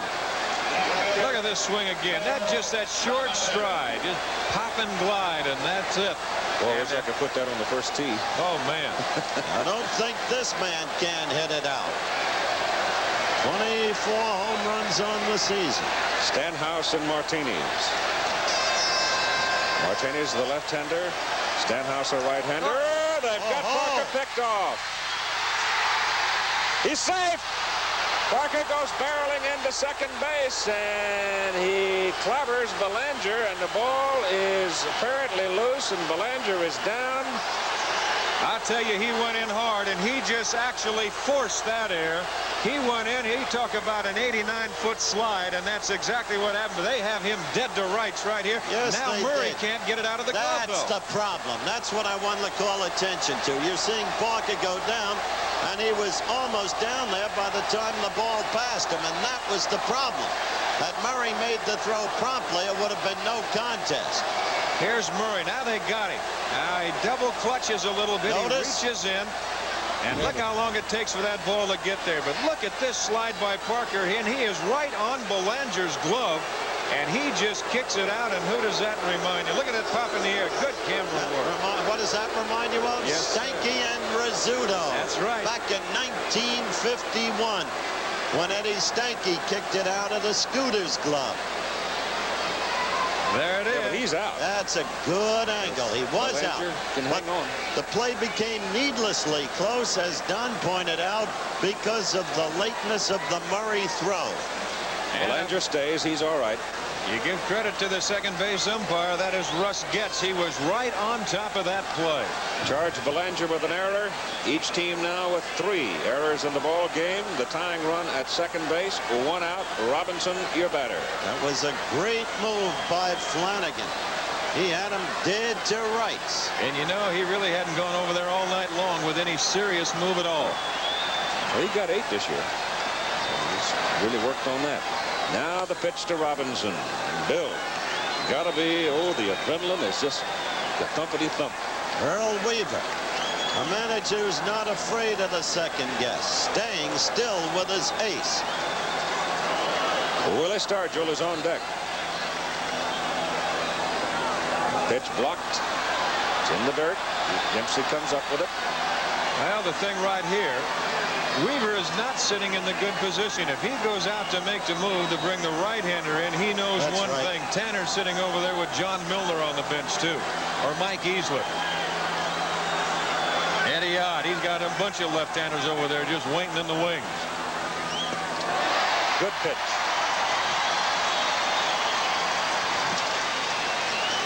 Flanagan now 131 pitches. That's a long night's work.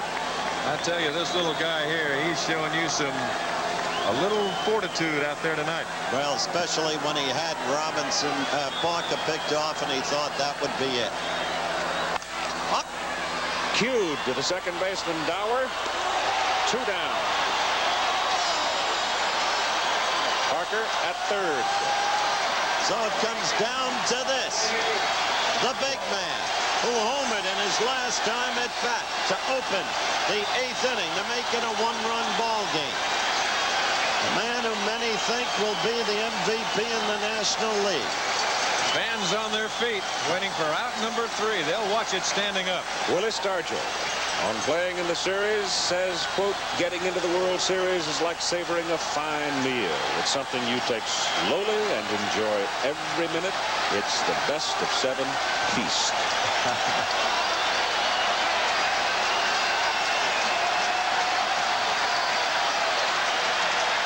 Inside, ball 1.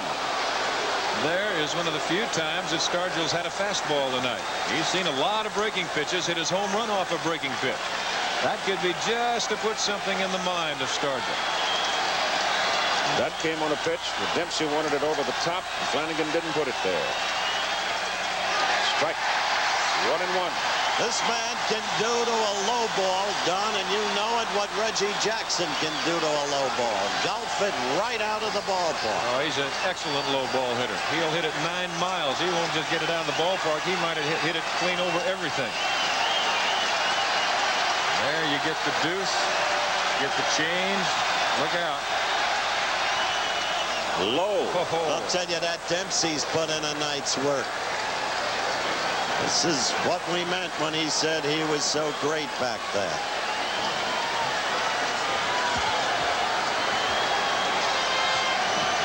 The Baltimore infield way back. Coming inside. High pop left side. Belanger going out. Makes the catch. Baltimore wins it 5-4. What a tough victory, and what an augury for this World Series. Each team playing according to its pattern of the year is really incredible when you look at it. Baltimore holding together with its pitching ace all the way. And the Bucks chopping, getting the great relief pitching, just failing. Well, you really can't say enough, I don't think, for the gutty performance of Mike Flanagan. He stayed right there. He fought him tooth and nail, and he ends up on top. The line score, Baltimore 5-6-3, Pittsburgh 4-11-3. Back after this message and a word from our local station. You're out! Sorry, kid. Got to take you out of cleanup.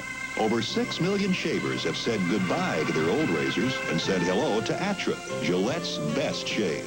Micro-smooth twin blades and Atra face-hugging action combine to outshave every razor we've ever made. Close. Very close. Atra, Gillette's best shave. Atra, you're in a league by yourself. Getting ready, make it shine, looking pretty. There's a lot to do. You're waiting for your dreams to come true. Come on, then have a fancy day. Come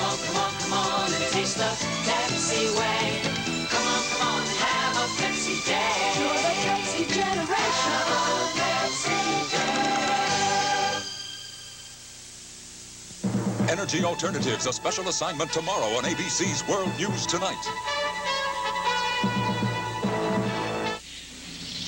I own a small island and a large tuna farm. But the best thing I ever put my money into was this bank. Because Lloyd's money market certificates really put my money to work. You see, if Lloyd's doesn't make my money grow, I can always put it into soybeans. At Lloyd's Bank, California, we know who we work for. Sinatra takes the train tonight after baseball. Peering down into the dugout, he had come back out at the insistence of this crowd of more than 53,000. They were standing, they were calling for him. Hardly anybody had started their move toward the exits until Mike came out to accept the plaudits of the hometown folks as Baltimore defeats Pittsburgh in game number 1 of the 76th World Series. And as Howard said, it was a gutty performance by the left-hander who won 23 and lost 9 during the course of the regular season. It all balanced out ultimately in the error department, and it was the 2-run home run by DeCinces that provided the margin of victory for Flanagan. Local news is upcoming for most of you in just a moment, as soon as we can wrap up our ball game. Tomorrow's pitchers in game number 2 here in Baltimore will be Bert Blyleven, right-hander for Pittsburgh, against Jim Palmer, the right-hander for the Baltimore Orioles. So there's your final score, 5-4. America, what's your favorite midsize sedan? Chevy Malibu. And what's the thing you like best about Malibu? Everything. Everything? Everything. Well, we sure do like the mileage. New V6 engine too. Like the ride and like the room. Like the value through and through. Like the styling, like the handling, like the panoramic view. The thing we like is everything that makes a Malibu. The 1980 Malibu, America. A freshly sliced apple pie from Chevrolet to you. Here's to good friends. Tonight is kind of special. How you holding up? I'm all right. You want to go for 10 miles? If we make it, I'll buy you a beer. If we make it, I'll buy you a lone brow. When you want the taste of a truly great American beer, tonight, let it be Lowenbrow. Tonight, let it be Lowenbrow. We begin our telecast of Game 2 of the 1979 World Series tomorrow night at 8 Eastern Time. Travel arrangements made through and promotional fee paid by United Airlines. More people fly United to Hawaii than any other airline. Baltimore wins the first one 5-4. This has been a presentation of the leader, ABC Sports, bringing you exclusive coverage when the world comes to America this February for the 1980 Winter Olympics. Saturday, when Gopher becomes the star of the Love Boat, it drives all the girls crazy. I just can't seem to control myself when a man sings to me. Then, spies want Jonathan's secrets, and they'll give him anything to get them. Neat. It's the thought that counts. It's double dealing on Heart to Heart. Saturday. Hi, Van Aberck here. Great first game tonight. We're all set to bring you a special news scene report following the first game of the World Series, but because of the length, we're going to forego that for news scene at 11. We do have live reports coming in, late details on the latest Muni madness and the armed guards that are riding out there tonight. More on the big gold coin steal in San Francisco. We'll have a late report on how the big police sting in the South Bay has led to a murder suspect, and we'll also look at how the old folks are fighting back against the Argyle apartment evictions. The full story at 11, right here on Channel 7 News Scene. I can spot it when they've got it. I can tell it. I can smell it. A Diners Club member. Ooh, I know one when I see one. Oh, I know one when I see one. You've got a hotline right to room service. You'll spend the money without getting nervous. A Diners Club member. I know one when I see one. I know one when I see one. It's easy to spot a member of the club. Last year, Diners Club members had over 10 million fine meals, took over 500,000 vacations, and saved many helpings of chop suey. First they'll fly it, then they'll buy it. When you go away, man, at the height of the season, you're not going to spend the winter home reason. A Diners Club member. I know know one when I see one. I know A Diners Club member. If you want to be one, call 800-525-7000. Sinatra takes the train tonight after baseball.